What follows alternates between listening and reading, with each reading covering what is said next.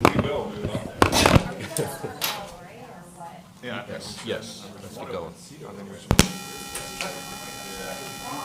Just leave it on. I mean, at this point, you know, make sure his mic works. They'll be picked up by the hanging mics. So.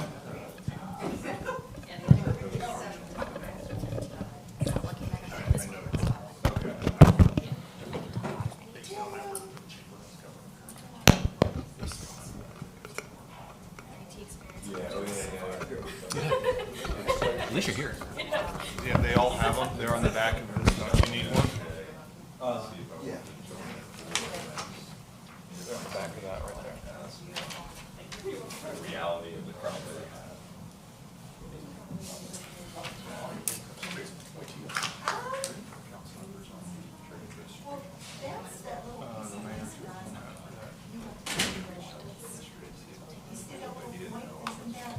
manager. So when we do that alignment, realignment in April, there's a committee for that. All right, are we live?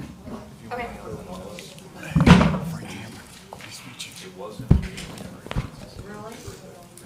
All right, I'm gonna get started. You guys good? All right, good morning, everyone. We're gonna go ahead and get started.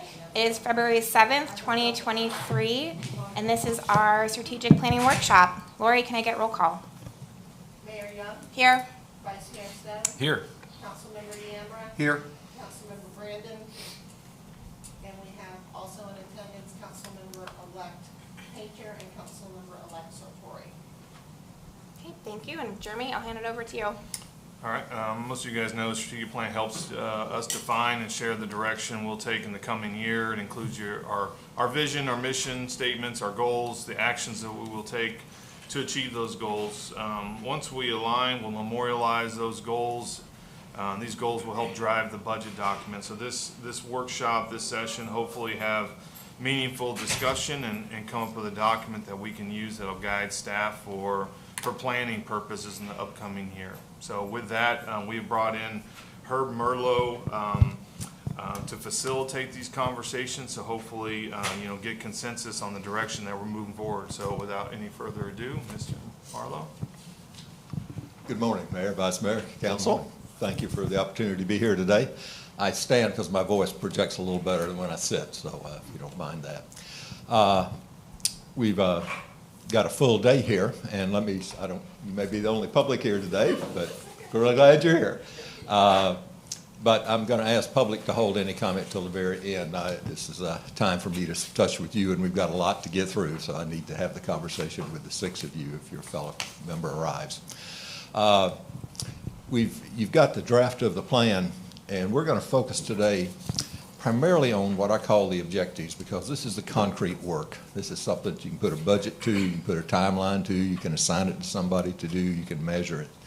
And that's what we want to prioritize. So my goal today is to walk out with a sense of what are the priorities. That will really help your manager. All of us know you can have 100 things you want to do, but if you try to do 100 at once, you don't get very far. So it's important that we do prioritize. You've got an Excel sheet, and I want to explain that very quickly. If you look at it, it should be on the back of your document. Looks like this. As we go through and talk about each objective, I'm going to ask you to rate it. You've got 3 A's you can use. Now, an A means this is so important to you, you're willing to consider some additional funding source for it if that's needed. And by additional, I mean a funding source under your control, ad valorem, fees, bonds, etc. I don't include grants or legislative because that's easy. Not to get, but it's easy to do. So you got 3 of those. You got 5 B's. A B means this is important enough, I really want the staff to focus on it, move it, but I expect it to be done within the resources we have. C's mean I'm okay, and I would include all those things you're okay, you're doing, you just want to continue, just give it a C, Then you can have no's, and if a majority of you say no, then it goes off. So 3 A's, 5 B's, as many C's as you want, as many no's as you want. You don't have to use all your A's or B's, but that's your limit, and that's my way of putting you in a prioritization sequence. So as we go through today, if you'll just mark it, at the end of the day, I'll ask you to look back over it, and then we'll turn it in. It'll get calculated and everything. So that's the process that we want to do. I'd like to just flip the agenda a little bit. We have item 2, mission vision review. I'd like to really start with 3 because it fits in with really your vision. Each of you talked to me about, the growth that's facing Tequesta, the changes, and all of you said in different ways, what we want to do is try to keep the essence of Tequesta, what's distinctive about it. So I'd like to have just an initial discussion with you. What does make Tequesta distinctive, than every other place? Not necessarily in the world, because there are other places who have very nice environments, but what makes it distinctive that you don't want to lose as all this occurs? And I'd like all 5 of you if you join in that conversation with me. So whoever would like to start, if you would. You're looking at me. Well, So I'm looking at you, Vice Mayor. So go. So I think the Village of Tequesta is unique in the aspect of it's the northernest part of Palm Beach County, and it borders up to the state park. And I think that has some unique characteristics to it, obviously the water and throwing golf courses. I think it's a destination. It's not an area that people kind of just pass through other than US 1, but most of our residents, you're not going to drive through the residential area unless you're going there. It's family, the history of, a lot of engineers coming down, working at Pratt Whitney, and starting this neighborhood is great history. I think we need to keep. Golfing community is very vital, but it's also a little area where people can somewhat come and, I don't want to say hide, but hide from the madness of being very, very fast, active pace, and so family oriented where the kids can run around, and as a parent feel safe that they can go a mile or 2 away from home. Is I think important. The fact that we might not necessarily know everyone's name, but we will recognize their faces and smiles, I think is key. We're a community where we still have the ability to,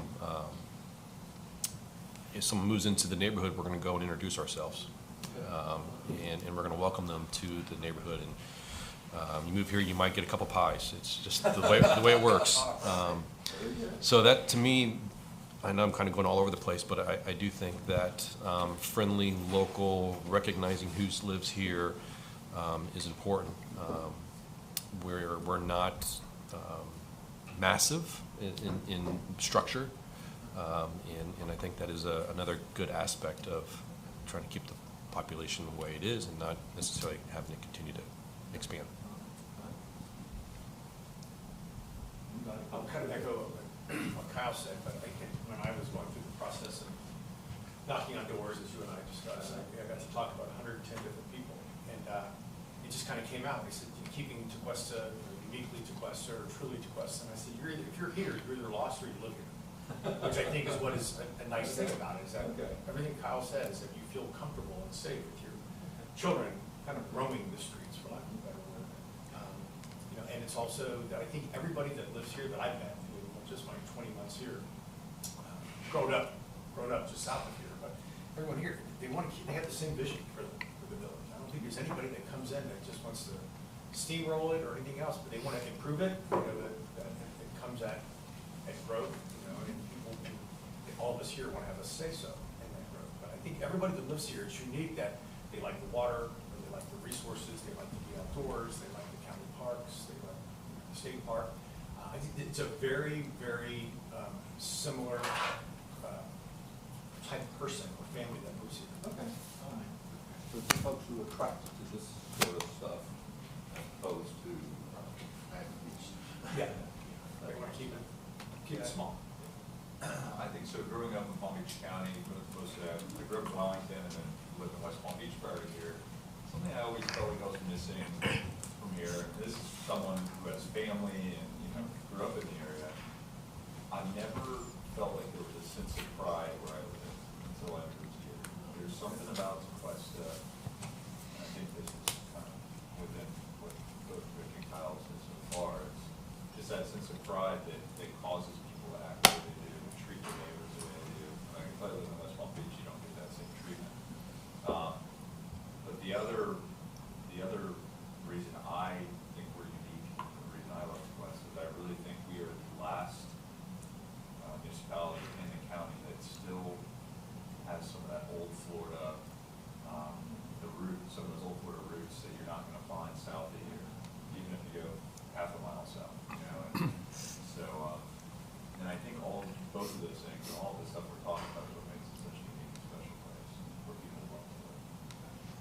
Good morning. I'm Herbert. We're talking about this common theme is you'll all sort of want to protect, keep Tequesta. I wonder what's distinctive about it. So Yeah. members have been sharing that, and as soon as you're ready, Awesome. you can. But Well, I'll echo what everybody else said. I think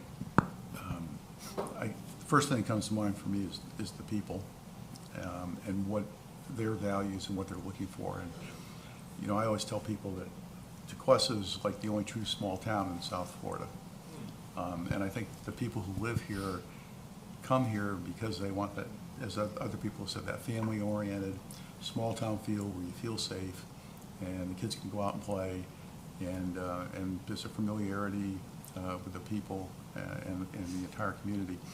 You know, we're blessed by the I'll call it the geography of this area because, again, as Kyle alluded to, we've got the park to the north, but then we've got the river to the west and the south and the Atlantic Ocean to the east. So we are almost an island in a sense.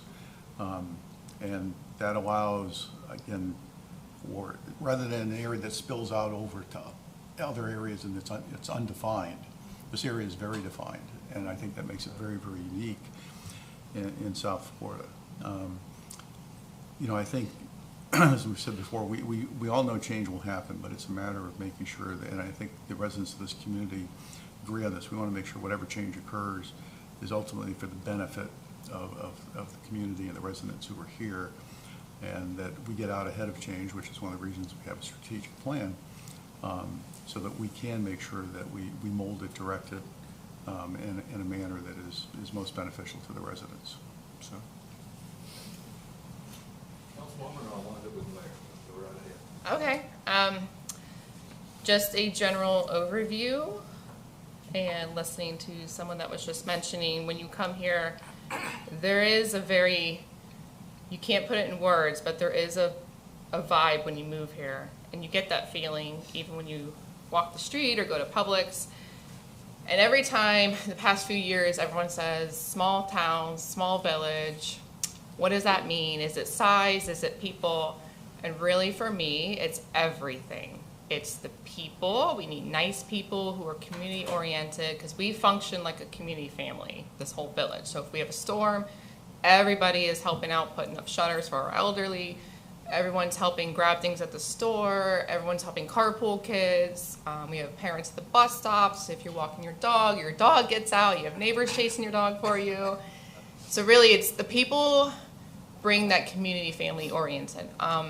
For small town, I don't like the word control, but for our village, I am going to say that I like the word control for development because I think our redevelopment with change needs to be smart and controlled to a certain degree so we don't blow up. And what I mean by that is mixed use buildings, adding more apartments, adding more to our population. I would not like to see our population grow by the thousands if we added hundreds of units here, here, and here, because I think you lose that sense of community vibe within the population. I think that's what happens to other towns. I am lucky enough to go to small towns in Florida, but my observation about those when I talk to them about their economic areas, they need people to come to their town to survive. They can't function with just the locals, especially their jobs. They all don't make that much money. They need people to come in. But the problem is they're in the boondocks. We are very blessed, like Frank said. We are surrounded by water and parks, but we also are not in the boondocks. So we have the ability to bring in locals from Jupiter and Hope Sound and Stewart and people passing through to support our businesses. So I think that's why we're very unique in that we can control what we do in our codes because we don't need to grow massively to be able to survive economically. And we also have so many locals that are loyal and utilize our mom and pop businesses that we don't need even a tourist season necessarily, like an actual island would. Like the island people, they rely on the summers and the springs for sure, and they have their down season. And I think we're blessed that we don't need that. So we get to function as a small town, but maybe hopefully keep it like that because that is our niche. I really do believe that's our niche, as we get to be that small town community feel, as long as we control to keep it like that and not allow it to massively implode into the thousands more. All right. Yeah, I don't have too much more to add. I think everyone covered it. I can give you a prime example of the vibe that you're describing, and I think why, like Vice Mayor said, that we're the most northern county, so we're kind of hidden, kind of tucked away. We're everyone knows about us though, so we're not a secret. But a prime example is I had to go to Palm Beach Gardens yesterday, and on Military Trail, and within a half mile there was 2 wrecks. The traffic was horrible. I sat through multiple lights, and I'm like, get me out of here. And then I come home, I'm like, oh, I feel so good. And so I get that when I go a lot of different cities. So it's like we just have this really like old school, not crowded, calm, serene vibe here. You know, for lack of vibe, it's such a cheesy word to me sometimes. But and so I think another thing we didn't bring up is our business community. I think we have a very strong local business community, and I think most residents I know really are avid about supporting our local businesses. A lot of us know the owners of the local businesses, so I think that makes us a bit unique as well. I do think when it comes to change, change is inevitable. You have to properly manage it. I do find that there is resistance to change sometimes. So I think that's a big hurdle for us to overcome and make sure we're smartly managing any change, whether it's development or something else, to make sure we're maintaining, the small town feel and safe community that everyone here desires. Really good analysis of what makes a small town or small village or something distinctive. A couple things y'all said that were really very distinctive from the conversations I've had about this is one, you have your own economic drivers here. You're right. I've worked a lot of small towns in Florida, and they're just in trouble. There's not enough money coming in to keep them. I have one city that just disestablished itself because it just wasn't viable anymore. So that's a distinctive thing, and trying to maintain that local business climate and loyalty is a real key. The other thing you've talked about is vibe, and that's a hard thing. I mean, you sort of know it, but putting in words is difficult. But I think one of the questions that y'all can ask yourselves as various things come before you is, what's the impact on the vibe? Is that going to create a community of strangers? Because right now, you may not know each other's name, but you know the faces, And that's really important. I will use my little town of Newberry today, because we're the 3rd fastest growing small city in Florida, and as I've told y'all the story, I blame it all on the mayor, who happens to be my son. But when I go to Newberry, I'm not really in Newberry that much. I don't even know anybody. Now my son knows everybody, of course, And so it doesn't feel a small town to me, because these are just strangers, I mean, I can go and not see a soul that I know. I don't think that's true of most of the folks there, but one of the keys is just seeing faces that you know. It really is. And one of the things, I'll use DeLand as an example, one of the things they do a lot, because they're 25,000, they're not a small town anymore, but they still have that feel because they have a lot of community events. People come out and they see each other, And so the faces, so I think another thing as we look at this is how do you keep that face recognition? Whether that's events or walking around, whatever it is you do, I think is another key one there. Now, you've got a great natural environment. Just don't screw it up. About all you can say about that, And you got a great location. I mean, you really are a little bit isolated, And if you're going through on US 1, you're just going through. But otherwise, you're here. So keeping that. And I think the other thing, as we go through the strategic plan, like talk about, how do you keep the culture? That's really the key. How do you keep the culture?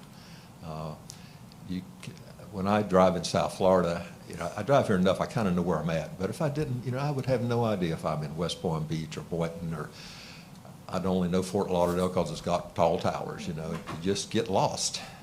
And that's why entryways and distinctive things and the look is so important. That all that makes a difference.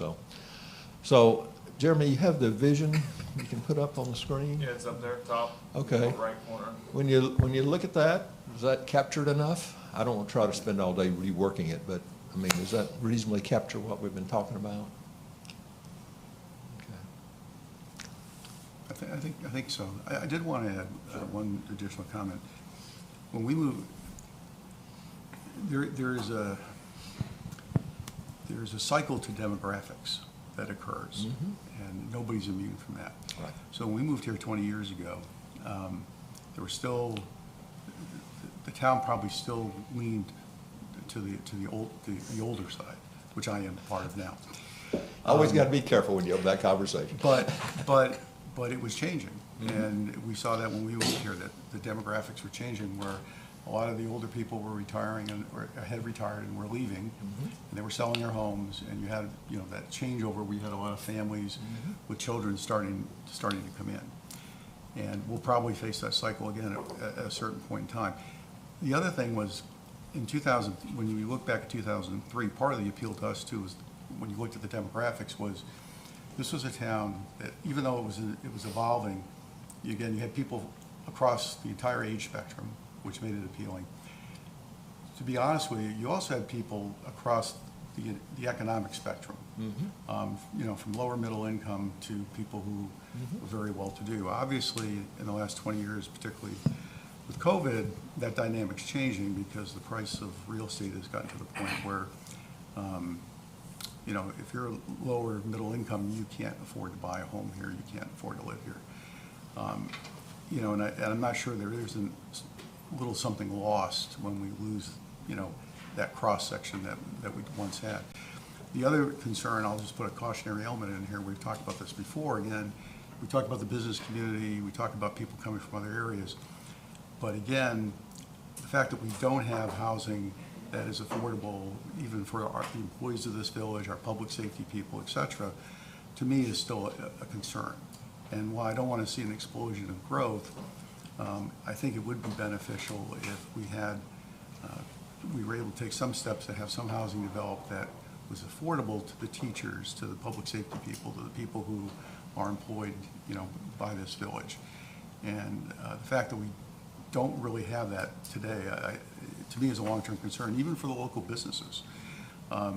You've got people that are, you know, driving down from Port St. Lucie, you know, and places far away that are working in our local villages, but, you know, the cost of commuting has gone up and everything else. That drives up the cost of wages. You know, and I know a lot of business owners that I've spoken to have had a lot of concerns about their ability to get people here to provide the kind of service and support in the business community that the residents have grown accustomed to and would like to continue. So that for me anyways, that is a concern as we go forward, is, you know, how do we address that issue? And yeah, I'll add to that. Part of having a council, you got different opinions, right? And so even though I do agree that that is an issue, I don't think it's an issue that the Village of Tequesta can solve. And I don't think that's something that we should work on within our boundaries to try to find a location other than support the Palm Beach County in their efforts. And I think that's the area where we should be focusing. Nothing to add. Well, the reality is y'all are going to become a more fluid community. Just is. And there's a good news and bad news. The bad news is it will be harder for some folks to live here. In Naples, for example, there's only one city employee who actually lives in the city. And that's the city manager, and he's provide a bonus to be able to afford to live there. Everybody else has to commute in. And it is a challenge, you know, it really is. And you're right, if the surrounding areas can provide some of that housing and support, it's good. Because clearly, you need those workers, you know, and you want those. Something to add real quick, sorry to interrupt, but so to your point though, a lot of people that live here don't work here too though. So yeah, so I mean, you have a lot of people live here that travel quite some distance for work too. So it kind of goes both ways in my opinion. Sure. Okay. Well, those are challenges that come with becoming a more fluent community. And one of the strengths of that is people who value the things y'all value are likely to come here because that's important to them, those sort of things. So you're going to tend to draw the Tequesta vibe person, you know. I'd say Doral's a client of mine, and they really wanted to get into high tech, but they really realized, you know, they had nothing to offer 20-year-olds. You know, they just could not compete with Brickell and Miami Beach, you know, so they just had to accept that they were never going to be the place for the 20-year-olds, high-tech folks. But for other folks, they were, so, okay. And your mission statement works all right? Okay. All right. Hearing no comments, we'll move on. Okay. So what I'd like to do is start going through the objectives, and we'll just take them by order. These goals are not prioritized. Y'all can wordsmith the goals later. I don't want to take time to wordsmith them today. They're just kind of a basket to capture some stuff. But we are talking about, you know, all of you talked about you really want to maintain the level of services. The city provides very good services. Obviously, people want that. They expect that. Public safety, you know, y'all all talked to me about how important that is. Parks, that will only grow importance if you're moving to a younger generation families, you know, and that's, as you think about the next 10 years, you're going to have that, you know, a lot of young families, and how do you meet those demands?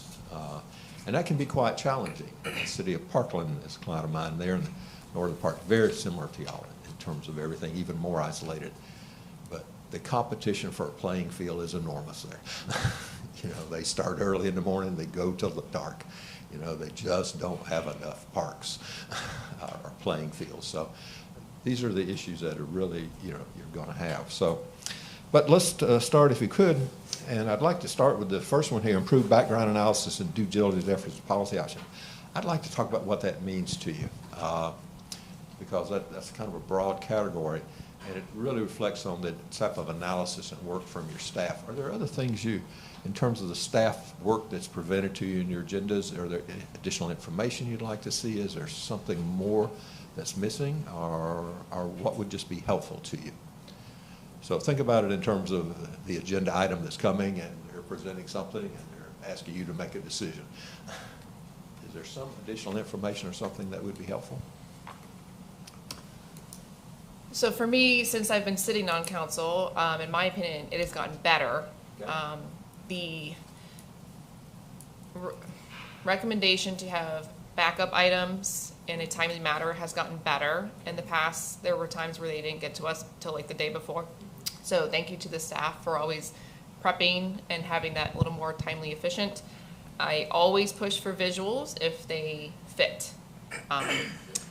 With our previous water director, I did ask him for visuals when he was working on a project, such as flushing out our old pipes with the gunk, so to speak, and providing visuals at that meeting was great to show residents, to actually show the level of chunk and gunk in the pipe, and then he flushed them out. And I always push for that because I'm big supporter of different types of people who learn and helping our residents understand further. So we are getting visuals, which has been great. I always push for more if they fit the agenda item, such as presentations. I do require, from me personally, and I've asked Nielsen in a public setting, if we can ask developers, because they absolutely have access to the fancy software, to give us more 3D visuals rather than just hand-drawn blueprints. Okay. So we can know for sure what our residents will be getting. And they're getting better, but I would still like to see better visuals with the great technology that's out there that's very accessible. Even if you have to do a trial on the software, I don't see any excuse for not giving us better visuals. So it's so folks, you can see it and your public can see this is what it is. Right, because a lot of times our backup is written in the legal jargon as well, which for a regular resident, it's a lot to take in and understand. So visuals help balance what is it that we're getting. Okay. Visuals. Time limits of backup, so that you have time. Yeah, those are better. Anything else that would be helpful? I don't know. I've always found that the agendas were full of information and enough information for us to make a decision. So, you know, there are always going to be something that, from when my brain thinks, is going to want a different graph or different something. And I don't know that that's. Sometimes I have to create that myself, just because that's the way my brain works. But I'm happy with what's been in the agendas and the information that's been provided. I think it's been good for the residents. I think there's always a way to go and look and find the answers. It's pretty much there. And so, yeah. Basically, pretty satisfied. Yep, I don't find that to be an issue. So I agree with Councilmember Brandon that has improved and continues to improve. I think it could still get better. I mean, I can think of 3 instances where there was a recommendation or an item we were analyzing, and there was a lack of information for us to make a proper decision, or we would ask questions and we'd get an answer one time, but then next it'd be a different answer, which is going to happen.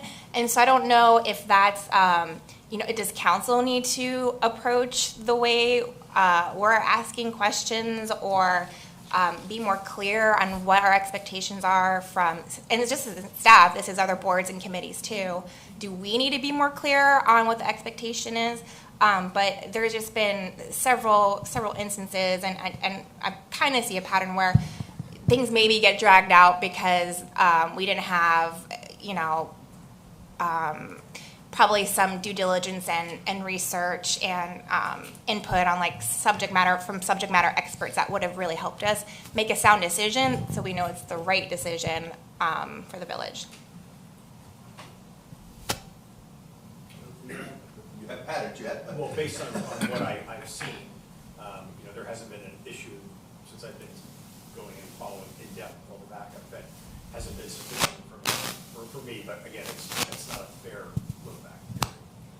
Well, one of the things is, the value of having all of you is you bring different perspectives. Because if you all thought the same, we only need one of you. But it does mean each of you have different information processing and how you like to see information, how you like to do it. And part of that is just a learning curve for staff to figure out what you individually need, and how we're different. Some of us really like it visually. Some of us, give me an Excel table that I can get in and dig down, we're all different about that. What I think, however you choose to deal with this item, I think being as clear as you can about what you need and how you like information, and then in the context of what's the most helpful to everybody to make the best decisions. So I guess, Jeremy, my thoughts about this is always a continuous improvement process for everybody, and every time you have a change in council, you have to change a little bit because the new members have their own ways of processing. But I do think to the degree you can go to more visuals, that usually is really helpful to the public. It's very hard. You can see a 2-dimensional diagram, and if you're used to that, you can kind of imagine it. If you're not, you have no idea what that thing comes out of the ground, and when it comes out, it's, oh my goodness, that's what I thought. So I think the more of that you can do, it's probably better for everybody. And then the other thing I think is, y'all's part in this is really doing your homework and reviewing that agenda ahead of time. And I really encourage people, when you review it, if you got questions, call the manager. Don't wait till the meeting, call, and the manager says, I can't answer your questions, maybe I need to pull this item for this meeting. We're not ready to address it yet. So I would encourage you to, call the manager once you've got it, and about any questions you have. That's much better than coming in here and doing it, okay? There's also yes, a balancing act here too, because while I agree with what's been said, and I know in some cases where people have come to us with development proposals, visuals have not been what we would have liked to have seen in order to give us a real feel for what somebody may be proposing. But there is a balancing act between the demands for information that we have and also recognizing staff is not just there to provide us information. I mean, they're there working on behalf of village residents. So, they need to allocate their time accordingly, and they need to make sure they're taking care of the residents for us, or we're going to hear about it. Okay, they're not going to be happy.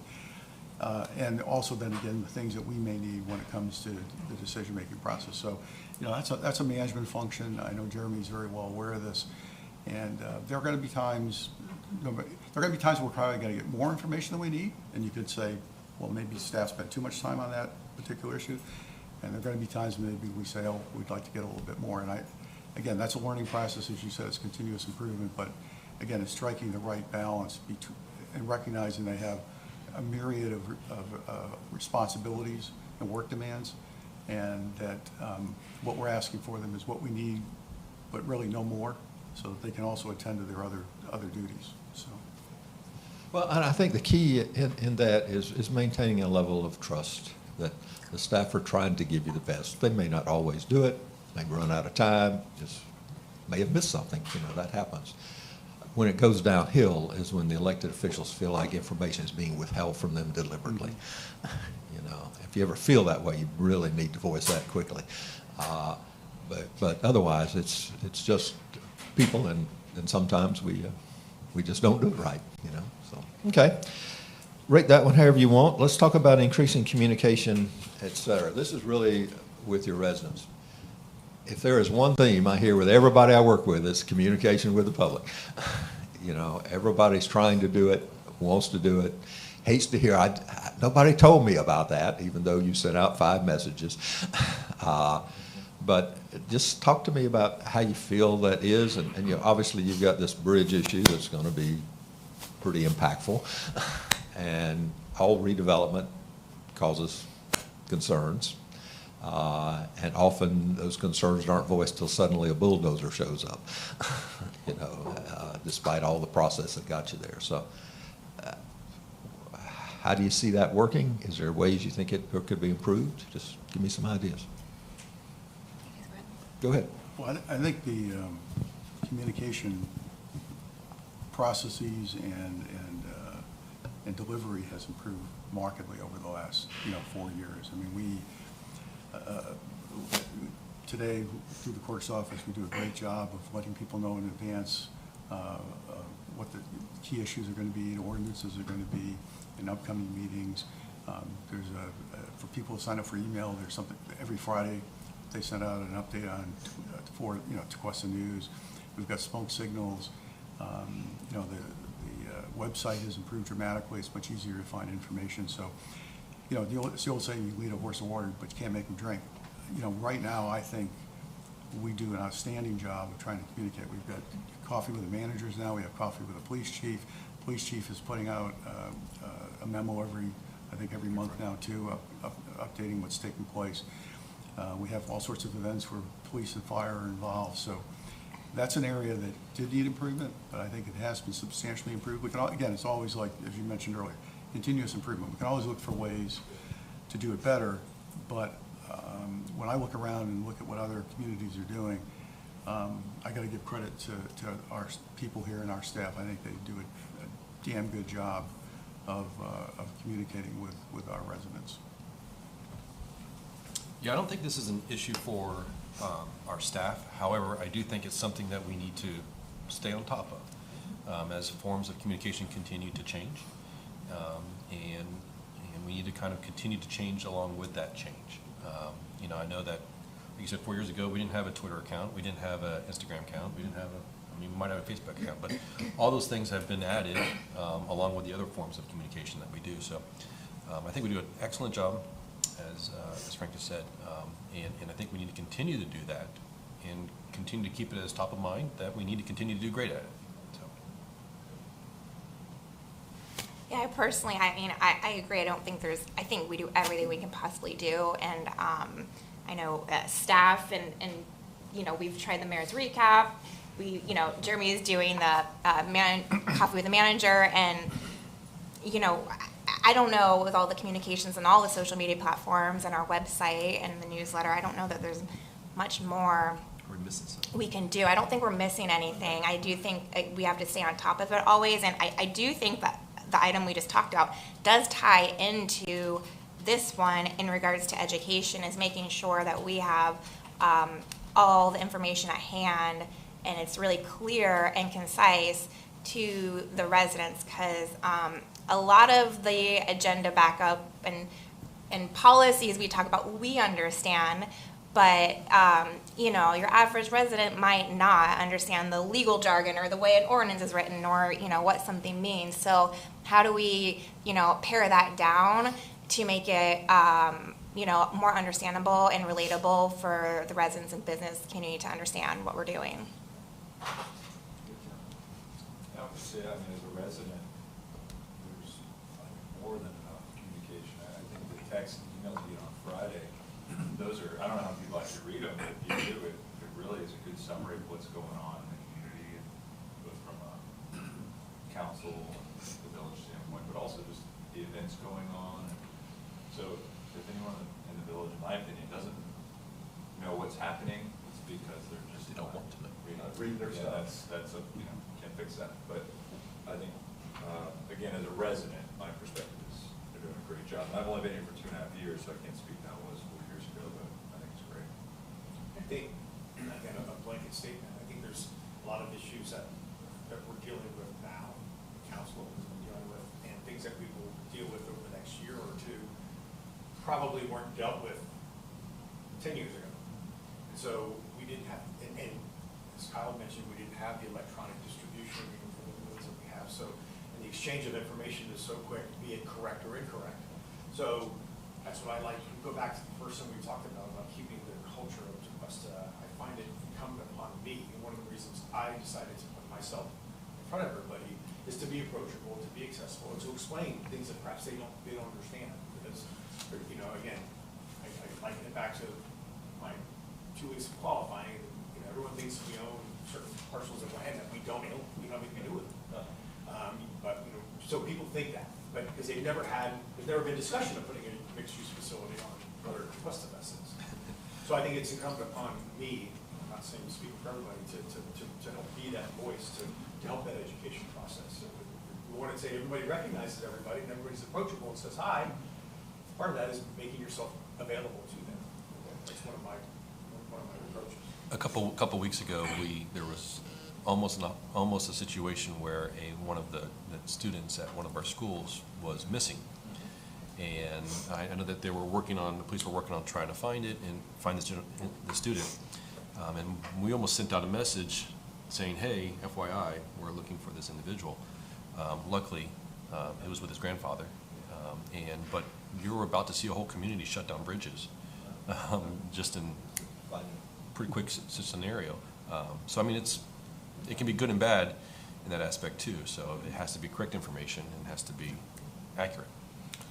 Herb, I don't know if you were going to say it. I think when I looked at this item, increasing communication efforts, and I saw the word regarding redevelopment and bridge, that was the part that stuck out to me. And for me, I think the areas we can continue to improve on that we've recently really started hammering on is like the ordinances when we have those come to council. I think that's council's driven that, the DRC process. So when I see redevelopment, I don't necessarily see all the community stuff.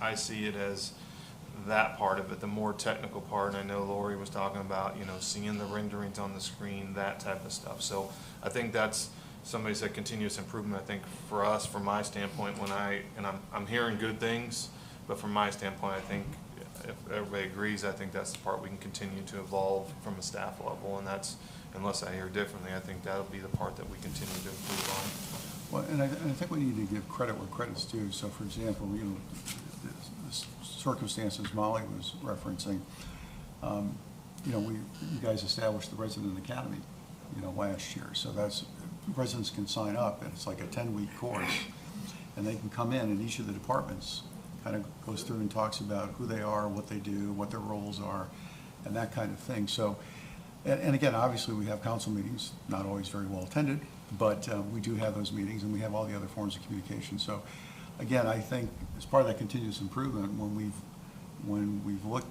for ways to further enhance that communication, I think we've acted on it. And I know the people that went through the Resident Academy the first time around, I think got a lot out of it. I think the feedback on it was exceedingly positive. And Two right here. I know. Sure they can, aside from the two of you guys, but I think it was very, very beneficial, and it addresses some of the issues that Molly's pointing to. But again, people have to be, as David said, you have to be willing to step up and immerse yourself, or be willing to at least learn. So we can't force you to do it. And really, I don't know if you want examples, and so to make sure we're all on the same page or understanding, but for the maybe the presentation of stuff and how we communicate to public. So the master commercial corridor plan was a good one. Again, we worked on that for a year. It was a very long process, very public process. And then when the plan's finalized and it goes out, There was, building owners, what does this mean? Are they gonna tear down our, like, people were really concerned. And so how do we present the information to residents and to business owners and property owners, whatever the case may be? When we launch something, even though there was a year of a very public, open process, how do we launch it so they understand what it means? And I think vacation rentals was another one. We talked about that many times, and then the ordinance passed, and we got emails. What does this mean? And so how do we do a coverage or something that really summarizes it? But I think you have to be careful with how long the summary is, how much. What is the sweet spot to where people are going to read it, they're going to understand it, and it makes sense. And then kind of with the comment of having too much, making sure they're going to read it, just devil's advocate, is too much content, too many emails, too many texts. Is there fatigue there so people aren't reading it? So that's why they're not? We're getting it all out there, but we send 5 emails a week or so, is there a balance there? Have we crossed the line? I think that's a really tricky one, especially when you're in government and municipality, because everything should be super transparent. But is there a balance that maybe we're missing? I don't know. Well, that's a great question. I think I delete 40 emails every day. I don't even read, I don't have time for that. So where that balance is, and maybe at times it's recognizing those issues. This is going to be controversial. In reality is, we go through all this public notice process, we do all that, and still, folks don't know it, and don't see it till we pass an ordinance or the bulldozer shows up. And so I think the key is recognizing, we have another point there. We're going to have to be ready. We're going to have to be able to explain to people what this ordinance means, what it doesn't mean. Because y'all got to go to your point. Y'all got to be the ones that are going to come to you. Why did you do this? You got to be able to give them an answer. So I think it is. Y'all are obviously doing all the tools you have now. How do you improve that? How do you make that very time? Just one email too many? Or do we need to have a post meeting about this now that we've made it rules to explain to everybody? So again, I think there's a process that your staff need to work on, but what I do hear you're really satisfied with what you're trying to do is just how do we fix some of these more, not smaller and less important things, it's just issues that come up. Let's go down to the last one. Revisit the plan to move 8-man shifts for fire services. Jeremy, give us a little background on that. Well, I think this is an important one, especially as we talk about budget and aligning the strategic plan with our budget. Last year, and it's been a request for our fire department for a long time, but last year it was brought up, and we moved one of our shifts to an 8-man shift with the idea or the thought that over a couple of year period we try to get all of our shifts to an 8-man shift. That was never memorialized, but I think it's a good conversation to have now. And do we want to continue that? It is an impact of, $130,000 to the budget. Make sure that we're comfortable with that. From a staff standpoint, that's ideal for us to get to 8-man shifts. It does help reduce overtime. It does, we won't burn out our guys, gives us more flexibility, especially with the bridge going down. And so, as the budget comes around, my intent would be to, add another firefighter, try to get to the, the next shift. But, if there's a difference of opinion, let's have that conversation. If you guys don't think that it needs to be there, we'll take on the overtime cost. I think it's just important that we don't really get to have this conversation too much in a public format, Well, let me ask you to clarify a couple of numbers. When you say 130,000, that's one more firefighter. Right, yep, that's right. The two. It's one. Right. And That's what benefits everything, out the door. for the first year. Overtime? I'm sorry? How much was your overtime? The overtime budget, it varies, but we're looking at a couple $100,000 in overtime. We've been able to reduce that. You reduced it by like $40,000, I think, when we brought the other one on. Don't quote me on any of those numbers, but bringing on another 8-man shift will really help even kick that number down a little bit more. So, and I think if everybody understands, we have a 5-man minimum. We have 7-man shift now, 5-man minimum. We always have somebody on a Kelly day.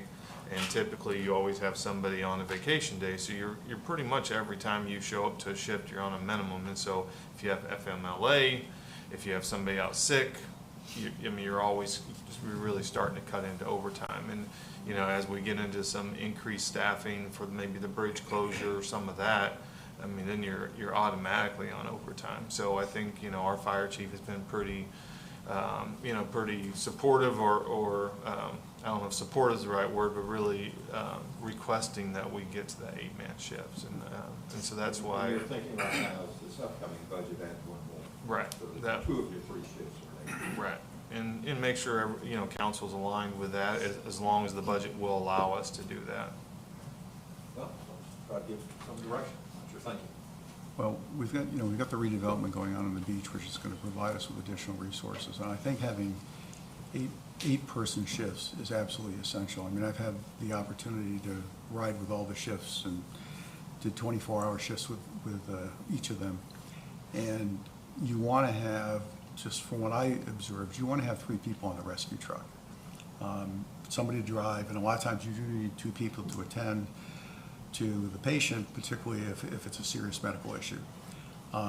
If you have 3 on the rescue truck, that leaves, as Jeremy is saying, with the 5 people, that leaves 2. You need 3 to run the engine. So you're putting yourself in a difficult position and having to make a judgment call. So having 8-person shifts gives you the ability to make sure you've got 6 each shift. You can always put 3 on that rescue truck. You have 3 to run the engine. And as you said, it addresses a lot of the overtime issues and some of the scheduling issues. So I think this is essential, and I would even move faster. If we have the resources available, I'd like to see us go to 8-man shifts sooner than later. I think, it's the old, what is it, MasterCard, where, when you need it, it's priceless. So, hey, if having 8-man shift saves one village resident's life, it's priceless. So the sooner we get there, I think the better off we're going to be. Heard one perspective. Just another from a financial impact, which is kind of where my brain goes to any decision that we make. Hearing that overtime could be, again, rough numbers, a couple $100,000. Yesterday we had our public safety officer pension board meeting, which we had to reapprove the assumed rate of return. A drop in 1/4, based on the markets, we dropped 1/4% return for our expected rate of return. It increases the village contribution by $100,000. So we kept it the same, knowing that we're funding long-term, but this came up yesterday, so not having adding that $130,000 to eliminate some of that overtime, because I don't think it will happen this year, but next year there may be a drop in the expected rate of return, and it equates to $100,000 for every 1/4 of a point. That could be done, 5 basis points at a time, but that's something that came up yesterday that was quite eye-opening to me as we roll into the budget process. And I don't think it's going to change this year. But we asked for an experience study, get a quote for an experience study, so we know from an actuarial standpoint what we truly look like based on mortality rates and things like that. But going with that, so that will change our contribution to that as well, especially if the market continues not to perform as well. First quarter's done very well, but that's just something that came up, so it's even more important to eliminate that overtime. I know you sat through that conversation several years ago. Yeah, we all have. So did Frank. Yeah. And the rate part needs to continue to come down, which is going to be a burden on the village to continue to meet that payment. And that $130,000 is for the first year of that employee. Next year is going to be more. And, I think 10 years is going to be more. So it is something that you really have to think about. But if the staff is recommending it, who am I to say that it's not appropriate? So I'm not a firefighter expert in that aspect, so I have no problem with it. All right, so from the resident point of view, I would say yes. I've always said you don't want to have to call your public safety, but when you do call them, you want them prepared and trained and prepared to handle anything. Yes, it could be any kind of health matter or emergency matter, whether it's a child that just fell in a pool and you need to get to them, or someone having a heart attack. You might need X amount of crew. Heaven forbid another call come through, you need X amount of crew to be able to go handle that. So from that point, I say yes. I would never want to see any of our public safety fatigued as well if they're rotating through with overtime. I absolutely think everybody no matter what field you're in, needs some sort of downtime to rejuvenate yourself, keep a good mental health. Finance-wise, that's why I love finance people. So you guys can throw some numbers at us, so that way us as a council could always make the good decision on what would the financial impact be in the next couple of years, and the behind the scenes, such as benefits, because it's not just this person's salary, it's everything on top of that, which I always try to remind our residents, those are the things you don't see. So yes, we can talk about the great feel good of we're bringing in more public safety to keep you guys safe, because that's our primary. You can't live a good life without being safe and healthy. But then there's all those things you don't see that impact your wallet and your taxes. So really, it's going to come down to finances for me when we look at the actual numbers. But for resident aspect, I would say we should look at adding the 8th, not just for the bridge, but again, our redevelopment is coming, and we are slowly growing population-wise, and our demographic is still a mix. So we still have, I think it's safe to say, a mix of health calls, whether it's heart issues, kids, dog bites, whatever. I think we should be prepared for anything. Finance-wise, that'll just be something I think council has to look at when the time comes with the numbers, and we get those other aspects, like he's mentioning, our pension board will come up. I'm assuming they always come around budget time to give us an update. So yeah, that's where I sit right now, kind of 50-50, but absolutely support making sure our residents have what they need. Yeah, I continue. I'll go back and forth on this one a lot, but like Vice Mayor Stone said, this is one of the items kind of similar to when we're talking about utilities, where I really do lean on the staff recommendation for something like this. I think it is going to mostly come down to the finances, because I do feel like I hear, yep, let's add it, but I don't know that we're always the best at making concessions on things too, okay, let's add this, but take away this, which is really hard to do when there's an expectation, level of service here. And then I think my only other concern, which is why I go back and forth, is firefighter fatigue, which you brought up, because if they're fatigued, that might become a retention issue, because they might go somewhere else that does have a bigger crew, or they're not working as much overtime. And so it's really finances, and I'm worrying about fatigue, which could lead to retention issues. Listen, I think fatigue is an issue when you're dealing with firefighters that have been here for greater than 10 years. They're kind of locked in. They don't really have the ability to go somewhere else. If they were to go somewhere else, they're taking a start over pay cut. So they're going to stick it out, and then that creates an issue. What they are truly fatigued, and they probably are, and so I think that's something that if you can solve, that would be worthwhile. Yeah. Plus, again, it's the ability to attract and retain the best people, particularly in our case, where we're saying all of our people have to be paramedics, and they have to be fully capable of functioning in the rescue environment. So, and again, given the demographic mix of our community and where we're located and the geography, that I think is crucially important. So. The budget part of it is important, but like I said, I think with the redevelopment that's happening on the beach, I believe as we go forward, we'll see that we do have revenues to be able to support this, along with some other things that we may need to address. So, Well, I'd like to modify the first word, if you'll make it, let's from revisit, rather than continue, with the understanding that what we're really talking about is, Jeremy will bring you in the budget proposal for that. You decide then. But if you rate it as the objective is to continue with that plan. Okay. All right, let's go down to the next goal, which is about infrastructure. Obviously, we all have several challenges in the community. That's part of the package. And then you have growth. You just got to figure out how to improve it. So let's start with these. And we have a variety of things. One was state of Florida funding to match for Tequesta Park. That's sort of a gimme, we'll just move on, but obviously we always want to pursue that. But the key word in there is y'all would be willing to put up some match. If the state in its generosity would say, we'll give you $8 million if you'll give us $2 million, are y'all open to looking at that? Well, I have an update for that, but maybe wait till Councilmember Brandon gets back. Okay. We'll just move on, we'll come back to that. So, again, I would say, if you're okay with just keep it on, give it a see.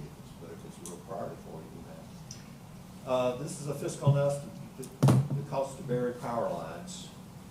And to let folks know about the finance options to pay for that privilege. Burying power line is a pretty expensive thing to do. Everybody wants it. There's a lot of good reasons to have it, but it just ain't cheap. So part of it is really getting some solid numbers that you could do and informing people of how they pay for it. A lot of folks do some kind of special appraisal, keep your power line buried, you gotta fork over the dollar sometimes. So just talk to me about that one. So if I could let me just talk about that process a little bit as we relate it to budget coming this year. We put $50,000 for Kimley Horn to do like a high-level study. Really, the next phase of this is, a much larger ask, which is, very more detailed, plan. So you're probably looking at $100,000 to $125,000 commitment for the next step. And so, where that stands, we also are looking at a potential planning grant that may help us offset that. But, not knowing that until as we get a little bit further in, probably toward the end of the budget process. So where we want to stand, how committed are we to at least taking the next step with that will be, I'm interested to hear, council's take on that if we're willing to, put that next step forward for that. And that 125 is not putting a line underground. No. Tell you what would be involved. Yeah, right. Always. I think the undergrounding is a nice too, and I know a lot of people would like it, but here I think this is where the financial part of it comes into major consideration.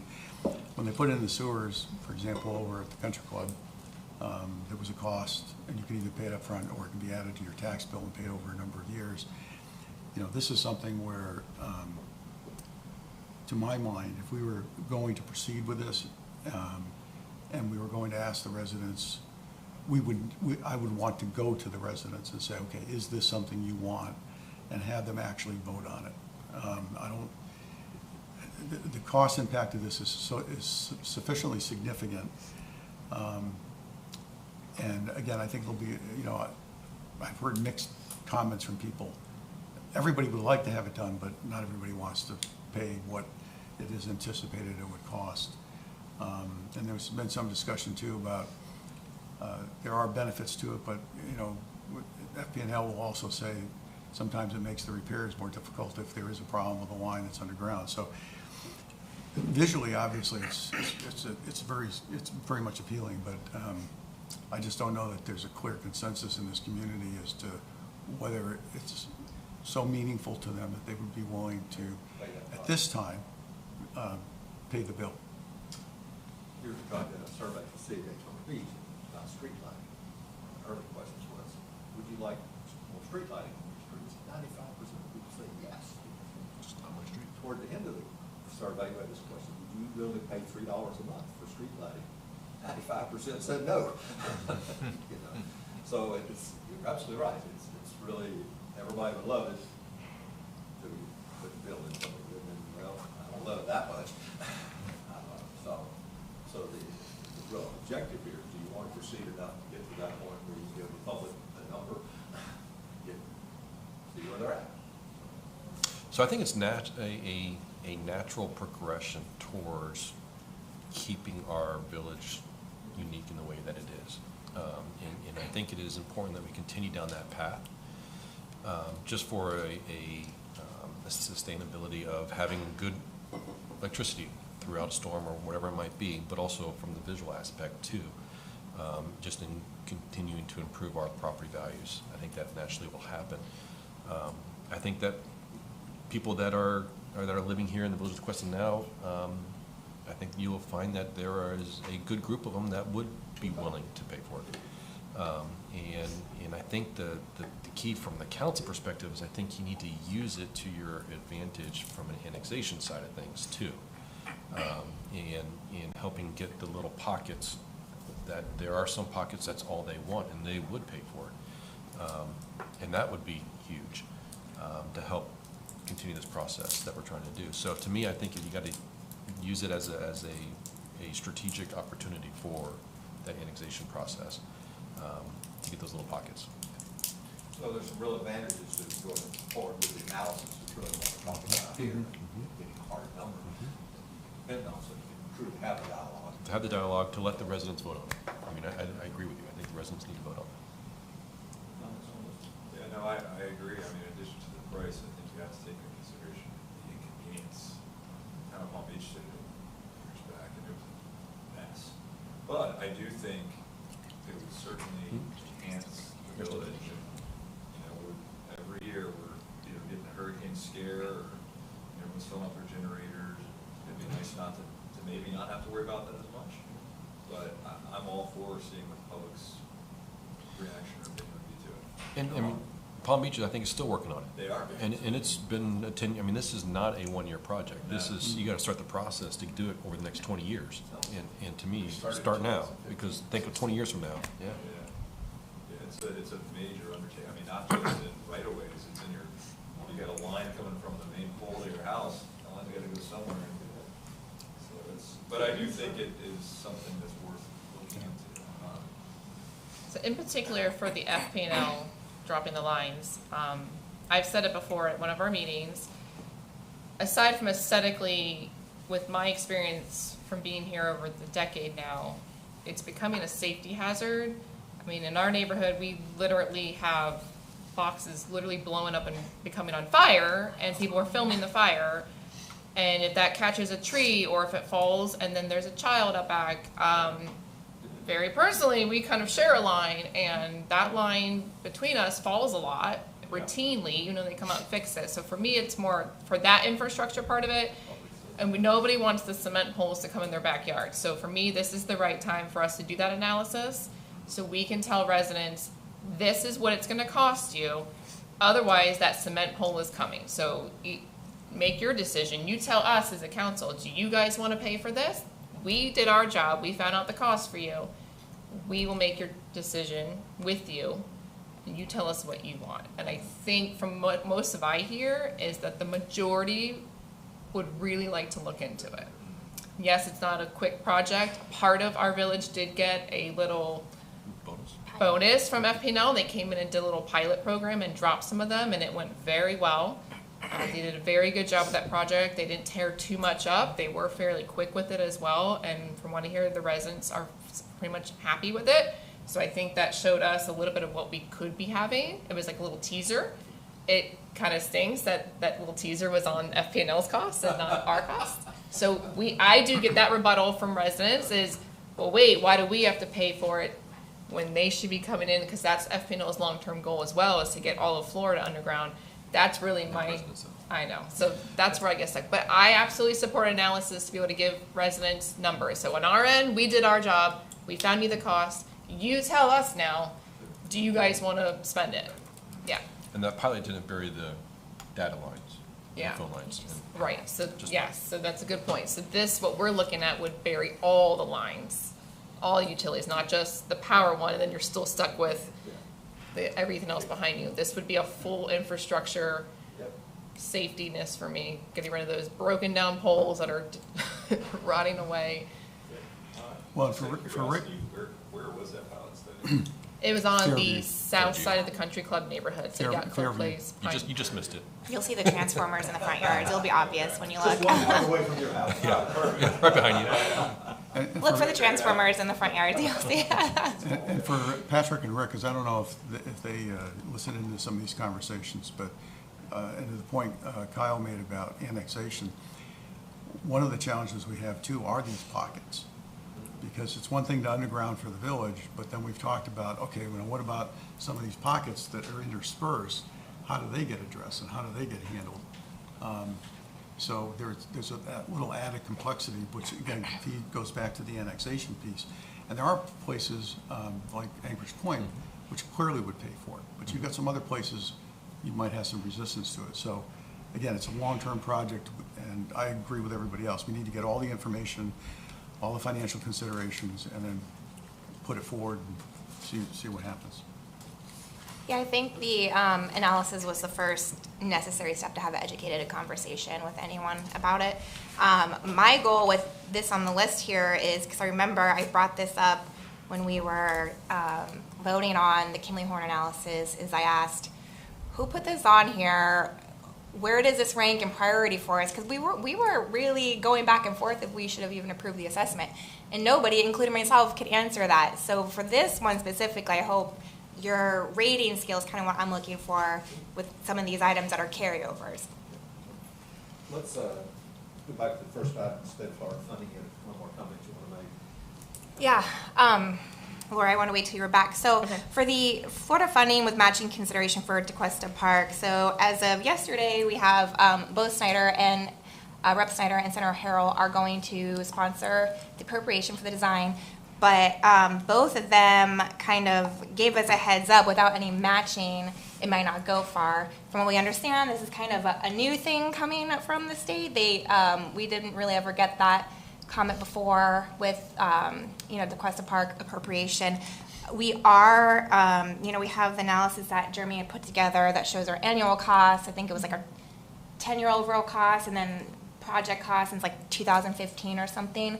So we provided that, and we're saying, well, this is our matching. This is a state-owned park that we lease that's used regionally, and we have invested almost, if you look at the analysis, like $2-point-something million the past 10 years. So we are, talking about that. But overall, I think we need to maybe have a little bigger discussion if we do want to have any kind of matching, whether it be 50%, 30%, 20%, what can we offer, if anything, if we want to, for any kind of, Tequesta Park funding. I think it's a good question that we should ask Martin County and Palm Beach County too. See if they'd be willing to do any matching along with us, since it is kind of shared between all three of us. I think that's definitely something that we should definitely ask, but I'm okay matching something. Yeah, I think a match is appropriate and is fine. As I've said previously, I do not think the majority of the burden should fall on Tequesta taxpayers, because we don't own it and we do lease it, and at a future date and time, depending on what happens with the state, it could be taken away from us. So, and as you said, it's a regional park. It's used by anyone within the area who wants to come and visit it, or any place from the state of Florida. But I think if they came forward and said, look, you got a $9 million plan and we'll put up 7 if you guys match, 2, I think that would be something that would be reasonable for us to look at. So some form of match I'm in favor of. I'm just not in favor of us underwriting the entire cost that's necessary. Did they hint to what kind of matching they would be looking for, percentage-wise? They said 50%, Oh, they did. but I think, we could, that can be up to us, and, if we Yeah. want to offer 50 or offer 20, and I do think it's important that, council as a whole is putting forward efforts on this, talking Yeah. to state reps, if we need to talk to our nearby municipalities that use it, I think, they need to hear from all of us. Because I do agree with Kyle. I think we need to be better at finding a way to motivate Martin County and Palm Beach County, especially if it's fixed up and then everyone starts using it again, they need to pay their price. So, no, okay. I've already talked to both of them last year. Yeah, They don't cannot put money toward it. Okay. Martin County said because they don't have control of the park, so they can't. Palm Beach County said they can't because it's not in their Palm Beach jurisdiction. County. So I've been told no, they will not put money toward it. Just Jupiter's going to be the same way. So you're asking other municipalities just to, give you guys a heads up. That's been vetted already. I'll have Which to- makes sense. I mean, No, sure. our residents use Jupiter Community Park, and we don't contribute to that park. So I'll have to think Right. about that one as far as, it's a number-wise. But in our contract, we are required to spend X amount each year to maintenance it, which has not been done in pretty much the past decade. So that's what we're looking at as well, is can we even afford to maintenance what we're going to be asking to be put there? So adding an additional contribution, I will have to think on what I think our contribution could be. Not even would be or should be, but could be, percentage-wise. Well, at this point, we just use that phrase match Yeah. consideration. Yeah. There's so many variables. Right now, I don't think it'd be 50%. I think it'd be less. But You're not committing to anything like that, all you're saying is we're willing to. yeah. Negotiate. I'm willing to have the conversation, negotiate. Right now, I don't think it's be 50. Yeah. We have so many other things. The loss of, or potential loss of Paradise Park, that Tequesta Park becomes probably more important than it was before. It's almost, I mean, it's so weird, like Tequesta fence, for instance. I assume that's where we would have to have that if it carried on. So, I mean, I don't know enough background to talk about matching the overall budget at all, but I think it's something we certainly have to look into in the discussions. And I'm Par- super guilty of not utilizing that park, by the way, but. And Paradise Park is still kind of a question mark at the Yeah. moment, so, but if it were to become available, obviously, again, we could apply for grants to help offset the acquisition and development costs, but there would, there would be a fairly substantial outlay to purchase it, so. Yeah. So for the sake of our discussion, like Ms. Young brought up, we're going to submit our cost or our matching as our maintenance cost that we do annually, which is roughly $132,000 a year, and it's like $2 million since 2005. So we're going to submit that as our cost unless I hear anybody's really wanting to throw out there and commit money to it. I think that's probably the direction we'll go. I know Representative Snyder said that would be sufficient, what he thought would be sufficient, and I think we'll find out if Harold thinks that that's sufficient. So unless I hear differently, that's what we'll do, because we're up against the deadline. The 13th is the deadline to file for appropriations. So that'll be your starting position. Right. That's if you're currently paying annually? Yeah, like we, mowing and, any maintenance out there that we do. So. And Jeremy, I mean, we have made some small capital improvements there. I'm assuming that'll be That's on reflected there. in They that have cost that. as well. Yeah, that's all right. Next, 3 items are all continuance, and again, my guidance, if you're happy with where you're going, you can just give us a seat, but let's go through them real quick. Continue replacement of water lines. If you're happy with the pace, if for some reason you want it to be faster, broader, then we need to make it a higher priority. So just to elaborate on that, I don't mean to cut you off, but I know last year we brought kind of the rate structure in the plan. Obviously that's changed now just because of inflation and the cost. We're revisiting that. That'll come back to the council in the next month or so. We're finalizing that. I know when we brought it back last time, council asked for an expedited process for that. I think that's becoming increasingly more difficult with our rate structure that we have now. So, we'll bring you guys options. I know last time the idea of having additional assessment or having additional fee or increasing the fee on the water bill was a conversation to get us there sooner. So I guess just keeping that in mind as you guys look at this and prioritize that is, if it's a strong priority for you guys, obviously, that'll be a discussion or a pivot point for you guys as that comes forward. If it's a priority, how much of a priority is it? Are you guys willing to, really look at our rates or really look at an additional, $15 a month, to really get there? And we all know water's important. We all know that's such a huge resource for us, and so I think that's always part of the conversation. But just wanted to kind of maybe set the temperature for that one a little bit. There will be some decision points in the future, whether it's a high priority or not. There's still a how much of a priority is it for you type of conversation. So, Jeremy, as part of that analysis, are we going to be looking, if we were to defer the implementation, there's obviously the risk of breakdowns in the pipe system, et cetera, and there would be costs of repairs that we would incur. So I'm assuming we'll try to project that as well based on our past experience and what we think might happen going forward, so that becomes part of the cost analysis. yeah, so I mean, I think, in the discussions with even Mr. Hammond when he was here is, looking at, that AC pipe replacement, you have 60, 70-year-old pipes is, what is our comfort level to replace that? And Molly knows this, or Miss Young knows this, is that, as long as there's no movement of those pipes and all that, those things will last. They could last 100 years. But we've looked at what our current maintenance is. Do we have a lot of breaks? Those are the areas that we're really looking to fix.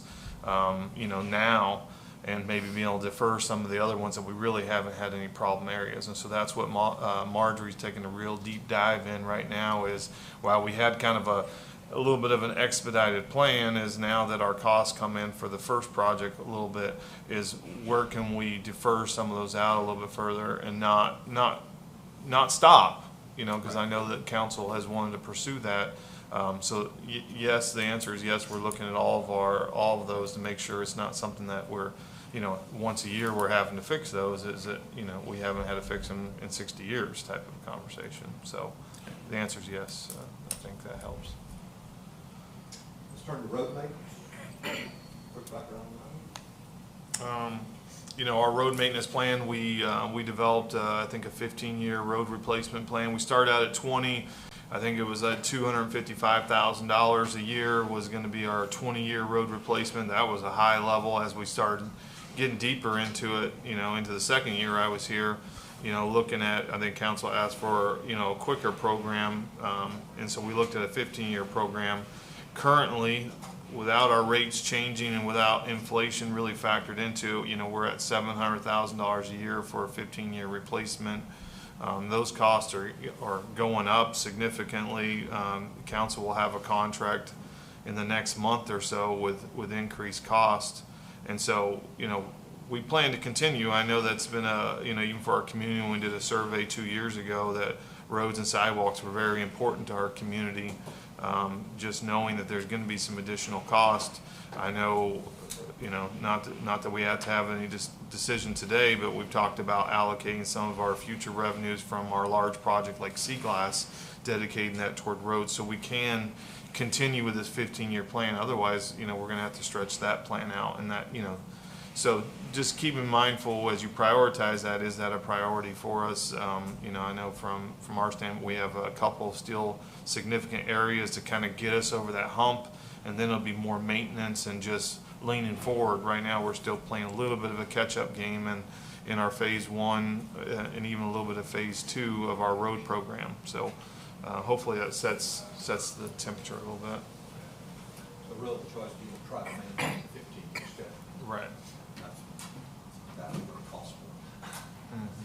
I would like to stay on that path. For me, when we came in, there wasn't a plan put in place. Doug came in and he put a great color-coded timeline to the roads, and each year they are reassessed to see which ones might be deteriorating quicker than others. As far as the resident feedback, they've been waiting a long time for the roads to be caught up and get done. And the fact that the sewer system was put in, and then the organization that did that didn't do the most fantastic job leveling out the divots, and there was issues with the roads after that project was done. So residents absolutely have been waiting patiently for their tax money to go towards getting the roads dialed in and fixed. And then yes, Jeremy is correct. I agree. Once we kind of catch up, like we're still playing catch up from a couple of years, then it's just more of a maintenance and keeping that time frame of the maintenance on the roads, so there's actually a schedule to it. So I am absolutely in favor of keeping forward on this path with the road plan. So our current budget, we go to the ranking system, you know, with the 3 being, you know, do it and find the money. The money's already there. We're doing that. We're doing the 20. I would say for that sake of, you know, how he defined it, I would say, you know, that would be more of an A, because we are going to have to, you know, really allocate some more money to it. And it's complicated when I say that, because, you know, so what our current plan calls for is, you know, us funding most of those roads out of our surtax fund, which is the one penny sales tax, and our water utility fund, which works out to about $700,000 a year.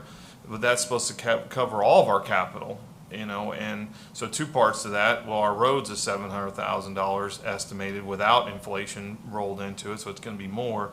And then the other part of that sunsets in 2025-ish, 26-ish, depending on, you know, how much revenue we pull on. So we are having to really pivot in a couple of years on how we're going to fund those roads anyway. So, you know, if it's a high priority and A for you, I think that gives me that direction that, you know, at pretty much at all costs, we're going to figure out how we, you know, make those roads happen. So I think if you don't make it a priority, you're going to see the money go somewhere else.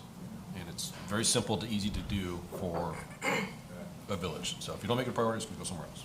Yeah, I think aging infrastructure is not unique to Tequesta. I mean, it's happening in every single municipality. And it's getting kicked down. Yeah, and we keep, the costs continue to rise, and we are outpaced by, I mean, the current inflation, but just normal, rise of costs and economy. We're continually outpaced with that too. So I think, again, I hear all the time, all of us say, oh, we're gonna have more revenue coming in from this project. But when we talk about putting it here, we talk about putting it there, like really, what is a priority? Because I think we need to really stay on top of it and really hold ourselves accountable to making sure we're putting the funding where it needs to go, ranked on our, priorities. I fully understand the use it or lose it, that I get. But I don't know if I'm just crazy, or maybe because I live in West Palm Beach for so long, but I don't see our roads as being bad. I've always kind of scratched my head at this one, and listen, if we need it, if they've hit their life expectancy, but I never see these roads that we're talking about that are so bad. High expectations. I guess so. Go to West Palm, drive on the nicest road in West Palm Beach, Flagler Drive. I pop more tire on that road. But, whatever. I get it, if it's gonna go somewhere else. Nicer up to Tequesta. Yeah. I firmly believe, and I've said this ever since I've been a homeowner, since 1988, pride of ownership starts at the curb.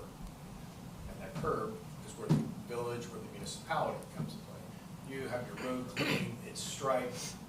By and large, people are gonna take pride in that. How great, it's not gonna make my yard look good. I think all, speaking cliches, the rising tide lifts all boats. But I think it's an incumbent upon us, and the municipality or government provides certain services, and I think roads is one of them.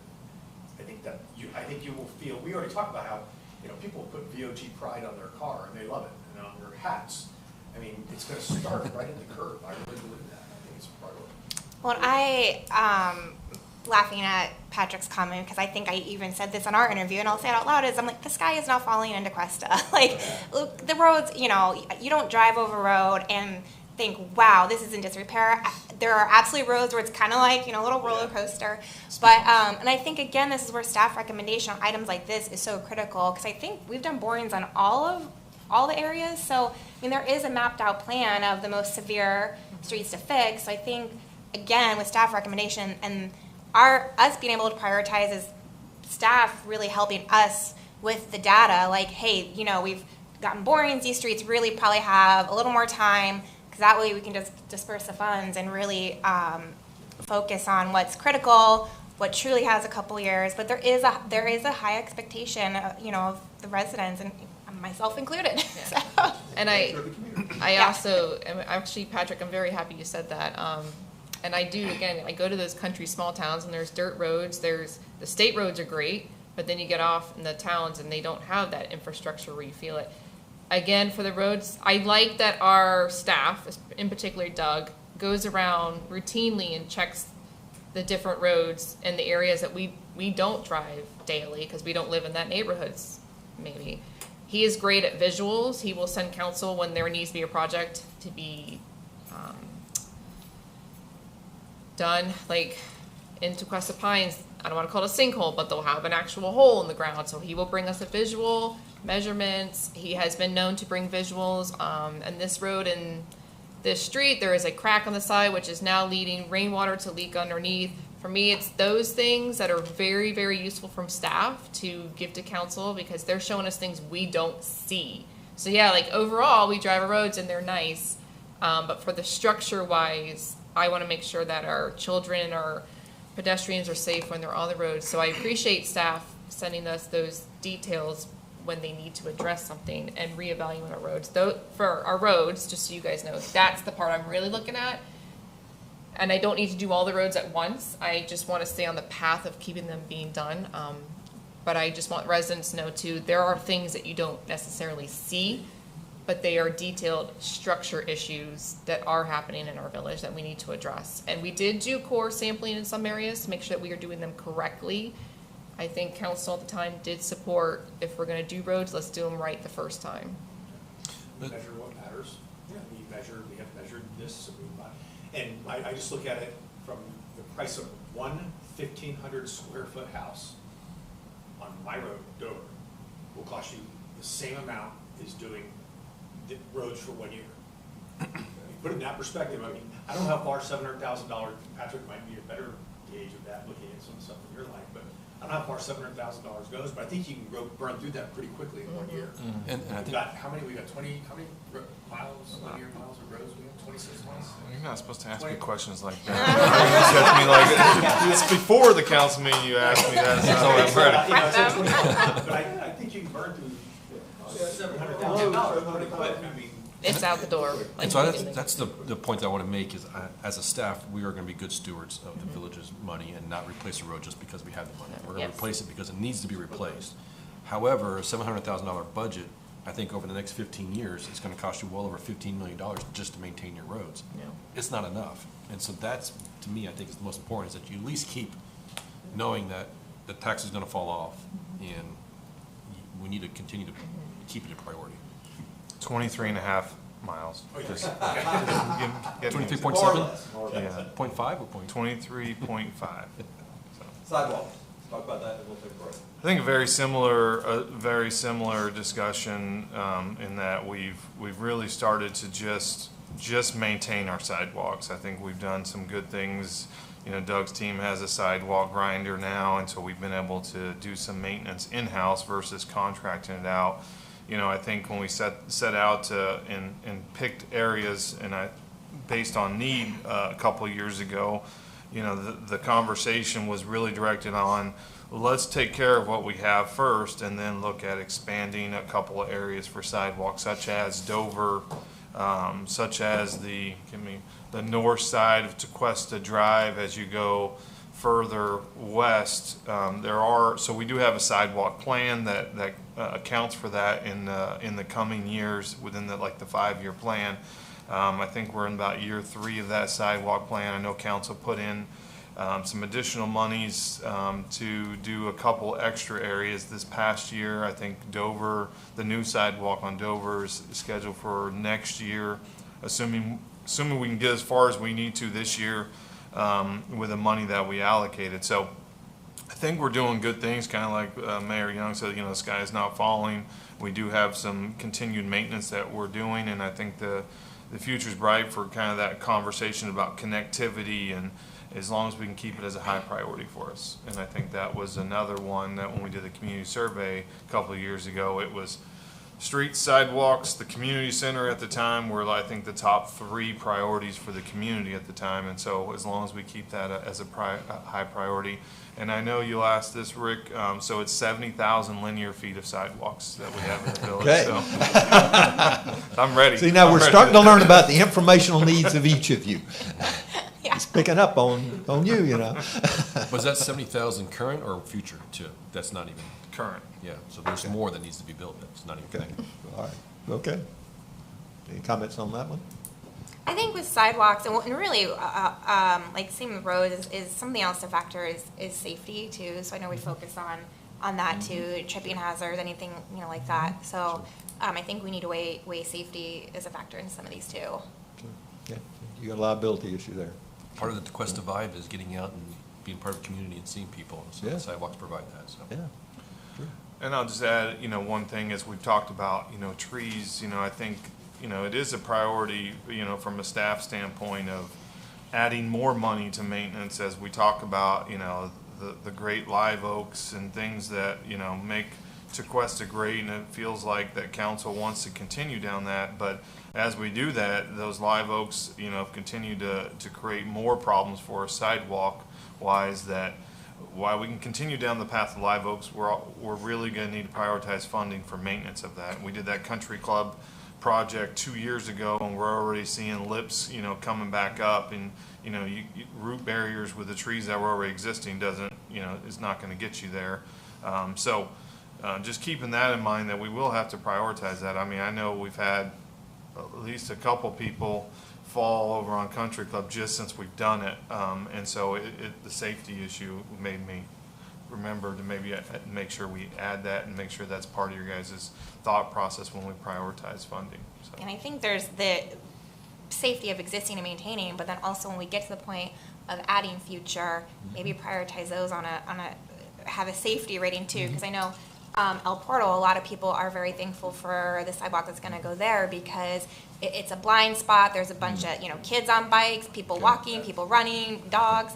And people drive a little faster there and there's kind of a blind spot. So it is, like, when we start to talk about new, kind of ranking them and which makes sense from a safety standpoint as well, to, that make them a higher priority than another sidewalk on another street.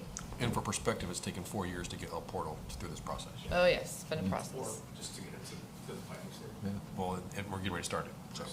Okay, all right. So yes, sidewalks are a priority for me, but they're not my absolute number one because we already have them. Maintenance obviously is great. We don't want them to get deteriorated and people falling down, especially a child on a skateboard, snapping his arm in half. However, we are not the first municipality to put trees next to a sidewalk, so there has to be structure. I know that our staff has been looking at for future trees being planted to put in the barriers. So council thinking about that financially, structurally planing that so that way we can avoid the roots coming up as quickly. But again, I see sidewalks smaller than ours next to a road with trees. So there is an absolute way to do it. Again, we want people outside. We need shade. We need the sidewalks cooled. As far as new sidewalks go, I am in favor of adding more, but prioritizing them based on where they're located. So Dover actually has a sidewalk, so maybe not that one's the number one, but El Portal did not have one on either side, and that was an absolute safety hazard, so I think that's why that got pushed a little bit quicker. So safety against criteria for you. Yeah, so rather than aesthetics, if there's already an option of a sidewalk, prioritizing. So yeah, safety over really looking at each spot if we're gonna start adding them in. Okay. That would be my prioritization. Okay. Well, y'all worked hard so far, so let's take a break. We'll reconvene by 10:30, early if you're done, but go.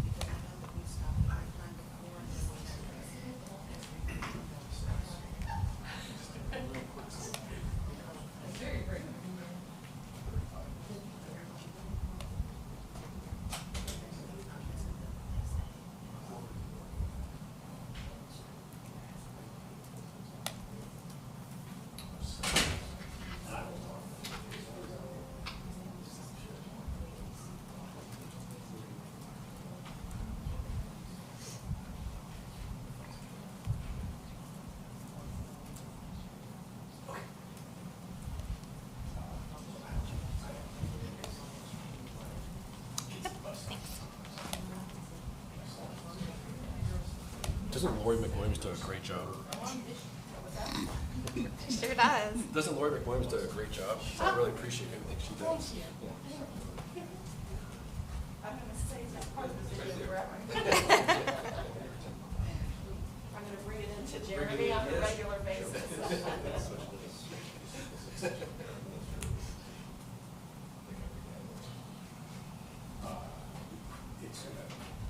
Yes, but.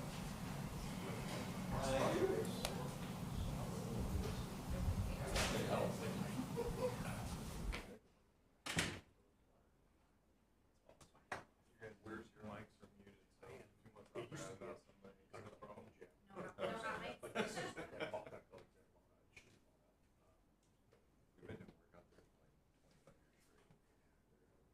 We have a dedicated guy on that full time. So you're reduced. So we've, with my office, security is, we are the middle floor building. Okay. Oh, okay. We've got second floor and sixth floor. And you can get got check somehow. We got on that Yeah. fusion center. Oh, like all the things was. That,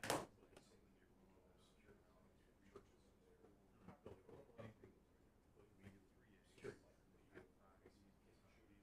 So are people reaching out to you for this, or is this, or you based on its Well, security, people hear have about money money, to it? but my department, there's three of us.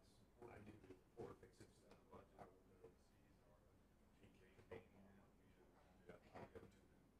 I know there's that majority.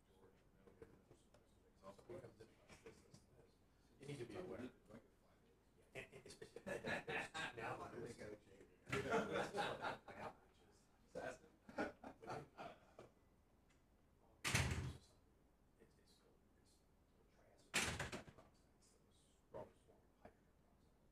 you and I would use for a year.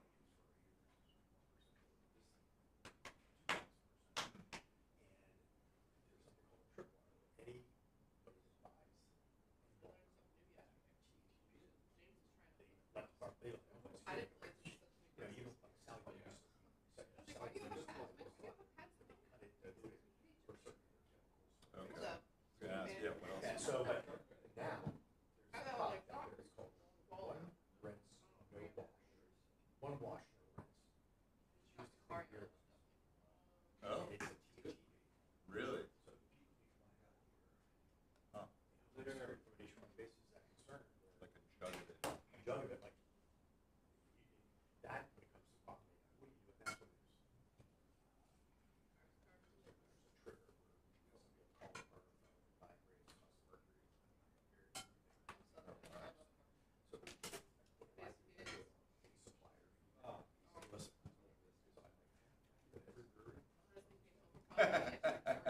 It's basically. While I'm here. It's like, where you buy it from, you should control it, you should keep it under lock and key, because this is what most people don't understand.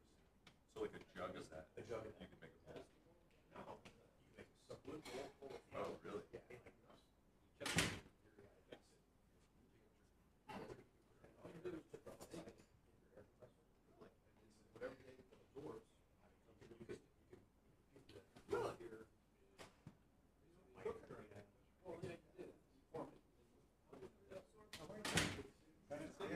No, I don't think so. We shook hands, but never formally met. We're talking about bomb building. Yeah, but I get to, ideally like. He's trying to stop. I was just thinking, as you said that, I have muriatic acid. Is muriatic acid what you put in your pool? I have muriatic acid sitting next to the fridge in my garage. No, I'm not gonna mix them, but the fact that they're that close to each other.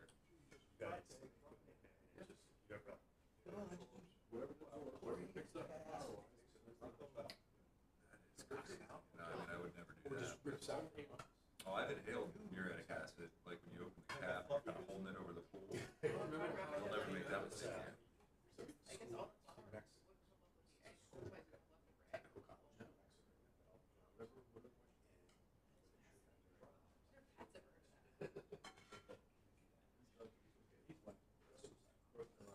again.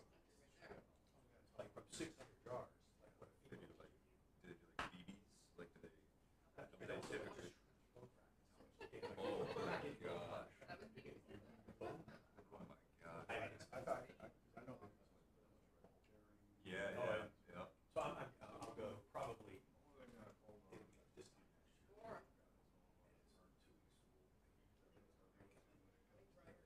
And it's 2 weeks. I'll put you out in the building.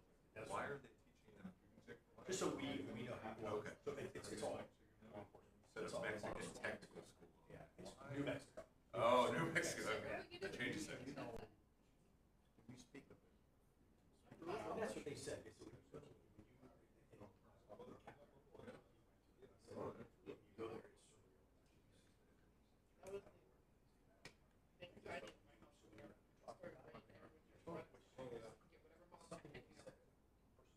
Yeah. and it's also the psych, we do a lot of the psychology behind there. Yeah, it does. It exhibits, you don't know it's a. Yeah. You and I know each other personally, but you like we got an impression.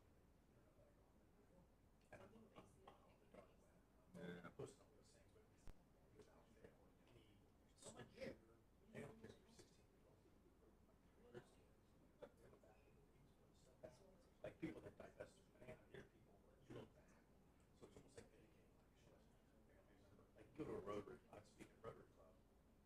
Once it's like, when we start talking about, you know, they're really ultra left, ultra right, and they start talking about divesting their financial interests and changing their will. Yeah. Yeah. I know they always, after the fact, they always say things Oh, don't yeah, happen, right? Does, but But when there's 350 million people, and the government is not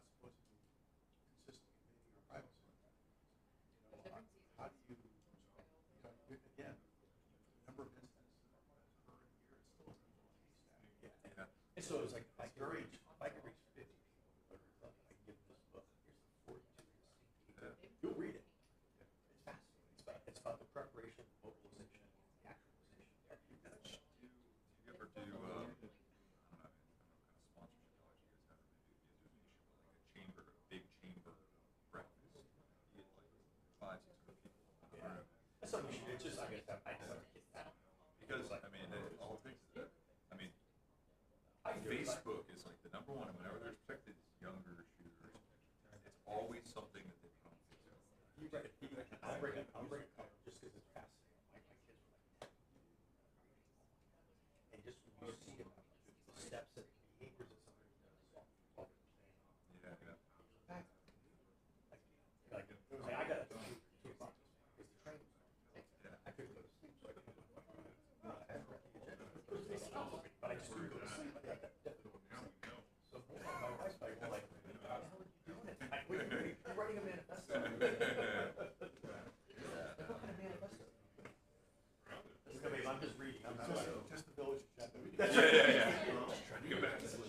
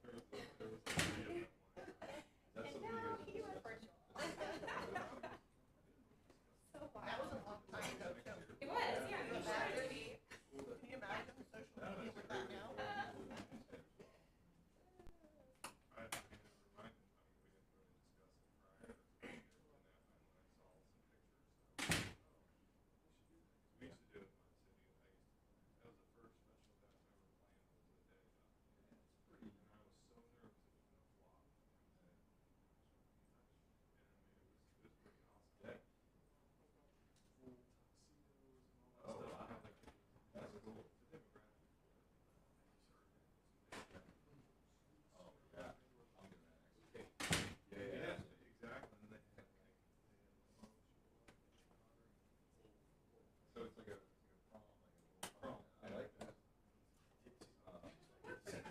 Kyle, we're all talking, thinking there was like 15 girls in that little. I don't know, even my house. Yeah.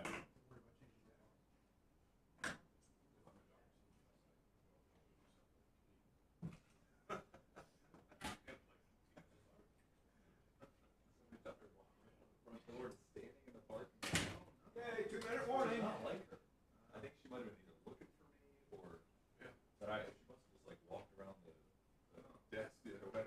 And all the dads were like, don't worry, we won't tell you. Hey, Lori. Gosh. Why did you see me? stay there sitting at the desk? Yeah, he was just staring at his phone all night. No. I mean, I don't know, we're trying to put this on staff, but maybe you should watch your kid. Yeah, all right. Or next time, bring your wife, so leave her at the front door so she can watch it. Not a city. You know, if you're not. Yeah. I'm an active.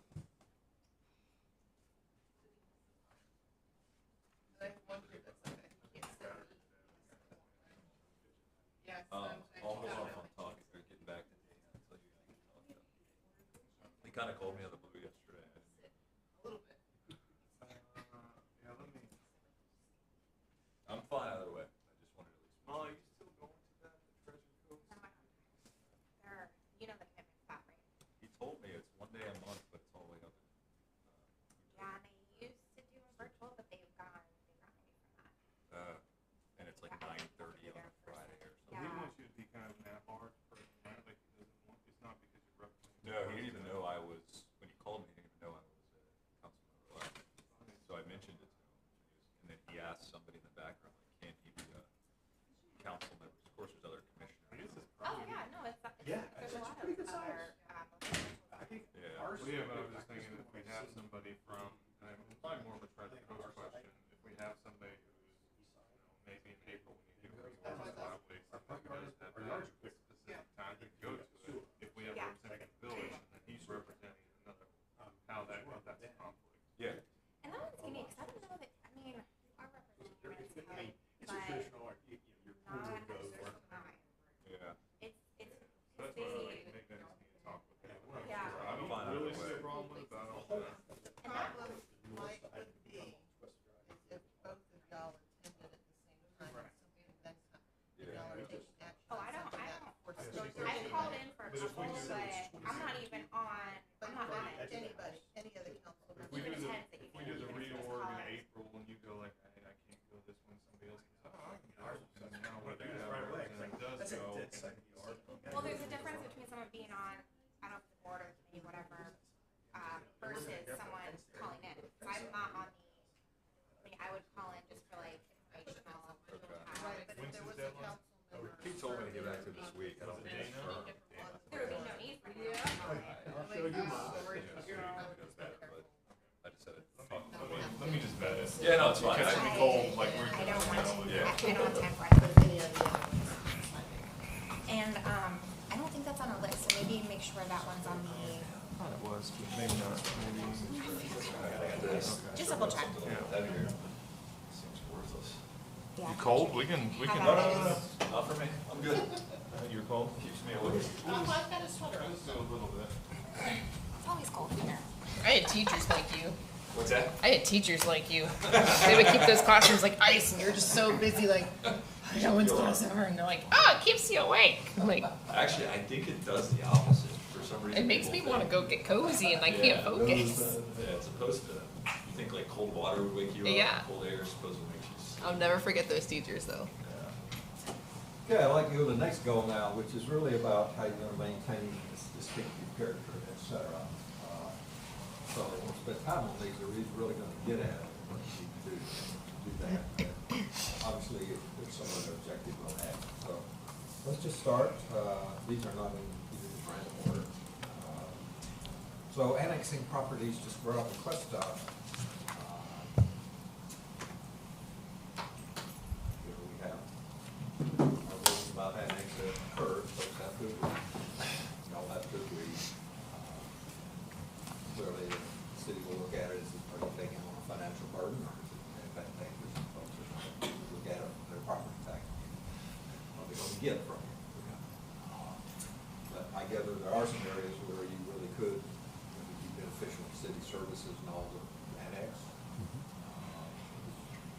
background about that. Where they're at. So maybe, Jeremy, do you want to give us a little background? Yeah, Herb, can you use your mic, please? Oh, I'm Just so sorry. we can catch you on Sure, the sorry. video. We got some. Apologize. All of our fans at home, so. Okay. So, just to get some background, I caught the end of that. Strategically, we had that on our plan last year from annexation. We've discussed annexation of enclaves. It hasn't been well received at the county level, and even from those in the areas that we've talked about. We really, the push, or the last direction I got from council, was really push at the state level. We did write some annexation, potential annexation language to be supported by Florida League of Cities. They chose to take on another initiative and not necessarily support that. It did get voted number 2 out of the group. And so from the state level, I've been told just keep trying. It was the first year that we tried that language, and to keep pushing. I know, we're very limited on what kind of, incentives that we can offer. You can't like not tax. You have to tax everybody equally. So you can't go, oh, in 3 years we're going to tax you annexation.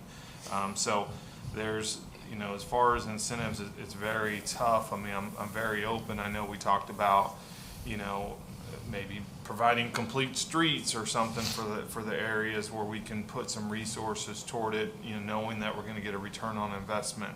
And so I think that's probably what this item is, but I don't know who put it, but maybe they can elaborate more on what they're talking about with, develop plans to attract annexation. So. Okay. All right. Well, I think clearly one of the earlier things was, the power lines. For some folks, that would be an attractor. So part of it, are there any incentives you can offer legally to do it? Any other comes about? Yeah, to me, I think Vice it's an opportunity as one, you go to any of our events and you'll run across somebody being upset because they believe they're part of the village of Tequesta and they're not. And that's something that I think from this little area, this little peninsula island that we live on, would be a huge benefit if everyone that wants to be part of the village can be part of the village.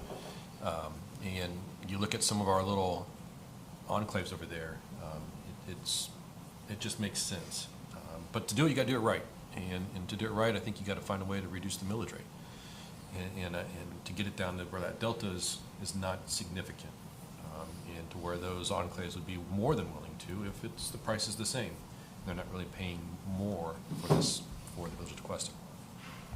And with the oncoming of Sea Glass and the other buildings, it's going to give the opportunity for the council to make a decision of, do you have the ability to reduce the millage rate and potentially get to that delta where it's really, really small, to then encourage those enclaves to be part of the village. And I think that in 3 years, you'll have that opportunity, if you control spending at a very high level, to be able to be at that point. So I just hope that maybe the future council looks into that and takes advantage of that opportunity to reduce that delta, to then really encompass everything.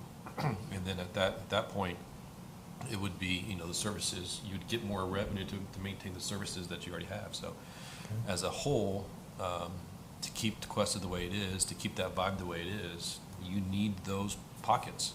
If you don't get those pockets, and it's not going to be sustainable 10, 15 years. So for you, the long-term strategy is to essentially take the financing cost item off the board. Right. And Right. your belief, if that's not there, folks will say, sure, I think I'm in Tequesta anyway, and might as well. So for you, that's a long-term strategy, and there are clear advantages to having Absolutely. that. Okay. All right. Any other thoughts about that? So historically, we've had conversations with residents in these pocket areas.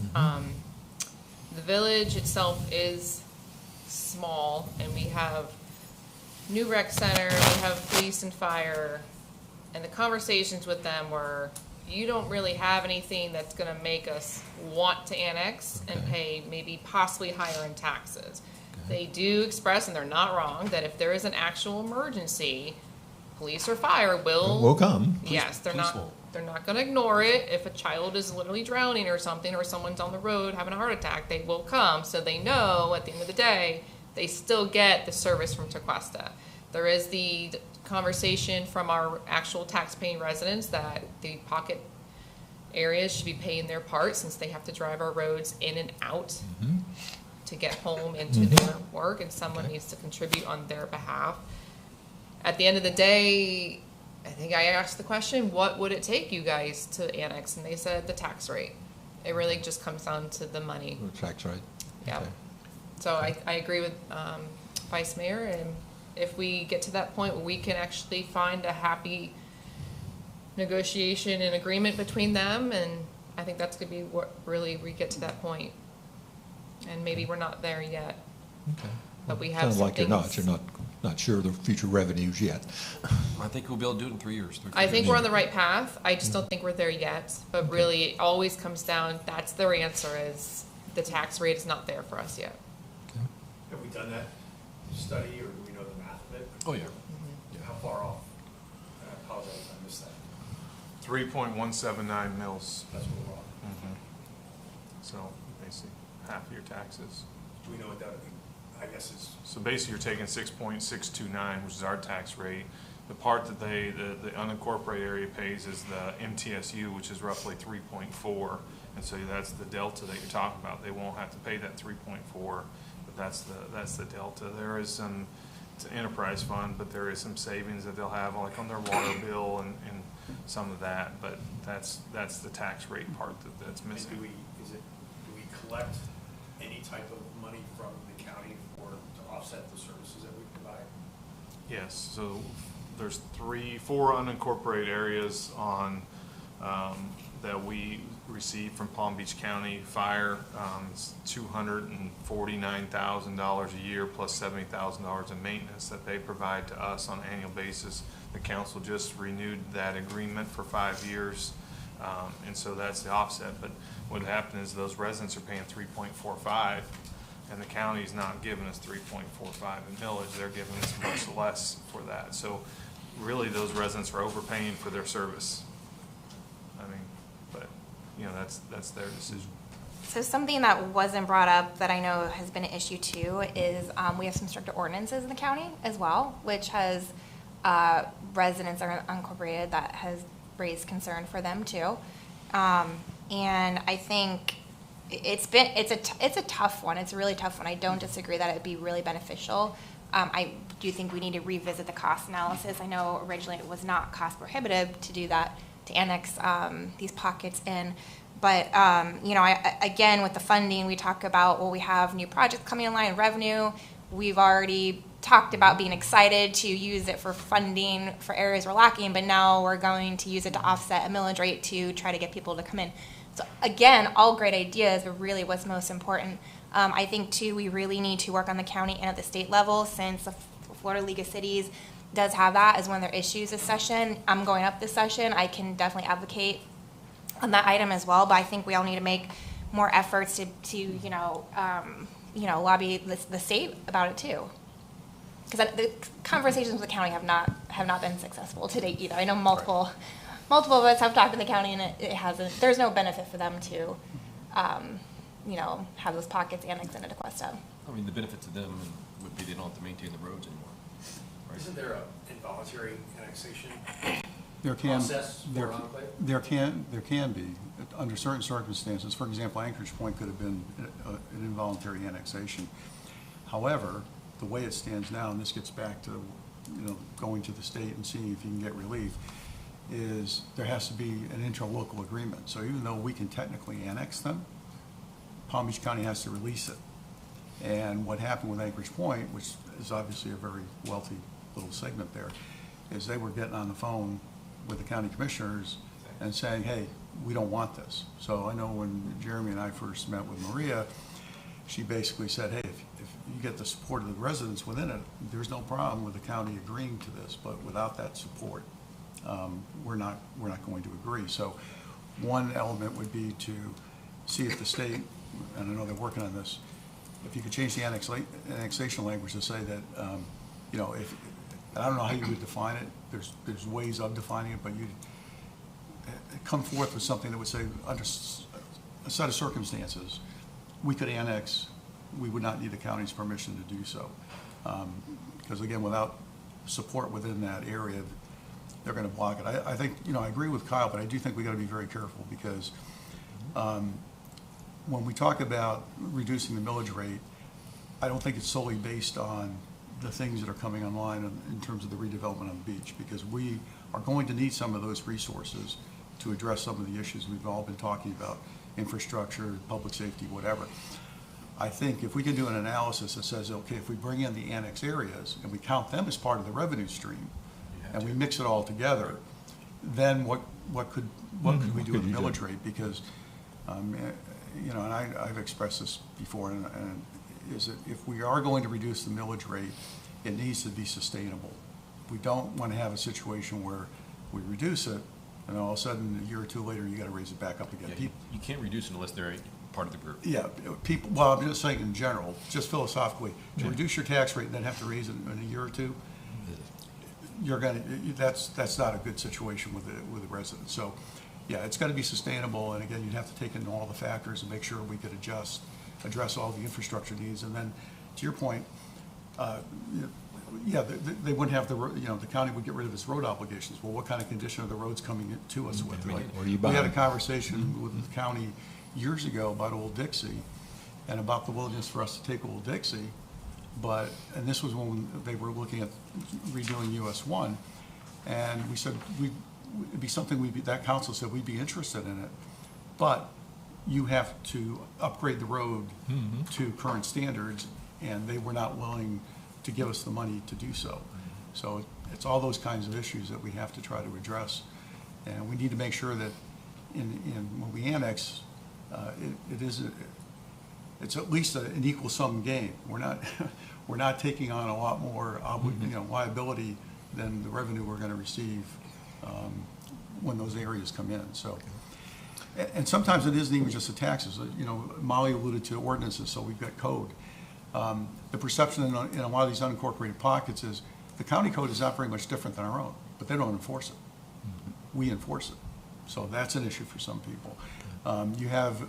We had Colette and Nicole Circle, where we actually did, this was pre-COVID, a financial analysis, and almost everybody within those two streets, their taxes, the difference was de minimis. I mean, $100 a year, $50 a year, or in some cases, nothing at all. When you factored in the water discounts and some other things, but then you had people, because it was it included the stretch along Riverside, where you had people whose homes were much more valuable who were going to pay more, and they put on a big campaign to say, well, wait a minute, why do you want to pay for what we're already getting? I mean, people already think we're into Tequesta, the police and fire, we already benefit from all that. You got to pay to go to Tequesta Fest, so what? And in the end, they were able to persuade enough people that it got voted down. Not by a huge majority, but it got voted down nevertheless, even though in that case the financial differences were not significant in any way, means, or form, except for a certain group of people. So it sounds like on this one, what you're at right now is you want to continue the Florida legislative actions. That's immediate. 3 years from now, you'll be in a position to do a much firmer financial analysis and to see where you're at. So the longer term thing is to do a further financial, et cetera, analysis to see the immediate this year. Is that a fair sort of statement of where you're at? Okay, all right. Let's just make sure we notify that one in there, Jeremy, but please consider that it. Expand dog parks. Got more dogs? I think that as we are a dog-friendly community, I think most of us have dogs, and even some of us chase dogs in the morning. And that's great. But if you look at kind of our current dog park that we have at the Tequesta Park, it's kind of lacking. There's a great community that goes there every day, and like we said, part of the vibe that we have is bringing people together. And I think that's one area that we can, as a low-hanging fruit, continue to improve, continue to make it a little bit larger, continue to just improve the facility that's there. We've done some improvements over the last couple of years of adding another park, so now you have 3 different areas. So there's always one section that's getting rest. But I think, you know, if you go over in that area, you can just, by increasing the fence, you can definitely make it larger and more enticing. In addition to that, we also have other areas that we're talking about, that, you know, we've done some designs to Remembrance Park and connecting that to the other side, or to Riverside, making it where dogs can be allowed to enter those parks. I think would be something that would add value to our community towards walking distance to continue to get people together. So I just hope that those are little things that we can do, and I think it's an area that we can improve. Okay, it says expand/improve. Small thing. Okay, all right. Let's go down to finalize codes and ordinances consistent with master plan conclusions to maintain low-profile community and distinctive community identity. Jeremy, you want to open on this one? I think most everybody knows that we had the master plan. There was some recommendations at the end of that plan.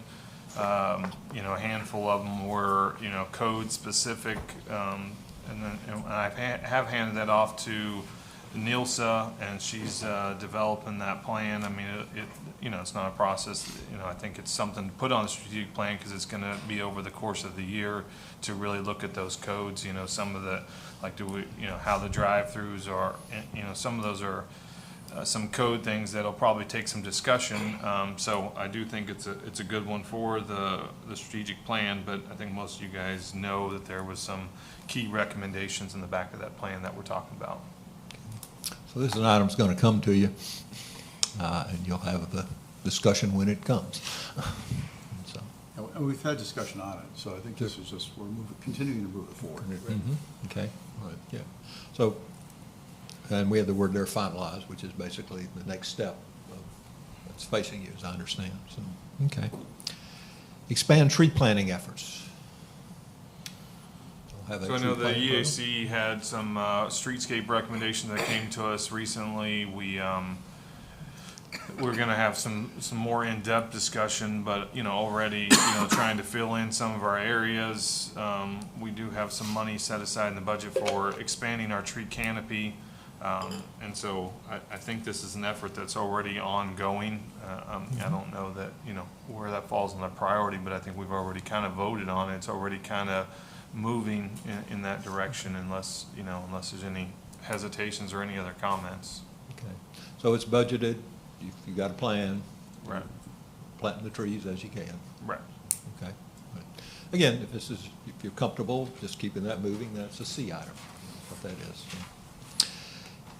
is. Entry features on US 1 Dixie. I hope I got that address right. So let's talk about that.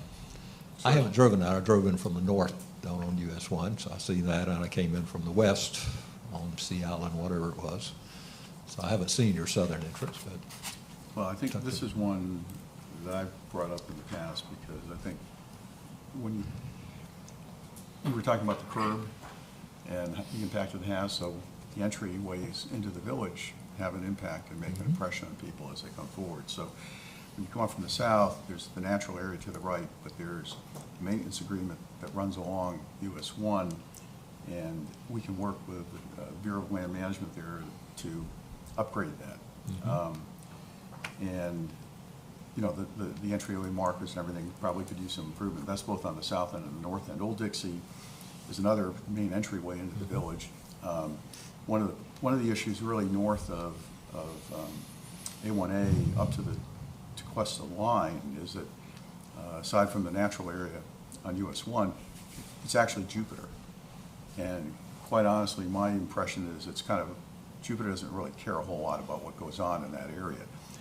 It'd be great if somehow Jupiter would relinquish that to us, but in the absence of that, I think we need to talk with Jupiter, and we need to do what we can to try and get an agreement that, you know, these areas need to be upgraded. Now, it may not be something we do tomorrow, it may be something we wait until the bridge is done, but those entryways, again, do set a tone for people coming into the village, and right now I don't think it sets the tone that we would really like to see, and it's consistent with what we've said we want this village to be. So those are my thoughts. All right. The Other thoughts? US 1 monument that's near the lighthouse, that's on our south end, and it is in a weird area that kind of mixes in with Jupiter. And we have a very funky Tequesta line that drops down and then goes back up. Okay. So it is confusing if you don't know that that line is there. I think the monument itself could absolutely be better. I've said that before. It does get the monument that says Village of Tequesta, it gets hidden in everything that's right there. So I've always supported letting Doug or whomever change out the monument landscaping to enhance it. As far as the road part, I prefer prioritizing the Dixie Highway Road, because our residents routinely use that road daily to go to Publix and other areas as a back road. So for me, I always prioritize what the taxpayers are going to be seeing on a daily basis.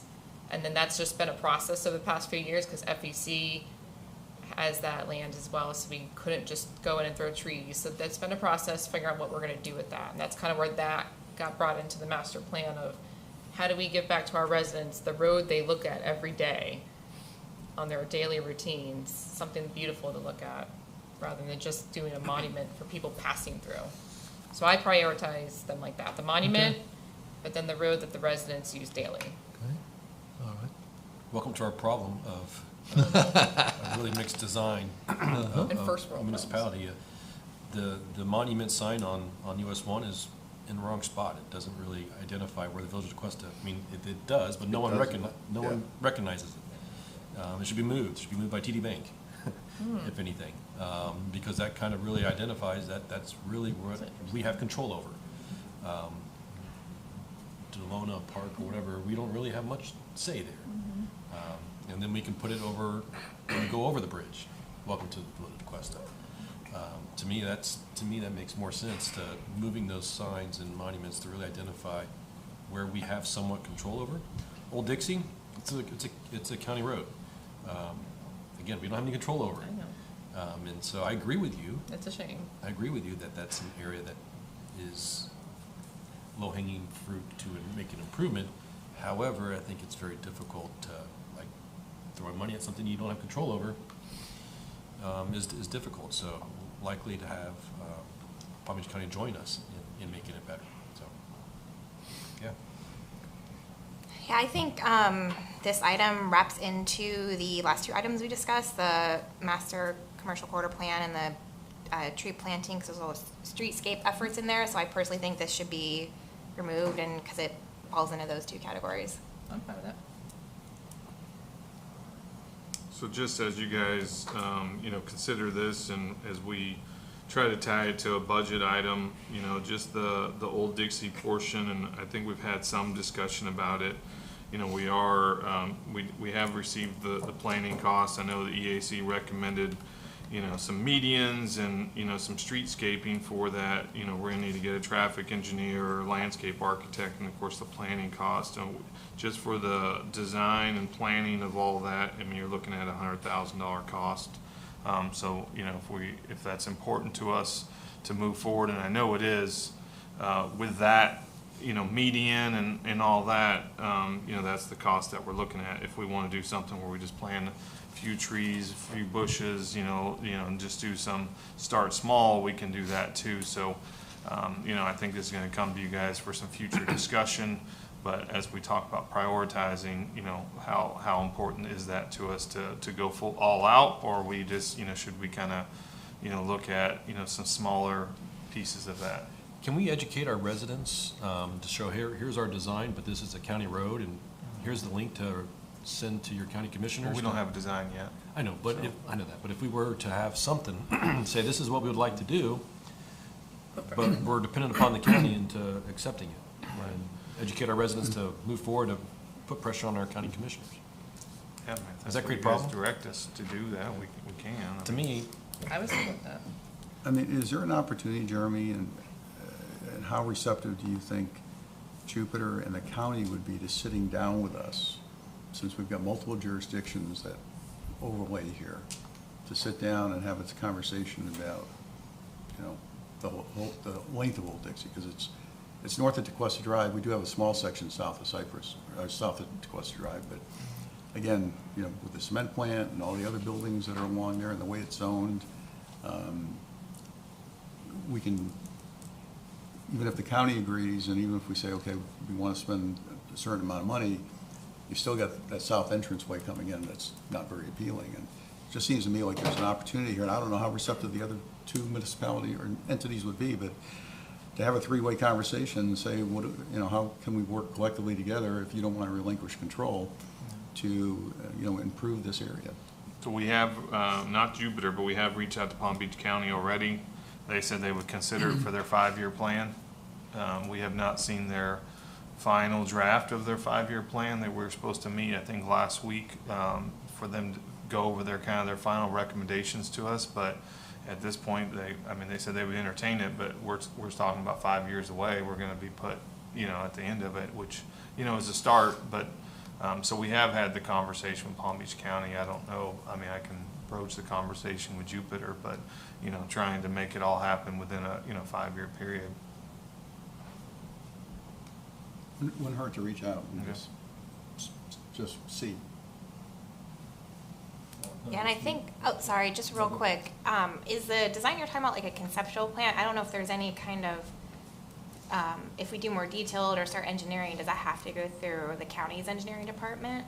So I just want to make sure, like, what are we talking about, conceptual drawing or? So if we're just talking about conceptual drawing, that's different, but if we want to put the medians in and do those things in the right of way, we are going to have to have a plan, a full landscape architect plan, and that was part of the EAC's, backup information. Like, we do have to have a landscape architect design that if we're wanting to go that direction. If we're, just looking to have conversations about, the future of it, we can get some conceptual plans and, probably only cost us a couple $1,000s to do something like that.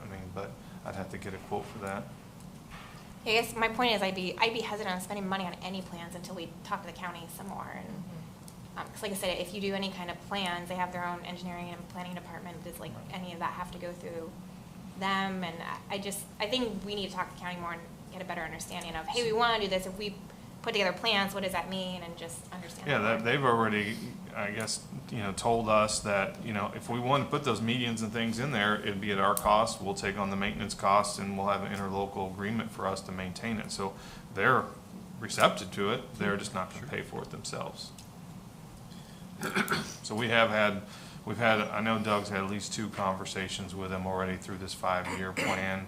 And, we expressed our opinions on, Village Boulevard, the medians, the streetscaping, and so, they listened. They had a whole team of them that listened, now whether they think it's a priority for their 5-year plan, that's, to be determined.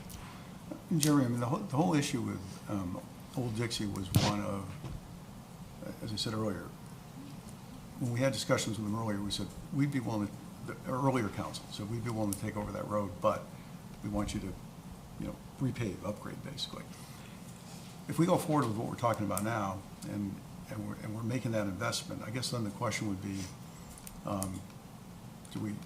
can we get some concessions out of the county if we were just to take the road over? Maybe they don't give us everything we want, but if we're going to make it, and I don't know what the size of this investment would be at this point, but it may make sense to consider just taking over the road.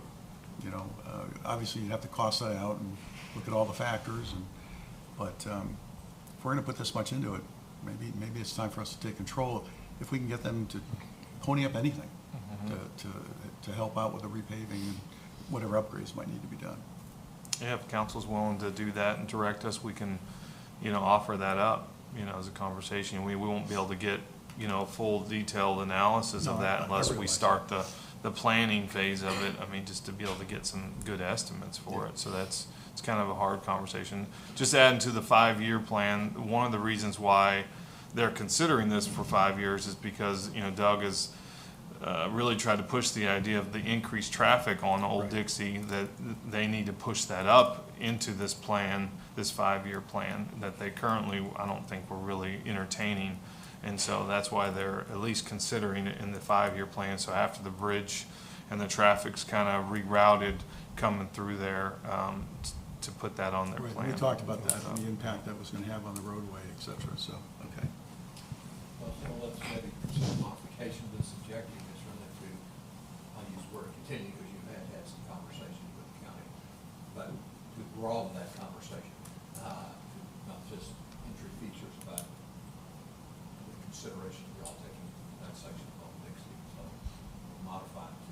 continue that conversation with the county. That's second modification. But if we take the road, right, because Old Dixie, part is Jupiter, businesses are paying tax to Jupiter. So we can maintain a road. Take it up until, To our point, stop, okay, I thought we were talking all the way. Only if Jupiter wants to, So, okay, I was wondering, I thought we were all the way. only if entire Jupiter length wants of to the road. either give up that landscape to us, because if I had my way, everything north of the Waxahachie River would be Tequesta. Jupiter wouldn't even be present, but that's not gonna happen. So, but there was some discussion about would they go and give up that commercial strip north of A1A, you know, between Old Dixie and US 1. Who knows? I don't know what the tax revenue is that flows in from that area, but like I said, I don't think, they don't have the same interest in what happens in that area that we do. because there's 4 people. Yeah. Okay. All right, well, continuing discussions with the county about that roadway. Okay, purchase critical land areas to serve the maintain. Let's talk about that. Are there, y'all talked about it, some of you talked about even just pocket parks, larger areas. Tell me, just talk to me about what is available, what you'd like to do. Well, I think, you know, we've talked about, depending what happens with the current party that is got a contract on Paradise Park, which has not been executed, obviously that's one area. There's been discussion about potential pocket parks, you know, throughout the community. Obviously, we've got the bond referendum coming up in March. If that passes, that gives us a certain range of options that we can pursue. If it doesn't, then that is going to cause us to go back and look at the various considerations and how that might play in. But I think there is a desire. I think everybody on the council has expressed a desire to, you know, enhance and then expand, you know, the park opportunities, Okay. you know, where it makes sense. And I think the residents, most of the residents I've talked to, are very much in favor of it. So. Okay. All right. So historically, there's been, in the past few years, there's been council members coming and going, but the goal has been the same since Mr. Allen has come on board, in particularly. The council, when he came on board, we put together a plan for having capital plans 5 years, 10 years out. And the fact that we have to play so much catch up on our infrastructure and other big important items such as our water piping and whatnot. Sure.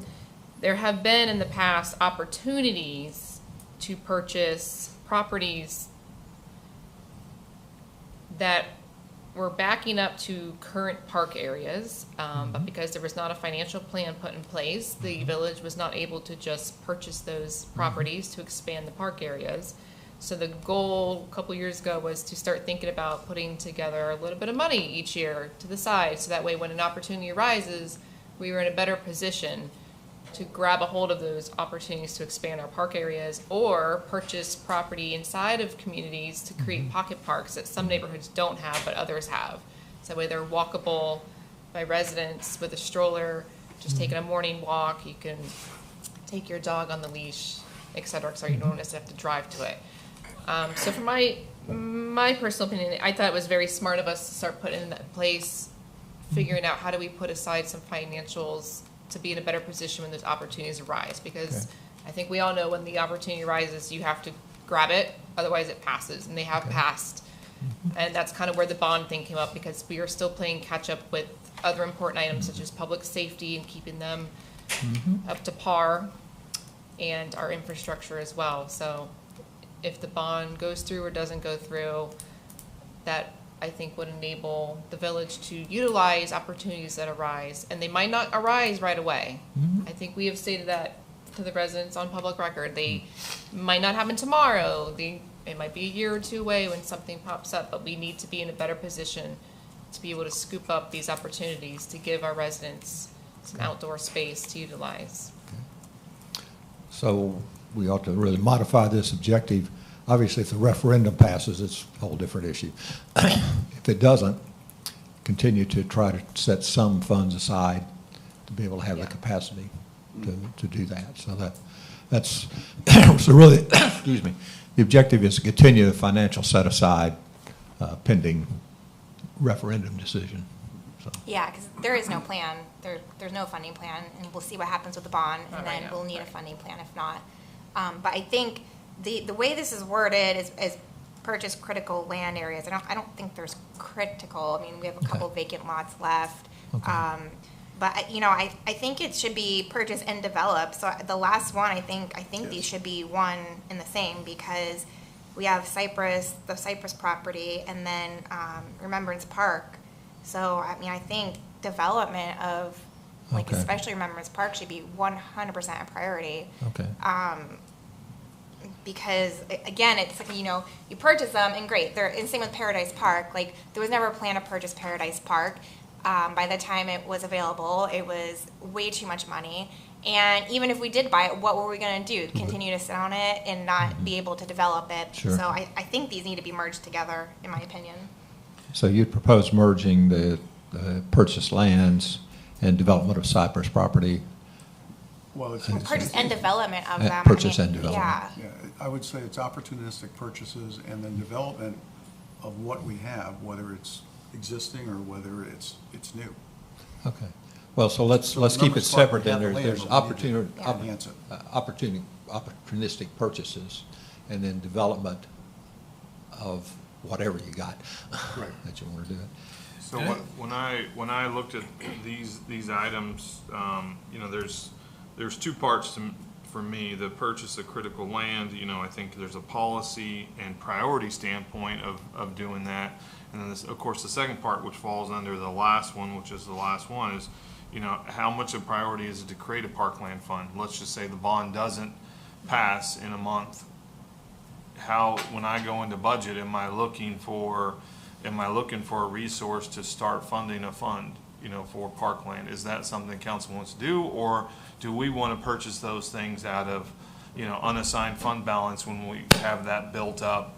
Or do we want to put it in our capital plan 5 years from now to start having some money to develop or purchase, So I think that's the discussion where we need to be, because I know we've talked about it for the last several months about having a dedicated fund for parkland. Well, if we're really interested in doing that, and just assuming the park bond doesn't, where should I be with that? And I don't want to show up to a budget and be like, oh, we still don't have anything for parkland, So I want to just be clear, and if you guys can give me direction, that'll give, me and Jeff, Mr. Snyder can have that discussion from a financial standpoint, how we get there.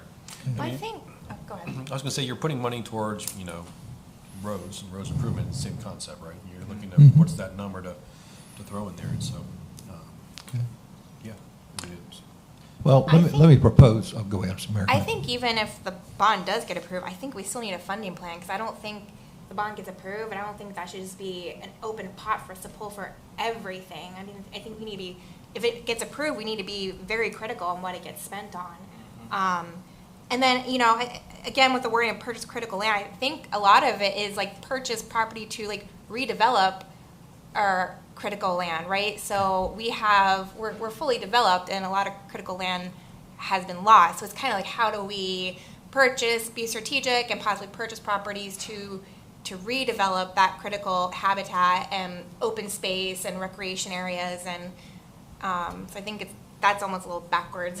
well, I think if you're gonna purchase critical land, it should be critical to maintaining that value. Yeah. Right? Yeah.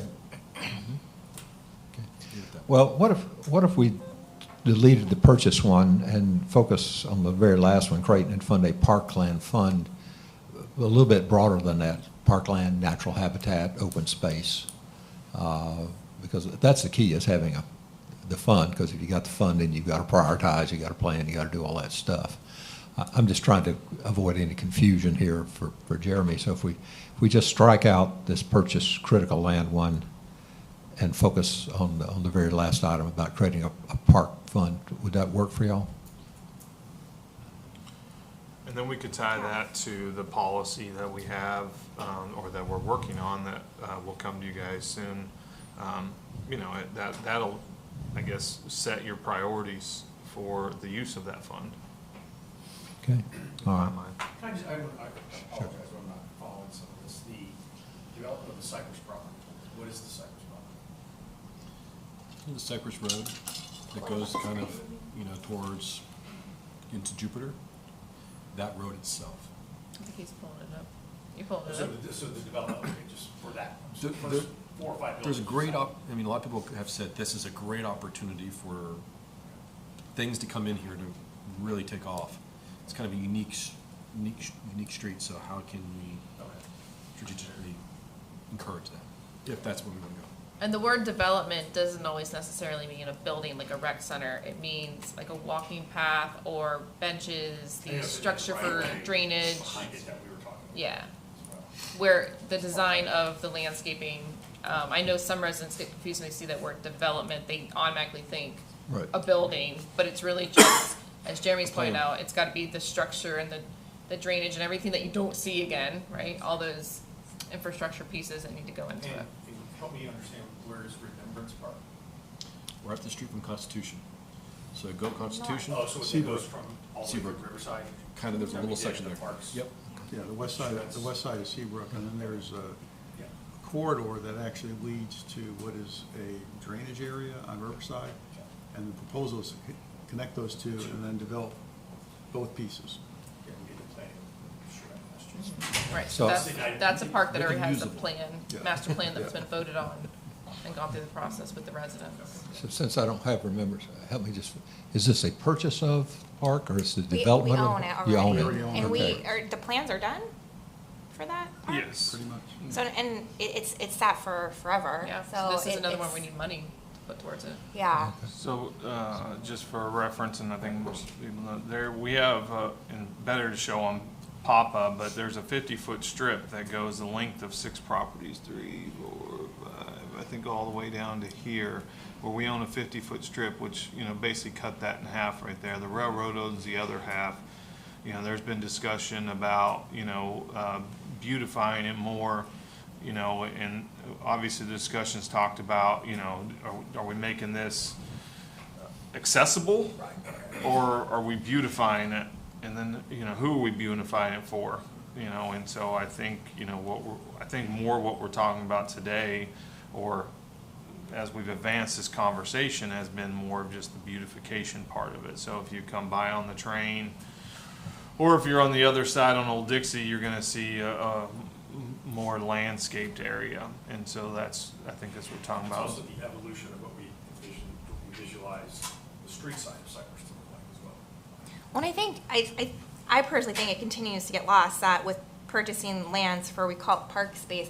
I mean, there's active parks, there's passive Passive parks, parks. there's also there's, open green space, which is so healthy for a community and so desirable and so needed. So like Cypress, I look as just healthy, open green space that can be developed better. And it obviously totally accomplishes the beautification as well. So I think we need to look at those all, yes. as we analyze different properties and what's best, the best fit there. Jeremy, do we need to have an objective about Remembrance Park here? I don't want to lose Yeah, it if we do. I think it did come up to have a discussion point to have it, so maybe. Is this Remembrance Park? No, I'm lost. that's This- Cypress, this is the Cypress property that we're talking about developing. Okay, that's the Cypress property. Okay, I'm with you now. But I think, the Remembrance Park and it should probably be added to this, that way we can see the priority of it, because, Okay, all right. what everybody has So seen, there's plans for it. It's estimated $1 million when we had this, plan, 3, 4, 5 months ago, was $1 million, the estimated cost. It's probably gonna be, it may be more than that. We have a matching grant in our capital improvement plan of $400,000. We would contribute $200,000.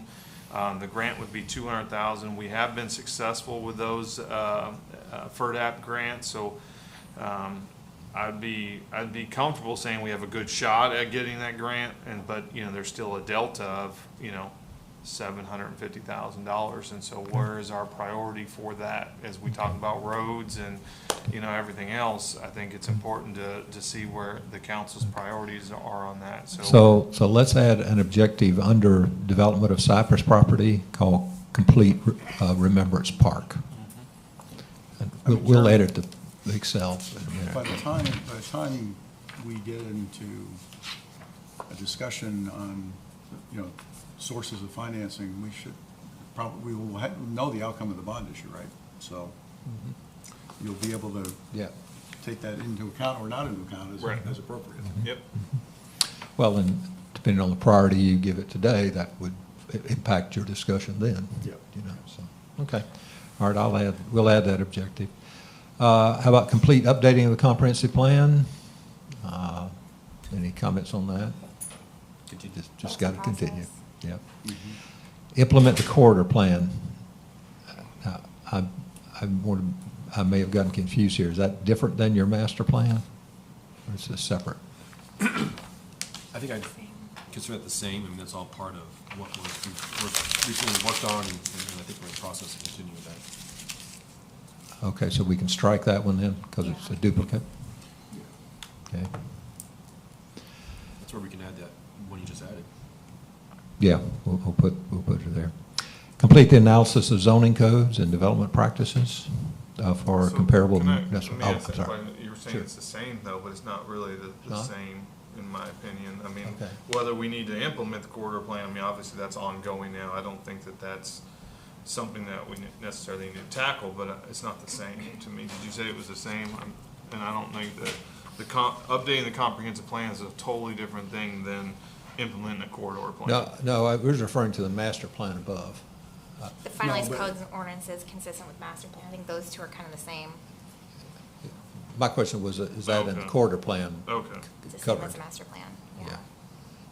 Yeah, no. Do you agree with cer- that, Jeremy? I'm not Or is- finding the other one. So third down from. Finalized codes and Oh, okay. ordinances? Yeah, you can tie those. You're talking about the corridor plan too? Yeah. Yeah, I think you can tie those together. Okay, all right. Why don't you just write a note corridor plan in the space there? Okay. All right, zoning codes and development practices. This was a question about, just how do we compare to other cities, not necessarily want to be like them, but it's just data to say, here's how they do it. And maybe we like something, maybe we don't.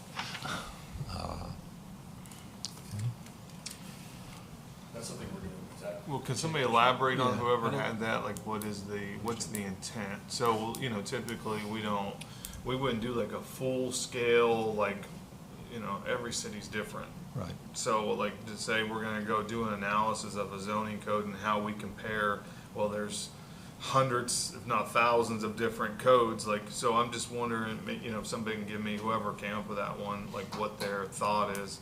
Typically, anytime we review a code, we try to compare it, we'll give you guys a comparison of what other municipalities are doing, but as a full scale analyze our code, we don't typically do that. What would be the issue and what we're trying to fix in doing that? Well, I think like that, I mean, the next one is what aren't you doing that for the residential redevelopment? Yeah, but when you say complete analysis, like that's a big, that's yeah. huge. The issue is scope here. Right, yeah, I yeah. mean, now, if what you want to do is pick out 3 communities that are alike Tequesta in the sense of becoming affluent, something like that's one thing. So I think it's a question of either narrowing it down specifically or just saying, I don't know that we get enough value out of that compared to everything else we got to do. Yeah, I think the question is it an open-ended analysis that covers the whole spectrum? Or what we have now is oftentimes, if we're looking at a specific item, either the village attorney or NILSA will come to us and say, well, okay, here's what we're looking at, and they may give us a few examples of what other Okay. municipalities have done. And I think that's what we've traditionally approached it. I'm fine with the way we've traditionally approached it. Okay. Yeah, Again, because I I don't wanna think make this is more so work for broad, I staff. don't know. Well, With little. this is one you may just want to say no on. Yeah. Again, because when it's appropriate, that's what, like with residential, and that got brought up doing, our other residential zones, like we did Beach Road, naturally that happens, or we direct staff to do that. Well, I don't know if was based on the comment I made about looking at, how we're addressing the residential communities, because I brought up the issue of 2-story homes that are going straight up that look like big boxes.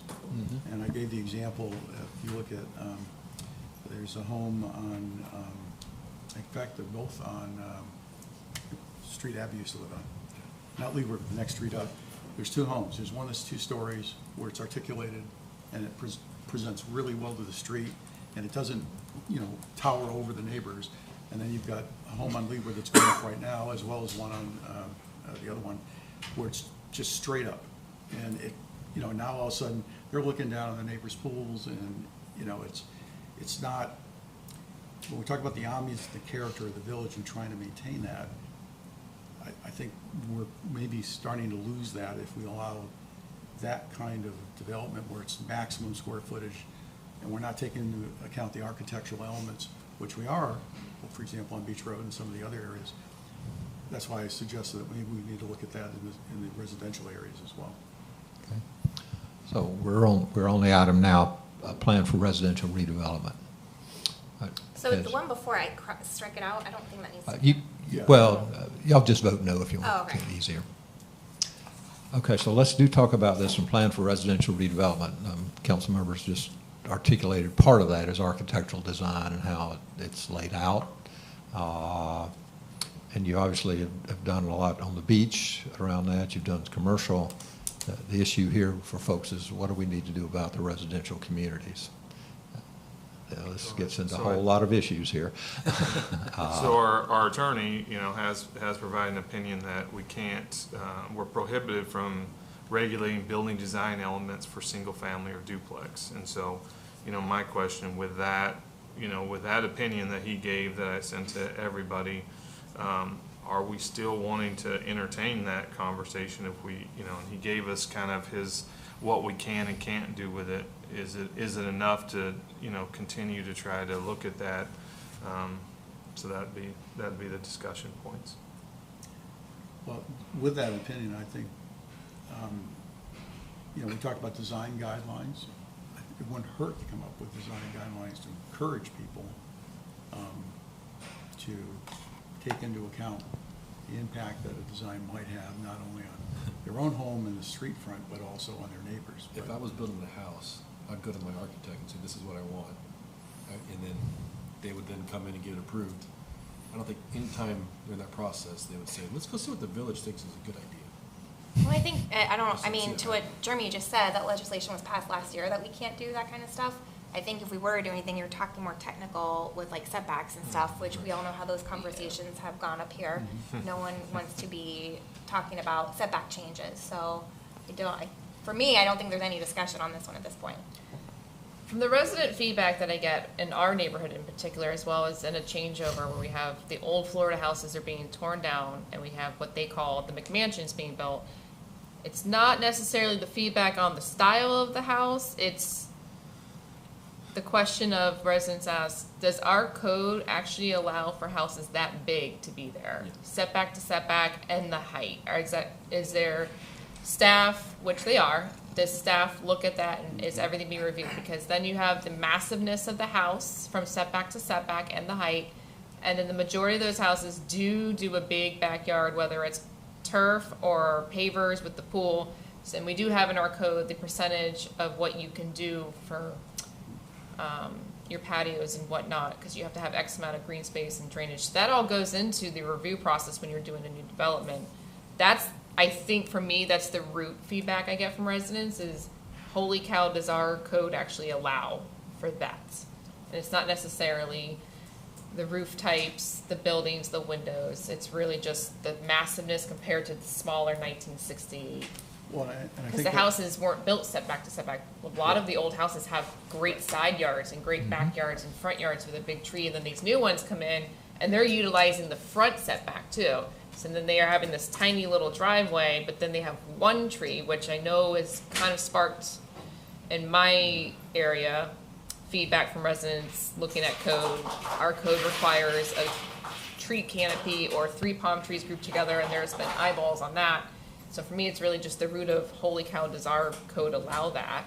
And I think they're learning and looking at it and going, wow, it does. Well, I mean, where this legislation was passed, again, this is, I would consider an intrusion on home rule, but that's what I'm saying. Even if we can't mandate something, you know, when we talked initially about the commercial and the beach areas, we talked about design guidelines. They're not absolutes, but to try and encourage people, if an architect comes in have community development say, hey, we'd like you to consider these elements. They may or may not. At this point, they could say, we're not going to.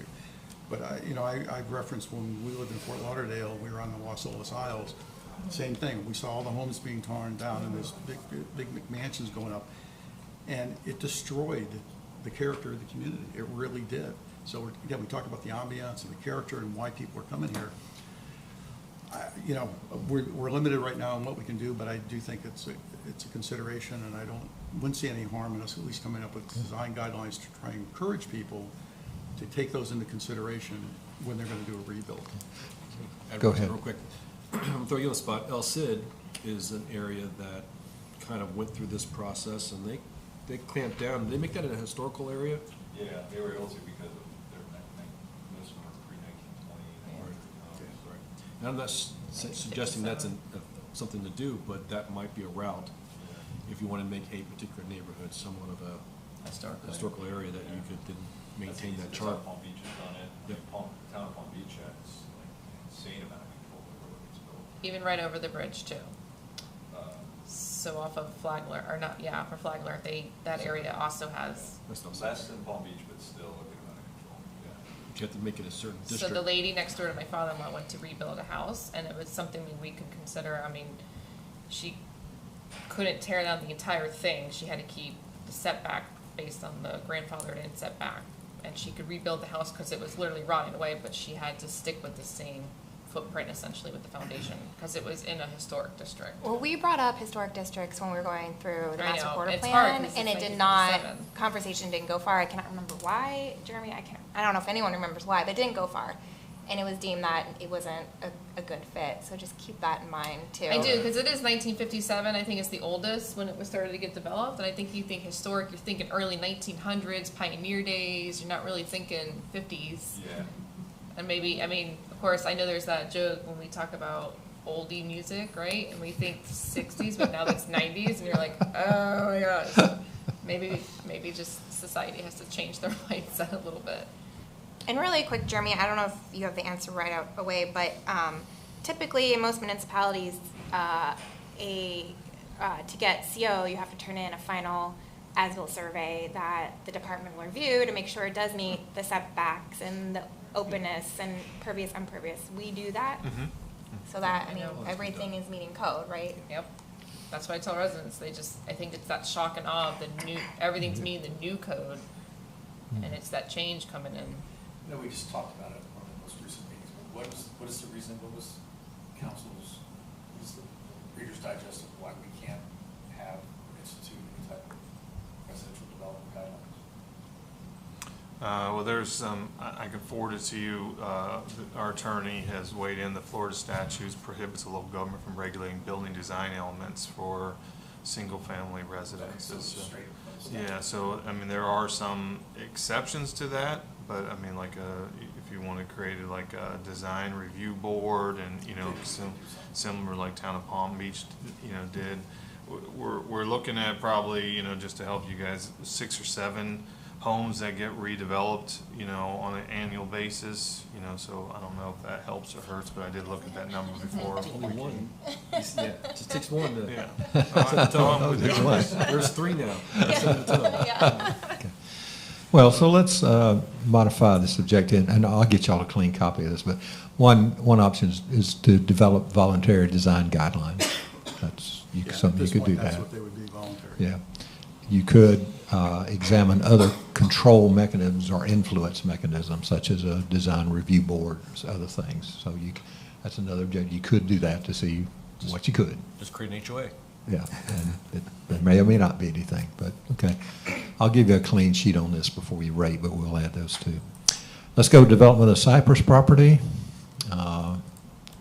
We sort of talked about that. Is there anything else you want to say about it? No, I mean, they'll be able to prioritize that one when it comes out. I know we've had discussion. It seems like we're, I guess, in an agreement to some extent that we want to develop that property, in a green space. I think we went away from necessarily the passive park part of it, but more of the, aesthetics and open space. The plan is to, I got a quote to get just 2 renderings, 2 high-level two different scenarios. One, which is just some I'll say basic landscaping, a lot of on the cheap, we'll say, to bring that property up. And then there's going to be another one that's a lot more like, the BMW, I won't say Cadillac, but maybe the BMW version of that over there, really landscape it. I'm guessing, we're talking about irrigation and things like that to, if we're going to plant trees over there, we're going to need to somehow water them. The idea is to really try to keep maintenance costs down one way or another, so that way our staff is not out there, holding the water bucket out there, and I don't think that's anybody's intent, but, so I think Steve Parker gave me an estimate to do both of those kind of renderings for like $2,000. So it's a very, I think, affordable way to get a good look at what we want to do, and I can put that in front of council, and we can have a more meaningful discussion about what we want that property to look like by doing something like that. Okay. So really, we're talking about the development of aesthetic elements of the Cypress property. I think you can leave it the Leave way it it as? is, development of Okay. Cypress property, and we'll have Okay. a more All right. in-depth. So let's go to our last goal here, which is about financial stability. Develop financial plans to develop and maintain the needed infrastructure. You talked about moving, obviously you've got to have the financial plan for that, so that must maybe a C item, but long-term financial analysis, the redevelopment fiscal impacts. And this goes to our earlier conversation, what happens when all this stuff comes on, and what does that mean for you financially? Again, that may just be a C item, but if you want staff to do that. I think just a comment on that. I mean, Sure. the way we prioritize all the initiatives, does the funding just automatically prioritize the same with them? Sure. Right? I mean, is that Sure. an easy way to do it? Yeah, what you fund, wherever your priorities are, Jeremy's going to try to figure out that, and they're probably all going to cost money. All of them? Probably. Haven't found anything free yet at the end of the day. So in that sense, when you're placing a priority, you understand he's going to have to come back to you, and you ultimately have to say, yeah, and we're willing to pay the cost, or not, So. But to the mayor's point, I think, that one being a standalone doesn't really, I don't think gives me a lot of guidance. I think, as we talk about, if you prioritize roads or you prioritize the park, that's what will guide me. I don't know that this one necessarily guides me. If you Well, you want to just strike it? You can do that's that. up to the council. I mean, Yeah, I mean, think of that's the general consensus is that the funding priorities go along with the priorities initiatives, but I think we need to remember that and stick with it. I mean, there's going to be decisions, emergencies are going to pop up, something, so you have to ebb and flow, but I think we all need to have, put our best effort forward to stick to that too. Because really, I mean, just throw Okay. staff for a loop when we don't. Every year there's a new idea. Yeah. only one. Someplace every month, Only one. Yeah. or every meeting. Then all of it just becomes a talking point. Like Yeah. the Cypress Park is legitimately something that's just started in the last 2 years because the people that own those 6 buildings wanted to buy it and they wanted to utilize it, and because it's kind of empty space. Yeah. Do we really need to why don't we just sell it and use that money to then redevelop, I don't know, Old Dixie or something? But then there's a thought, never sell your land when you own it from a public sector. So now we've got it, and we decided not to sell it, why don't we just leave it the way it is? I mean, legitimately, it's been like that for years and years, so. All right. Well, I'll just strike develop financial plans, since that will follow. Maintain or create a vehicle maintenance fund. Jeremy, you talk about that? Well, let's do the number 2 there, just to have a little conversation. Okay. I don't know that it necessarily needs to be one. Well, we can share this.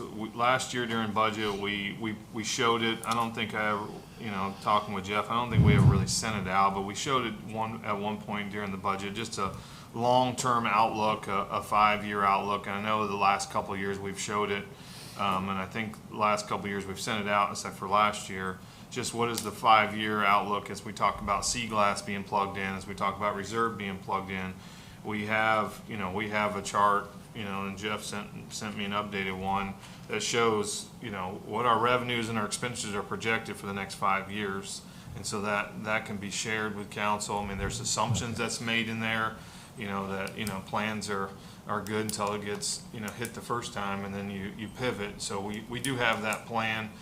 So just touching on that one, do we? It's really, that's part of your routine budgeting Right, process. so Yeah. I don't know that it needs to be an initiative, but, Okay. you know, I can do a better job of sharing that information if we don't. Well, have let's just strike it, because you're going to get that information anyway. Well, I think analysis comes in too. I mean, the next item that might have been mine is kind of revisiting. I know Vice Mayor had brought up a vehicle, or not maintenance, replacement funding.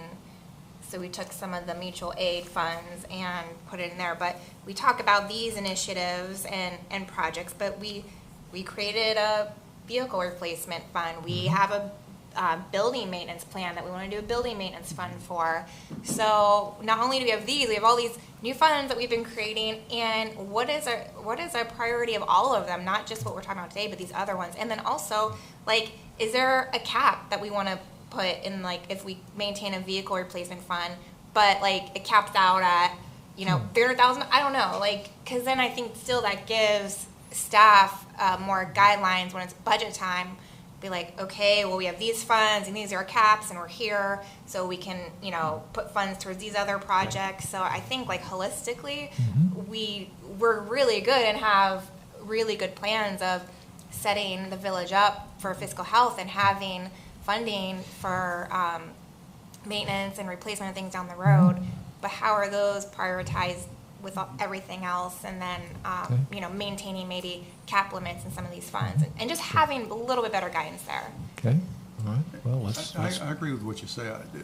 I don't know that I'd put a cap on it. I think I would look at the life expectancy of the asset that you're replacing. And I think the important thing is when we look at whether it's Seaglass or the 300 building or the 250 building, we can have long-term plans. We can make assumptions about what that may look like. And obviously then, if they don't come to pass, we can always back them out. But the whole idea of having funds or reserves, you know, traditionally, government oftentimes is pay as you go. And then when we hit the Great Recession in 2008, 9, and 10, all of a sudden pay as you go disappeared because there were no resources available. So I think we do want to reserve across the board for things that have to be replaced, so that when the time comes, we have the funds available. And it should be a continuous process where we have the funds available, we do whatever work's necessary, but then we are continuing to replenish that fund so that as we go forward, you know, we talk about taxes, so there are no, hopefully, if we do it right, we won't have surprises. And if we do put a tax decrease in place, we know it's sustainable. And so, yeah, I think this is a very, very important thing for us to be doing. Well, but we could broaden it from just vehicle to, you just want a general replacement maintenance fund for everything. If you So just so you know, want the Palm Beach County money that we received from the fire department, that $200 and some thousand, we identified that we'll take 50% of that and put that into the replacement of the fire vehicles and so forth, the ambulances and fire trucks. Reason I recommended that is because when I got on board, we had to replace 2 fire trucks and there was no funding for it whatsoever. We kept kicking that can. And we were gonna have to continue to kick that can down the road until COVID came and we got a stimulus. That allowed us to purchase these vehicles. You know, 10 years from now, we're gonna be in the same situation unless we start planning for it now. Yeah. And so that's why having that somewhat continue to build up to be able to pay cash, because who knows what interest rates are gonna be. And if we can live in a kind of a debt-free municipality, live within our means. Okay. And we're gonna have to replace one of the rescue trucks within the next 3-4 years too. Sure. So Yeah, Okay. that's gonna go quickly. So I think, you know, just, I put together like a quick overview, and I mean, I won't necessarily read through these, but, you know, we do have to have, you know, a general fund. I mean, I don't know, we don't have a building maintenance fund. We have a building maintenance cost that we do every year of $135,000. We have a building fund that's just our building department fund. And so then the only other, you know, 2 funds that are of significance is our capital improvement fund, which is our surtax with the 1 cent sales tax and the water utility tax. And then the other fund that we have is our capital projects fund. Now this is the fund that we used last year to start setting aside money for the truck. So our fire department does a great job pulling in revenue, probably more than any other municipality, because we have 2 contracts to do that. We get $1.2 million in revenue from our fire department each year. And so Mr. Stone's, suggestion last year was to take out of the $249,000 we get annually from Palm Beach County, we took $124,500 and put it aside for the replacement. I know I put maintenance on here, but it should have been replacement fund. And so the idea is, like they said, we have a plan. I can pull that up real quick of when the next trucks will be replaced. And if you really time it out well, it does time out well that, over 3-4 years of $124,000, our next ambulance truck is a $400,000 truck. In theory, we're cash funding that. And then you start looking the next year, I think it's 20, the next engine would be like 2033.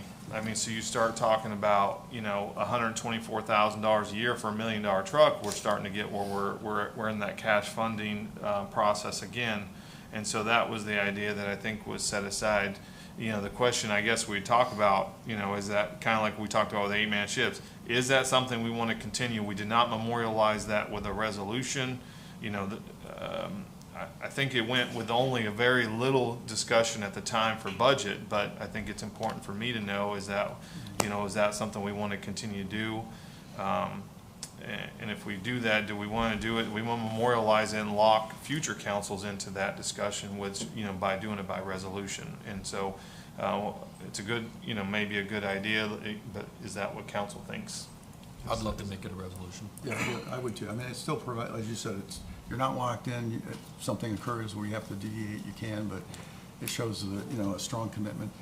And Patrick, for you and Rick, if you're not aware of this, you may already be, but Jupiter Inlet Colony pays us for the services we provide to them. And what are we collecting this year? Like, is it around $600,000? I don't recall the number off the top of my head. Palm Beach County gives us $249. We have JIC this year scheduled to give us $467,000, and we make roughly $400,000 on our own transport fees, give or take a little bit. Well, and I still think more analysis needs to be done. I think a resolution should come forward, but, is it really best practice to be paying for these full and cash all the time? Maybe it is, maybe all municipalities do that and it's normal, or maybe you can get a healthy loan and spread the costs across the tax base for X amount of years.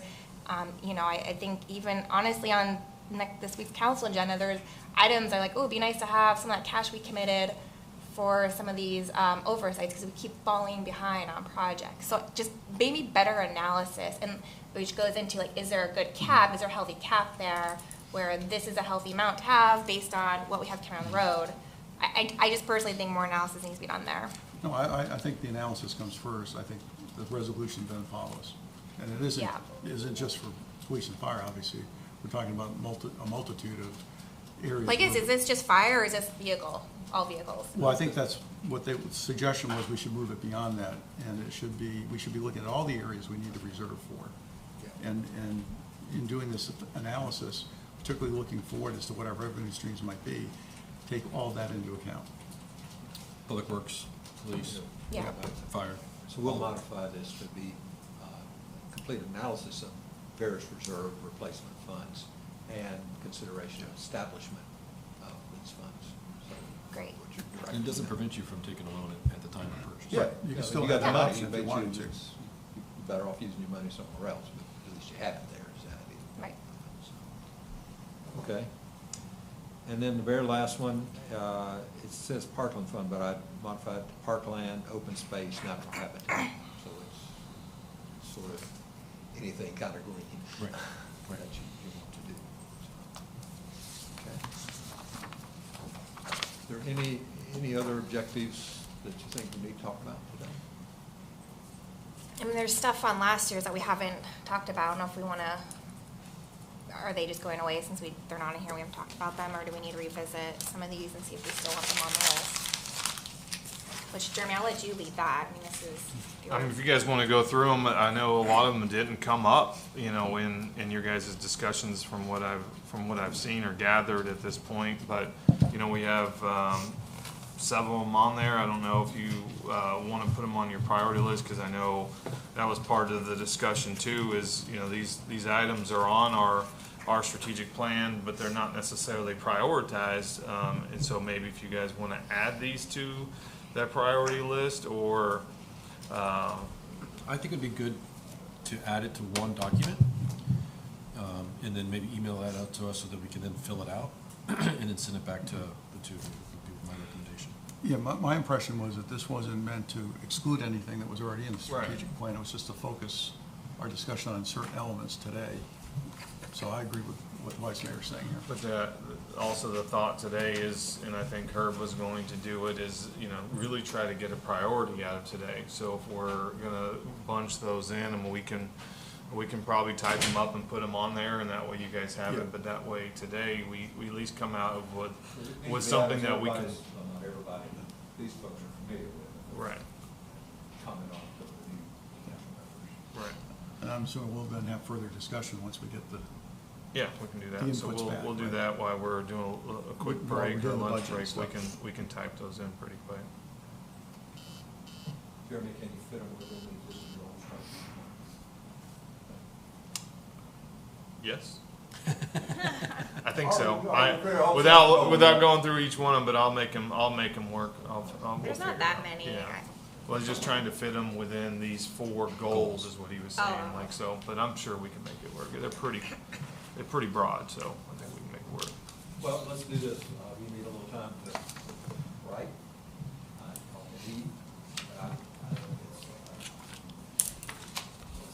Food's here, I think. Reconvene at They're- 12:30 or 1:45 with our new sheets, you know, new cards. Yep. Perfect time. Here they come. It's times. 3 A's. I get 5. What? I get 5 B's. No, I get 5 days. You're on official break. He told me I could do it. You brought the heat warmers, the hand warmers. I have a heater. Do you have a heater? I still turn it on because I feel like you can hear it. I'm good. I think you made a face when I made comments. I like turn it on because it's so good I work fast. And I feel like I can like some dead right. Oh gosh. Who knows? It's all good. Yeah, I got that. I said this where I'm tired.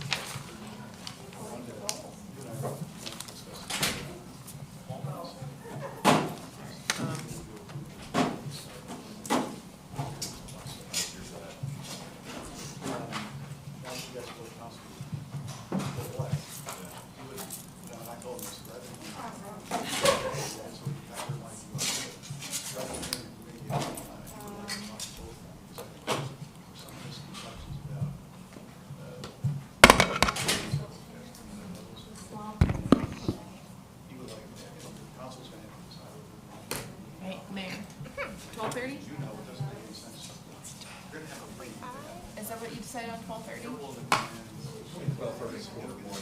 I don't want to run home with the dog out. Yeah, I have to go let my dogs I was out. gonna say, I kind of wanted to Let's just say. say quarter over here. That's fine. Okay, I I'm live gonna right go do down that the road, too. Obviously, we Leave live. everything here. This is so great about being a small town, but my little monsters won't be able to make it till 2:30. I am literally gonna go to the They're already real mad. quick, They didn't go and to then for their come back run and this morning. That's a real priority of life. That's why they took off. They are part of the family.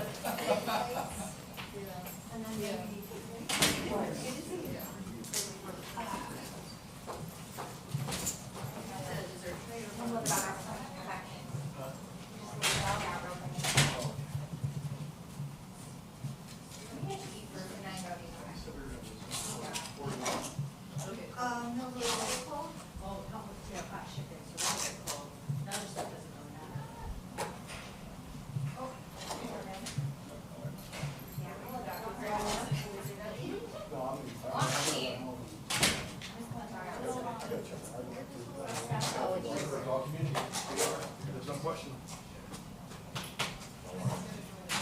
These folks can show up every I've got a job for him. Oh. Wow, that was quick. Maybe that's been growing to my feet. I emailed Angela. You know how it works. I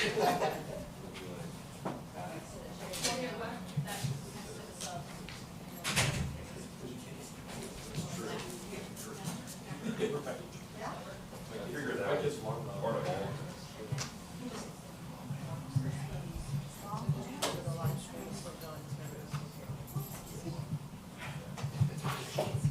And we have spoons. I know, I gotta eat it. Oh, we have a ton. We have lots.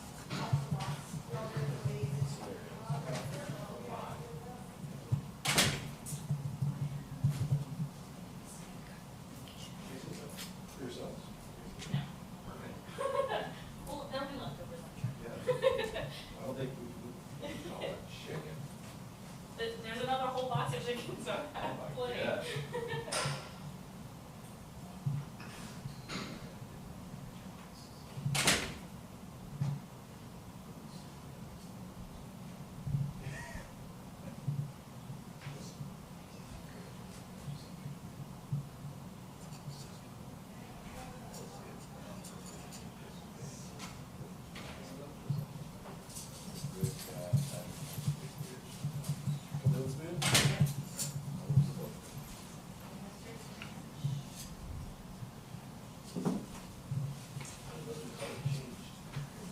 I looked at it and I was like, what is that?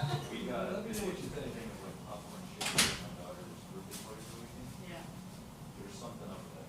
They changed around. It's really good. Yeah. I only ordered the honey mustard and I saw it, I was like, that's nice. Smart. Very smart.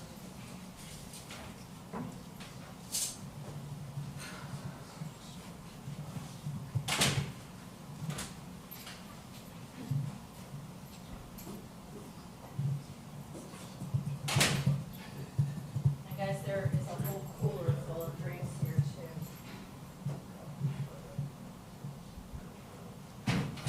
Where's everybody go? Oh, it's on the floor. I don't have to look. Oh, okay, I get that. Oh, sorry. No, it's okay.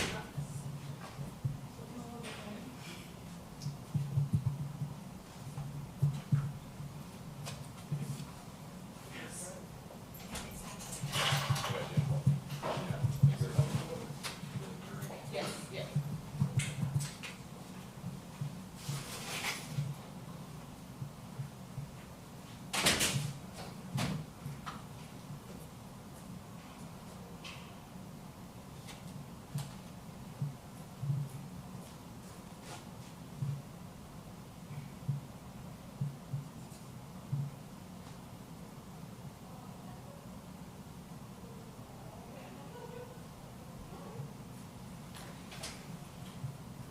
Herb, if you want to grab something, you're more than welcome to go into our conference room.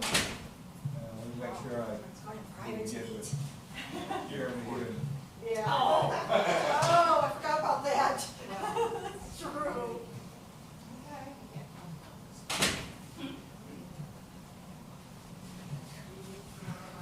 Yeah, I gotta remind them. Okay. Where's Jeremy? He may be in his office now, I'll I'll show you where he lives. All right. Got to update this form here and get it printed off. Thanks, Ray. Did you sell something to I'm eat? going to. Looks great. Chicken. Yeah, lots of chicken. Whole lot of platters, so help yourselves. I know. Okay.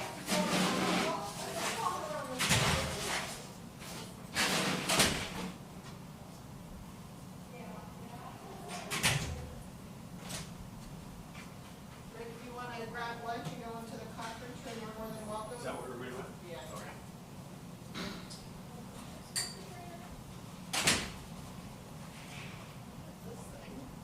Well, we got Lori bringing her iced tea. Well, she left Friends Month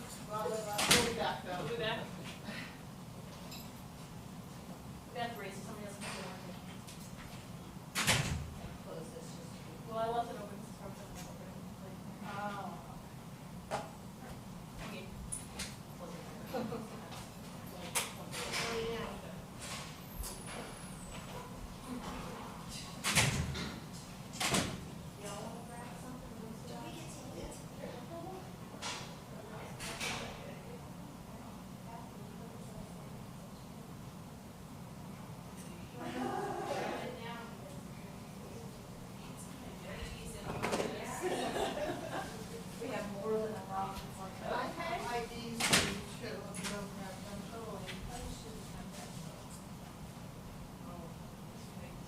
Chicken. Desserts. Actually, we're gonna give y'all your IDs on your new council member. Okay. Yeah.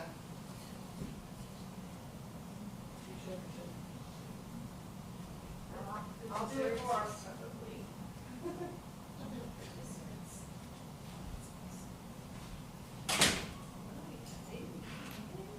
Well, I think they're coming back. I think like Lori said she had to go, let her dog out, and Molly said the same thing.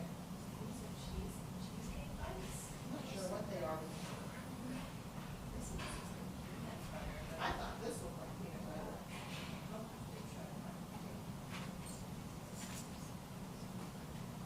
Sending you and Jeremy the newest version of the rating sheet. He's got to put some more stuff. Okay. Okay. I'll be at my desk, sir.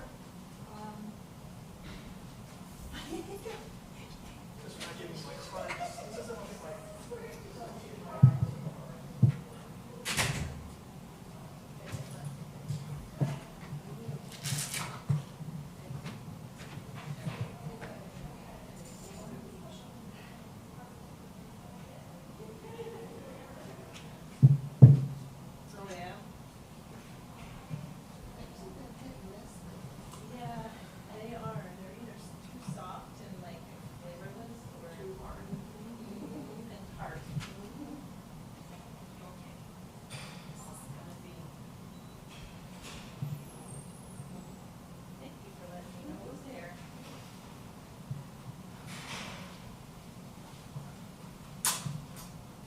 Don't starve yourself now. I won't. We're all about Can I get food on here. your public Wi-Fi? Yes, Got yeah, mine. we give you the, let me find it here. I gotta have a password. Yeah, I'm gonna look it up here.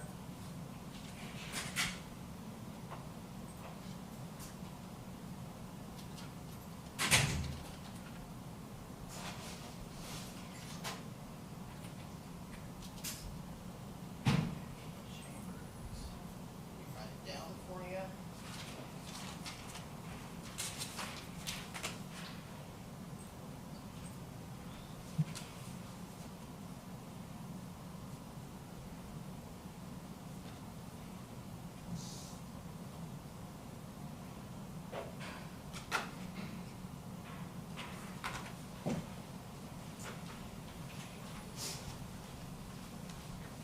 Did you find the public one? That's the password. We have to be very specific with those. So just two. Yes. That's a capital. Oh, that's the word star.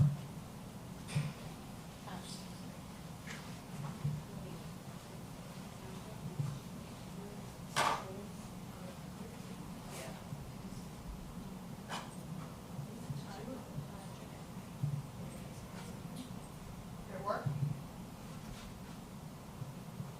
Yep. Perfect.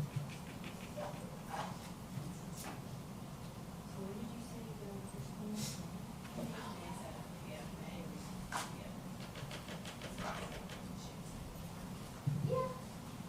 They just decided to like dress up. Yeah. Yeah, she had like a reconciliation. Oh gosh, I remember that. I was more scared for that than Yeah, yeah. when a boss You and were how bad you've been. Oh, In the dark. It's just, for a second, it was very scary. and I think when I did it, at first when we had to do face to face, I was like, oh, I stole such crap. I did not listen to my mom. Yeah.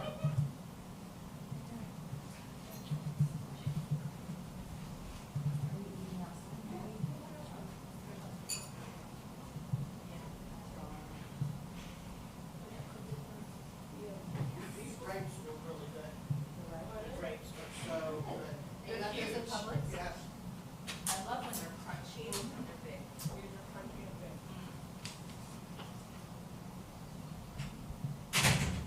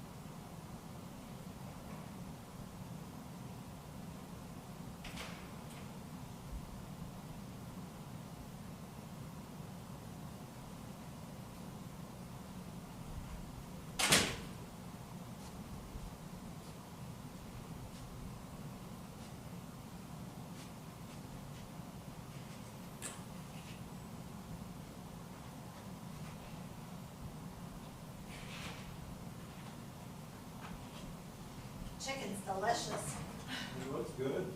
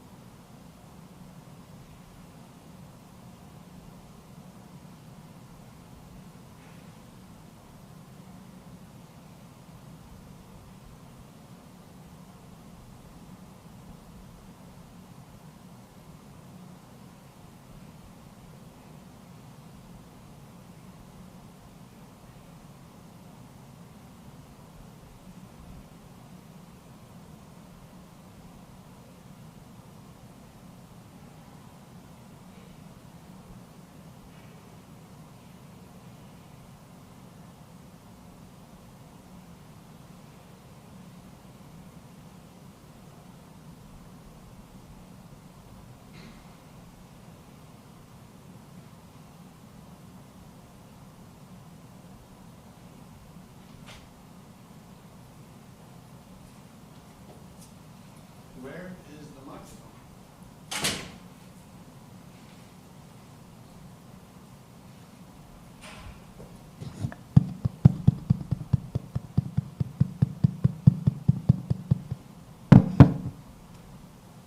Seems like it's working.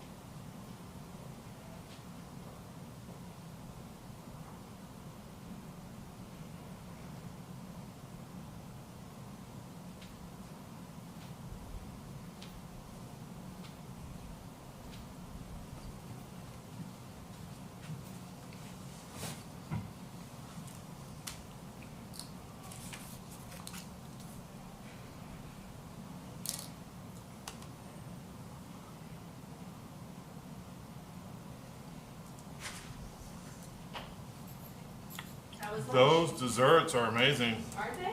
Where'd you get that from? That's Publix. Wow. Yeah.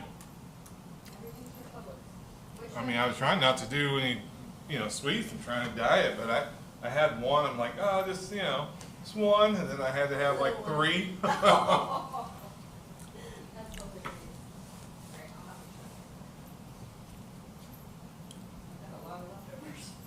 I hope everybody's hungry when they come back. I think they've all ate. Oh my God, I have another whole thing of chicken in the back too. Oh. Lunch tomorrow. I guess. Yeah, I think so. There's still a lot.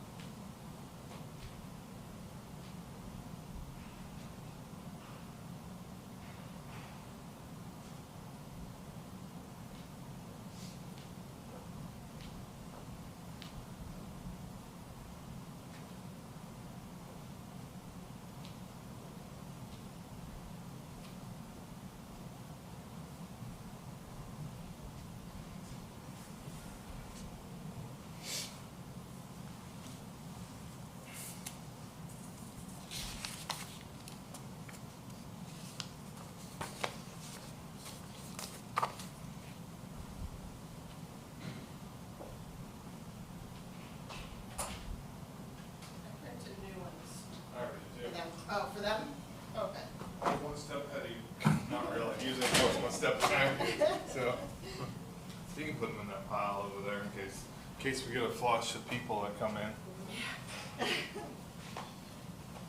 What do you think? I think it's good. I think he's good. I think that having a facilitator is necessary. I think it's better. Like I get to listen more. Yeah, an impartial view and. He doesn't really talk too much, but he's, try to keep him on target, brings it all together.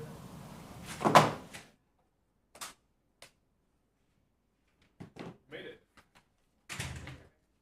They were eating, so. That's, all right. So this time it wasn't my dog. It was the new puppy from 210 Golf U. Another one got out? She's 6 months old. She's a golden retriever. She just had her spay. She's at my fence barking at Susie, and there was no one around. And she has the shaved belly, so I had to pick her up gently so she didn't pop her stitches. It's springtime. Is this when they get like all? They smell all the animal things. Holy moly! Be careful, Herb. Those desserts they're amazing. I was on a diet. I was going to try one, and then I ended up having to have like 3 or 4. They're really good. Very good food, whoever you got it from. Publix, they told me. Really? Yeah, that's what I thought. I know they do sandwiches pretty well, but. Have you ate? Yeah, I don't have time to eat. Yeah, we'll put you in front of the camera. You do as much as you want. There's no time between kids and sports, and I would take on lacrosse. Apparently that's an aggressive sport. Lacrosse? I didn't know this. So James came home yesterday in like pads and at home. I'm like, dude, what's with the getup? He goes, this one's gonna wear me. Oh, you didn't know they were. I didn't know it was No, like. they whack each other with those things. I thought it was like soccer with a stick. I didn't realize it was like push. Well, That's I like, mean, part of it, but it's more like. it's like ice hockey on a green field. Yeah, they hit each other. You ought to watch it on. They do it on ESPN every once in a while. But He might have strategically left that part out from me then. do they do that in high schools here? Lacrosse? I They got it in know middle up school. east, up in like Minnesota and all that. It's really big. Yeah, it's fairly big down here. It's West Coast is not at all like we didn't have No. organized lacrosse. It wasn't when I was growing up, but it has become very popular. Yeah. Pickleball is the next thing that's going to be in schools. And it's a mix between badminton, ping pong, and It's like a tennis. squeeze It's in like tennis. Like squeeze in it. I think my dog was more confused than anything because Oh, I yeah. went in and let him out, give him 3 pounds, and I'm leaving. He's like, "What are you doing? Yeah. Like you just got So I here." was just telling Jeremy, that, so 210 apparently now has a new puppy golden retriever. 210 Golf U. Yeah. She was I a haven't seen him. I'm like, all right, let's take you back home. They're all adventuring now. Dylan has not made his great escape yet, and I'm like, I don't want to jinx it, knock on wood, but I feel like he may not be an escape artist, which that would be my first dog that hasn't done that. Susie has broken through chain link before, and Kate used to stare down. Poor old Abby, she made her great escape. I'm like, great shit, dog, how are you? Yeah, she did. It was their determined part, girl.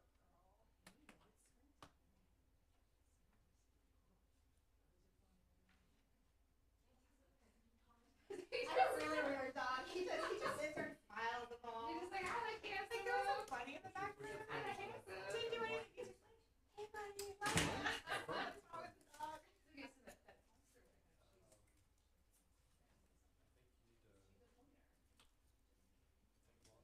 Oh, really? That's surprising. Susie's chasing the lovebirds, but she's like, oh, we're going over here now. Like, One, two? Yeah.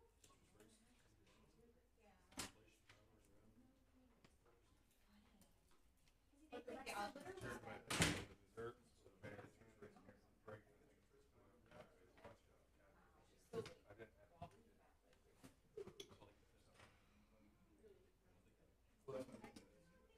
But she's like, no, she's like,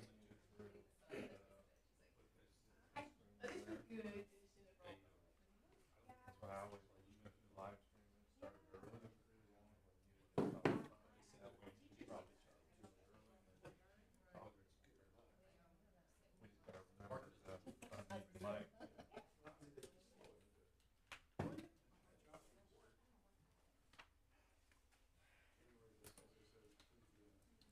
Hey, leafy fruit over there.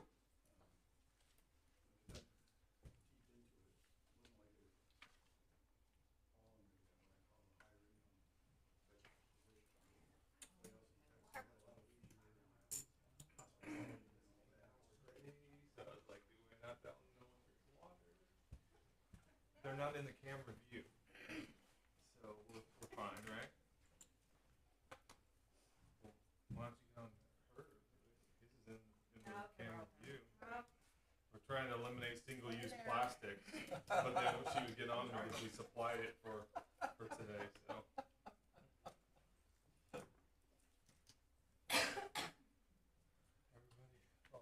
So while you guys are doing this, I was going to show it up on here, but the green is the ones that if I was recommending that we transition those off because they're either part of what we do, like the grants. I don't feel like it's a new initiative that we can transition off. If it has 2 asterisks on it, it means that was on our old plan and it corresponds with one of the initiatives that was over there. So it's kind of an overlap. So I just wanted you to show that I have captured everything. It's either through the double asterisk or transition off, or it's on there. So like, what about the quiet grower crossing? Isn't that one already kind of doing them? Yeah, I mean it's on there, but we haven't applied for it yet, and so I don't know if we really want to take that off necessarily. I mean, if you think we could take it off, but I think it's something that we at least can show the public that that's still an important initiative for us. But it's at your guys' discretion what you guys think you want to do with that. This is a really hard rating scale. I have 3 Talk to ratings. Herb. He came up with it. I like. Hold that's on really before you important. get That's too for me, frustrated. Is that more important than roads? Well, let's do a couple of seconds. If you agree with the green transition, just put a C. That's a C. Okay, saying you agree with it. So anything where Jeremy's put in green. You see a couple of sections where the lines didn't get drawn, so you need to Hold on a hand draw. second, Herb. If it's green and you agree with it, it's to be a transition off. You can just put a C next to it. Gotcha. Oh, Thank you. is C or the number 1? What are we? C means continue, yes. We're agreeing to whatever we're Okay, I didn't know proposing. if you were adding up the 3 Q's and 1. No. But since we've added some items, you'll get 4 A's. Oh, look at that. Yeah, you get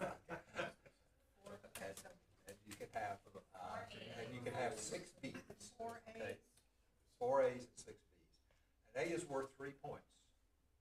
B is worth 2 points. A C is worth 1 point. You have How as many many C's C's do as they you get? want. And what we're going to do is, I'll ask you to fill it out, and we'll tabulate. So we'll add up how many A's an item got, multiply that by 3, etc. Laura, would you also be doing that?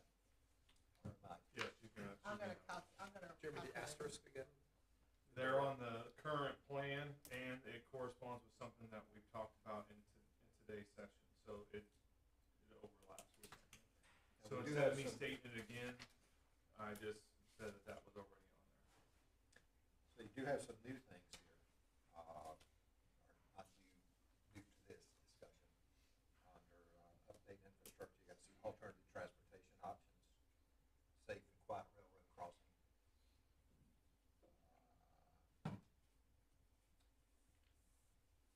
And then, Jeremy, correct me, under financial stability, I thought we had agreed we would delete the financial plans long-term. We could do that, right? You're right.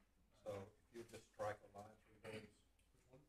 develop under the goal of financial stability, strike out financial plans, and strike out long-term financial analysis. Jeremy does that automatically, so it's no need for you to do that. So And then- it's just that leaves us with develop and maintain the infrastructure? No. Under the goal Yep. of maintaining and strengthening the financial stability of the village, Okay. we're striking 2 objectives. Develop financial, can you put it on the screen? The entire first one? Yeah, and conduct long-term financial analysis. Okay. And remember, this Heartland Fund was open space, natural habitat, not just parks. For the long-term financial analysis, Jeremy, do you think you have enough feedback from us today to know what that means for this next year? to conduct a long-term financial analysis and Yeah. redevelopment? Yeah, I think so. 'Cause Yeah, that was their 5-year projections Yeah. that they do for you. Felt you had what you needed from us and we're dressed off. And you've got, on the second page, consider traffic safety solutions and initiatives to reduce carbon footprint. We haven't talked about those, but I'll ask you. You will also put your name on it, so when you hand it to me, I can give it back to you. Can we visit, Sure. alternate transportation options? Sure, let's discuss Do it. you guys mind visiting that real quick? Sure. I think originally, I want to revisit the alternate transportation. Okay. What is that, what does that mean now? Because I know we have the microtransit thing. I personally think that just needs to be, that initiative needs to go away. So what does this mean? So when it first came, the alternative transportation, the idea was from the EAC to try to get like one of those micro transit, really look at, if there's one of those cart systems that we could do. We look at the financial piece of that, was pretty significant. Staff wasn't recommending at the time, so kind of the direction was to continue to look for grants or funding for that. Recently, we also looked into Palm Tran, having to stop here in Tequesta. That's pretty significant too for a cost. And when I say we're talking about $500,000, $600,000 to have a stop. So I think it's, I don't think it'll necessarily go away. We'll continue to look, but I don't know what other direction at this point without a huge financial impact. And, I don't know that it outweighs the need for the community unless you guys tell me it does. Well, I know, at the state level, there's already bills filed for mobility plans to give municipalities more flexibility, which will help with funding for this kind of stuff. So I guess, as a whole council, do you guys want to put someone on here? And you think it'd be a lower priority, or do you think it's? I don't think it's the, I don't think the village of Tequesta can have a significant impact on this issue. So I don't think it's something that we should continue to have. In that case, just vote no. I would agree. The practicality of it for our village at this point, there's so many other ways that are far more important. So you hear that, just vote no on it. Now, please notice on your form, a couple of, on these, like under alternative, you'll need to draw your lines there so we're clear on where you're putting it. We didn't get those filled in. And down here also, consider traffic solutions. Just pin it in a line if you will.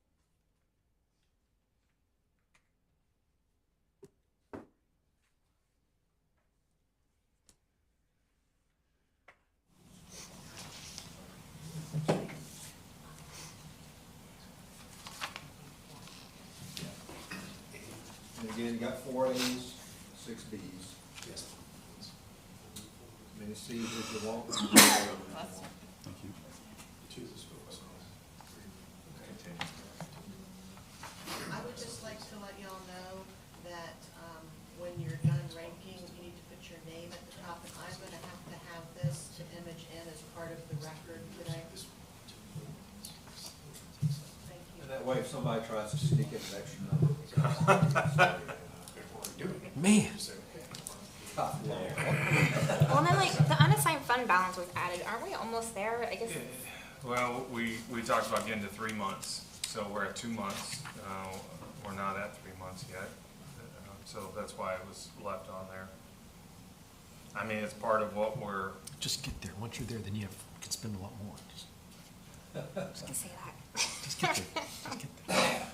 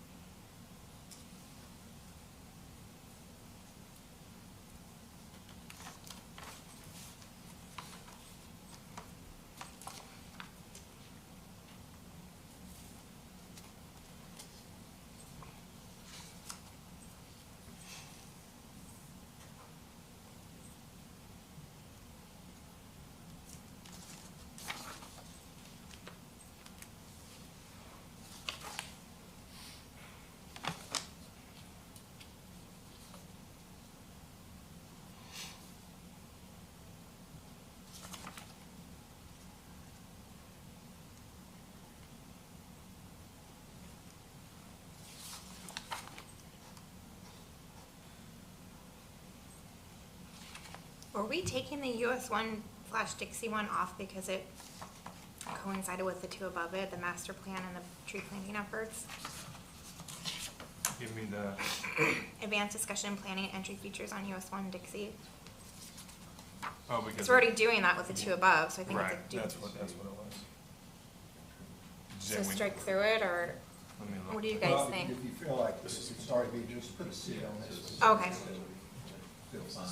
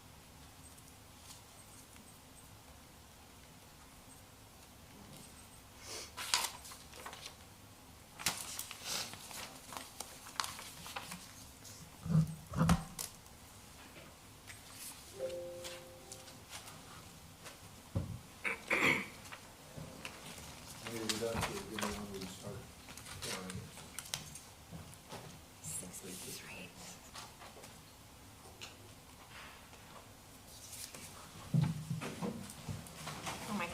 You're that Last guy, one. huh? Like, done like an hour before everybody else? I'm gonna, this is like, We'll have an this extra is dessert. difficult. When you get 7 A's, you can do it much easier.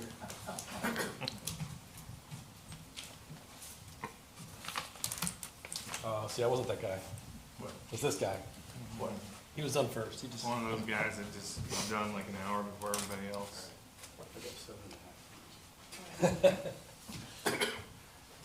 I followed him. Well, I said one was pending the outcome of the bond referendum.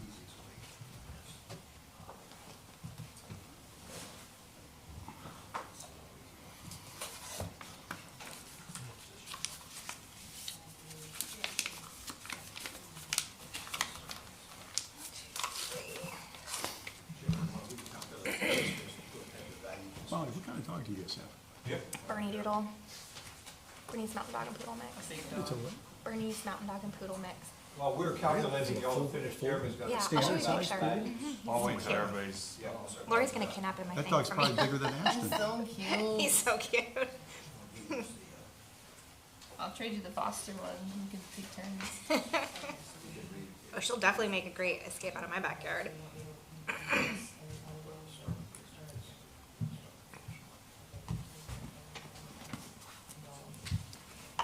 My A's, they're getting away from me.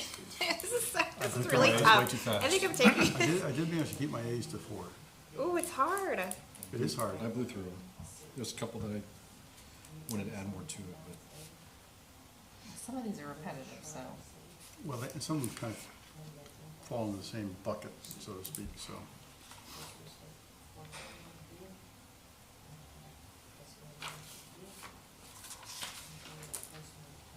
right, 1, 2, 3. 2, 3.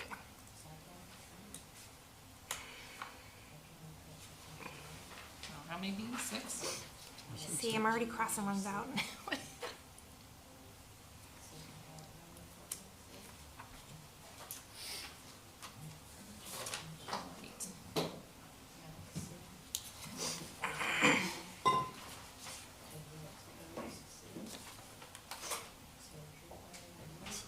No, I'm just, so I feel like I'm in like a school, like everybody's finishing their test. It does feel like that. Yeah. I don't do well with that. I was gonna walk and just hover over I everybody. guarantee I'm like, Can I gonna have my last. accommodations, please?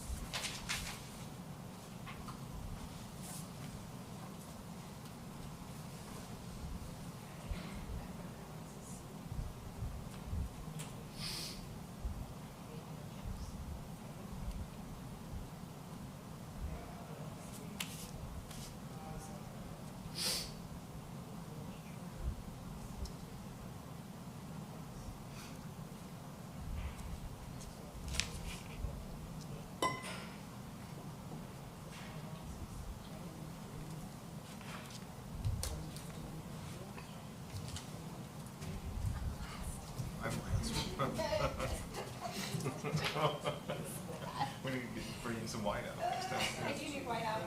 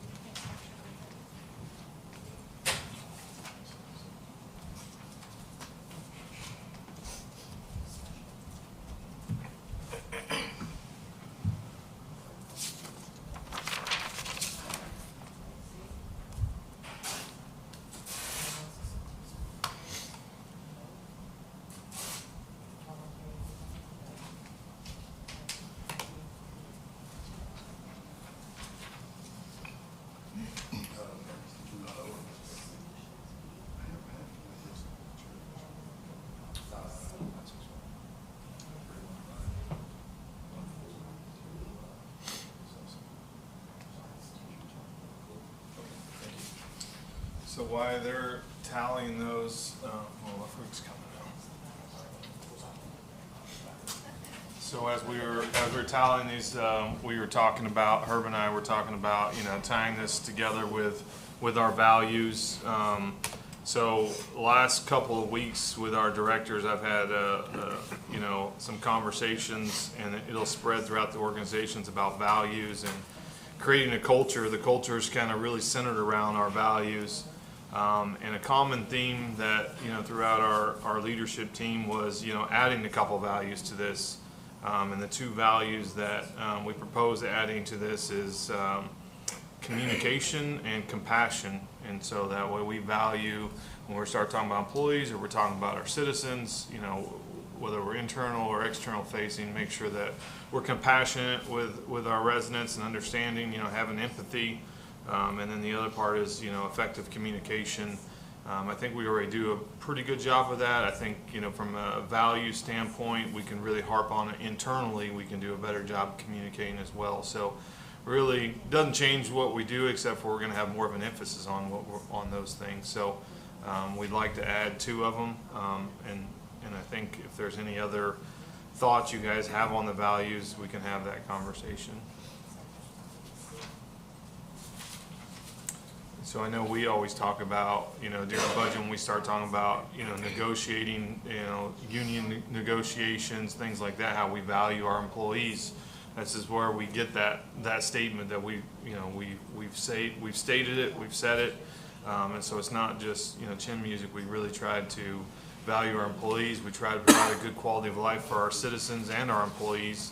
And so when we're talking about Tequesta Fest and those types of things, it makes it really easy to say, like, hey, we're very high on quality of life. You know, we start talking about parks, we're very high on those things. So it makes it very centered, because those are the values that we've stated.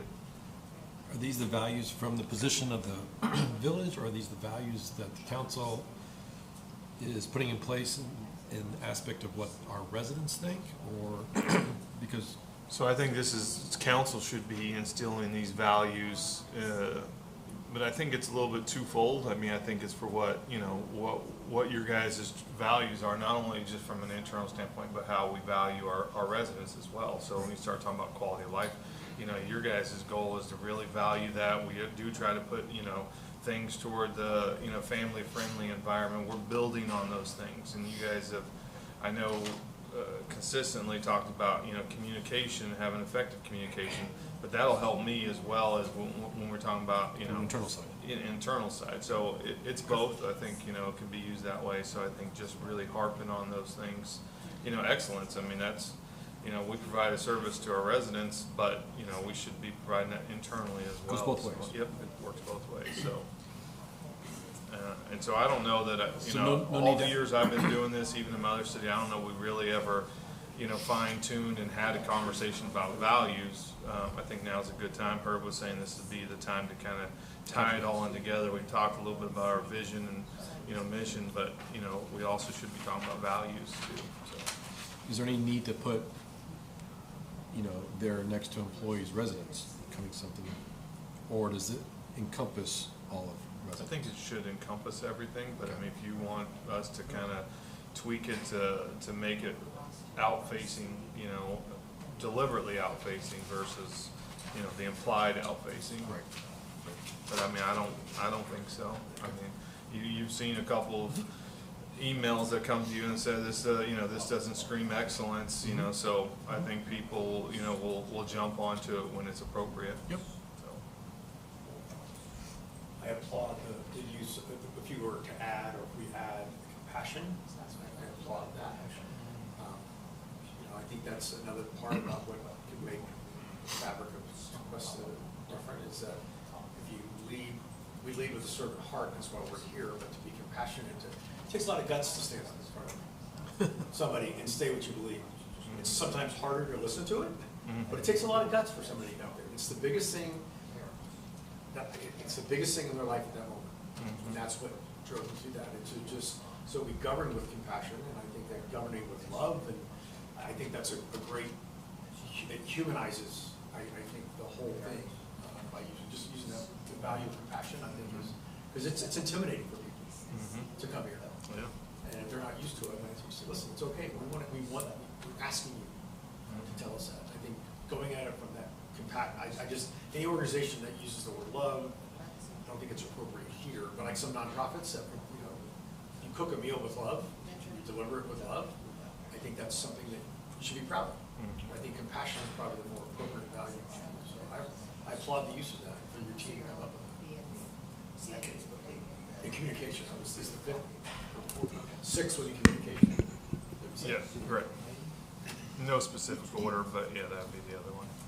And I think that's probably driven a lot from council. I remember one of the first days I got here and met with all the council, and, you know, there was a lot of discussion about lack of communication. And even, you know, internally, when I met with directors, they were like, you know, we don't really know what's going on half the time, you know, and that was before I try to do a good job of trying to, you know, have staff meetings, you know, and really put it out there. So I know from day one, communication was a big one that, you know, I think has been, you know, something we're memorializing where every day we try, you know, I mean, it's never going to stop, so. I mean, I think all that up there really pretty much sums up what our entire village is, and I like that we get to be a village and not necessarily a city or a town. And the word village for me really comes back to community family, which does include employees, because you do know your police and fire and your clerks if you have to call them, and you get to know them when they're out and about in the communities. And accountability was big for me when we first hired. We were looking for a manager because I wanted someone that was not afraid of the people. So if we get resident emails, and our job is to use the manager as the point person, it's their job to then direct the director heads and department heads to find the solutions and help that resident. So it was nice that we were able to take a hold of that accountability. We can work with the manager at helping a resident that has a concern or a need or assistance. The biggest thing for me is quality of life, and I know you guys are kind of new to the village compared to some of us that have been here a long time, and I believe both of you and many of the residents say that they move here to raise their family and they want to have that quality of life. And the quality of life for me is to slow down, get out of the rat race, be able to enjoy the water. You know, Jonathan Dickinson north of us, go to the beach. It's not super crowded like Fort Lauderdale beaches are. Yes, our roads are getting busier, but it's still not like Indiantown Road or North Lake, and I'd love to try to avoid that as much as possible. So for me, it's really our aesthetic with trees and landscaping and everyone taking care of their yards and whatnot, and the village taking care of their part with our right-of-ways and our parking lots and our parks goes into the quality of life for you're able to enjoy where you live and be proud of it, but also slow down and really take it in. So that way, everywhere else you go, you run into the rat race, and then you come home, and just like Mayor said earlier, you go, and for me, that's really, again, that goes back to our niche. We are that small town feel without having to be in the boondocks. And we should absolutely harness that and take pride and control that and hold on to that as much as we can so we can have a quality life, not just for our kids. And obviously that's really important because they're growing up in a really busy world and environment. I think most of us didn't grow up with cell phones and social media and all that, so just harnessing our youth, some good roots on where to grow up, and then giving our retirees somewhere to enjoy the rest of their life and mix those together so we all can live cohesively and learn from each other. That's really what's really important for me. And then having our great government staff, again, not be afraid of the people, be very transparent with them. When we have public comment and people come to speak, I don't care if it's good, bad, or ugly, I'm here to sit and listen, and we will try our best as a group to try and find you solutions and be better. That's pretty much where I stand.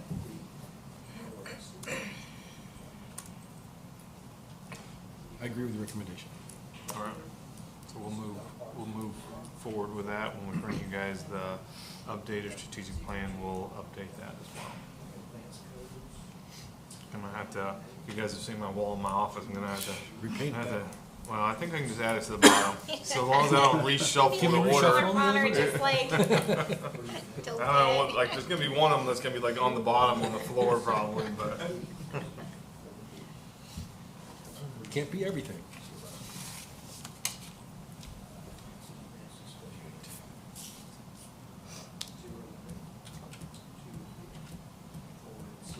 So are we going to do another workshop after you update everything based off the findings today?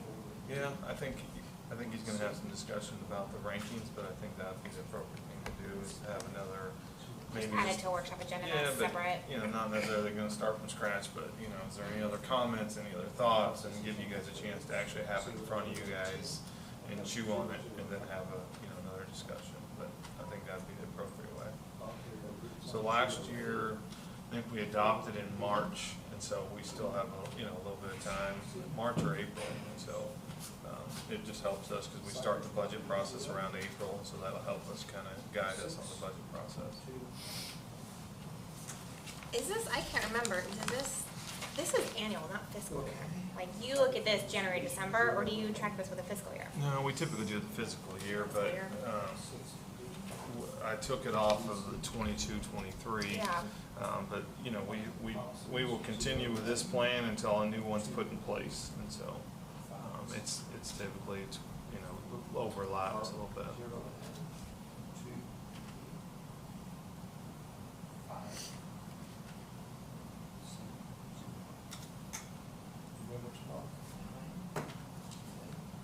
just sent you guys the Excel sheets on your guys' thing, and you guys put them all in, and then had something where it ties it all together. We're gonna have to have a little more fine tuning. Better than, I mean, we're gonna rank like this. Yeah, so oh no, I think. I welcome it.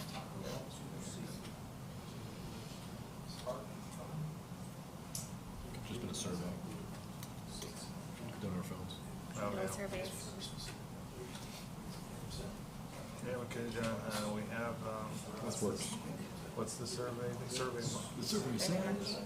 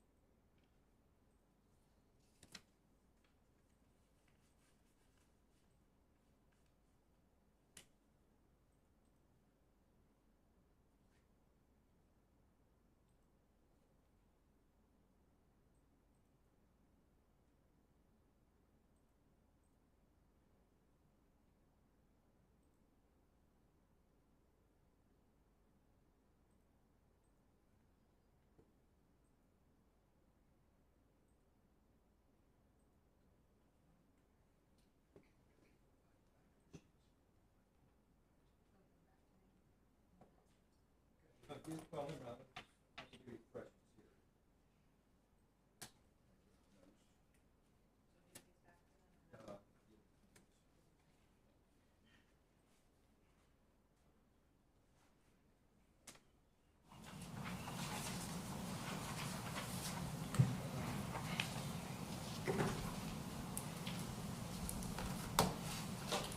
Okay, well, you have your votes calculated here.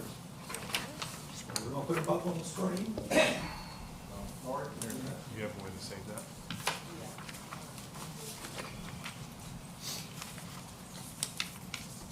And I broke them into highest priority, high priority, percentage.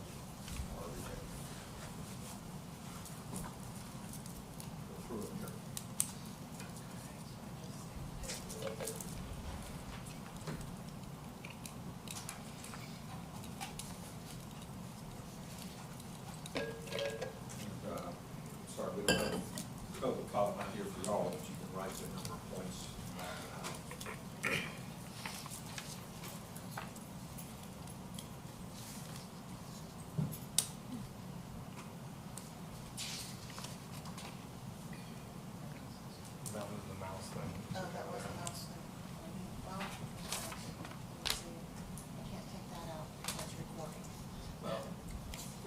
off, Laurie.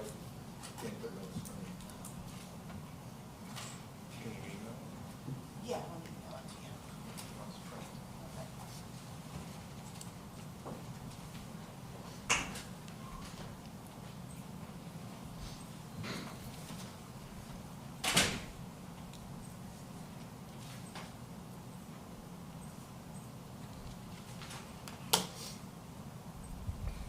I think he's gonna work on it. What do we have to do? He's gonna go print it. I don't have enough. Let's just read them off. Bring them off? Yeah, we'll just read them off. Okay, so. you just All right, want we'll me to starting read at off the top. The crew background analysis, the total points for that one? was? 6. 6. Communication, 7. 8-man shift, 16. Grant funding, 6. Unassigned fund balance, 12. Charter, 6. US 1 bridge, 8. Tequesta Park, 14. Fiscal analysis. Wait. Okay. We just, sorry, got lost. Back up. Unassigned fund balance was, Unassigned fund balance was 12. village charter, 6. impacts, 8. state of Florida funding for. 14. 14. Fiscal analysis, 12. Replacement of utilities, 13. Road maintenance, 11. Sidewalk, 9. This says. Alternative transportation, that was rejected. Okay, it says, okay, 0. Yes. 0. Everybody rejected it. Right. 6 no's on it. Okay, that column says 0 there, okay.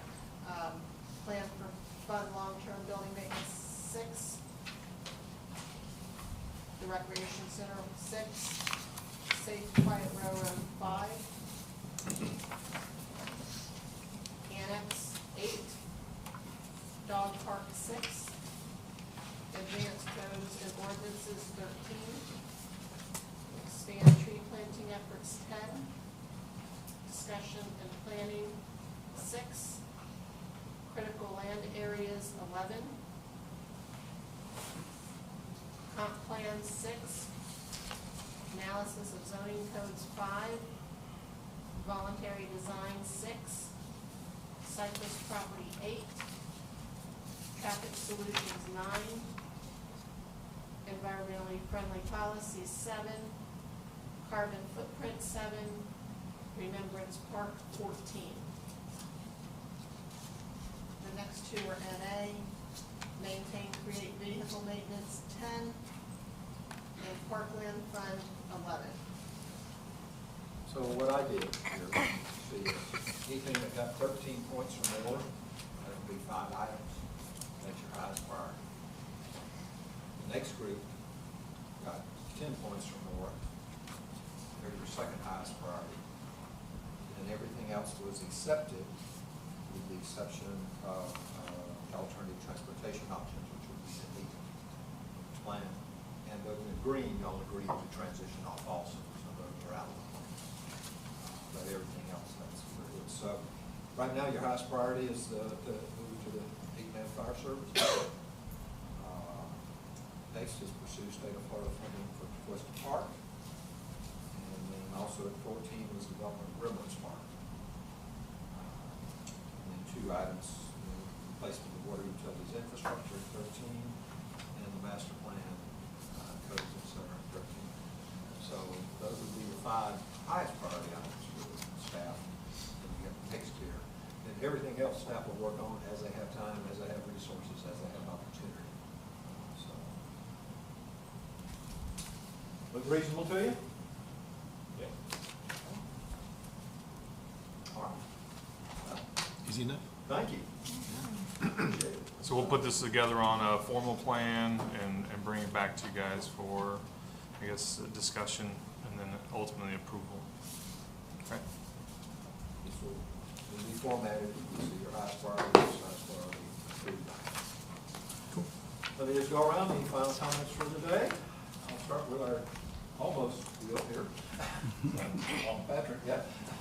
No, I mean, I thought this was very helpful. This is a great system. It might seal things like with the company. Different topics, obviously. Yeah. But no, just excited to get started and work through all these critical items. I agree, it's great to hear. For y'all that weren't with us, it has a really great story about a new this I'll just leave that to your imagination. Let's close the meeting first. Are we No, live? I think the process was healthy and open. It's great to hear some of the historical comments, things that we've been working on, prior to today. Again, we measure what matters, and we've measured it, and this is what we'll move forward with doing. And I think it sounds like it's still consistent with what we all kind of talked about at the opening as well. Still don't ever wind up with the mayor, last year. I'm good. Thank you for your time and coming in Thank you. and all the prep work you put in for it. I appreciate the opportunity. Yeah, I agree with what everyone else says. I think it was a very productive use of our time, and I think we came out of this with something meaningful, and I know it's important for Jeremy and the staff to have clear guidance, not muted guidance, as to how they're to proceed. So I think there's going to be a lot of benefit from this. And I get to help keep you guys accountable to stay on task, so. The obnoxious guy. I am gonna be that guy. No, thank you for all your work with us today. I think the rating scale was a step that we were missing that I think is going to be very beneficial for staff and even for us to remind us of what we prioritize. And just for record, since it's being recorded and everyone cannot see, I won't take public comment because there's not any public here. So, just want to put on record. Jeremy, if you wrap up. It's great for us, great for staff. We don't get to have too many, I don't want to say meaningful, but, to have this open dialogue and, with everybody here, everybody in the same room. I mean, I have individual conversations, but to have it with everybody here, it's great. And I think we have a path forward. We're all doing, we're here for the right reasons, and now we kind of have a dot on the wall to aim for, so. Well, again, thank you for the opportunity to work with you. Wish you have a wonderful year. So, Thank you. Thank you very much. Take food, snacks if you want. We got plenty of it. Yep. Oh, I don't need to take a motion. It's workshop, yeah.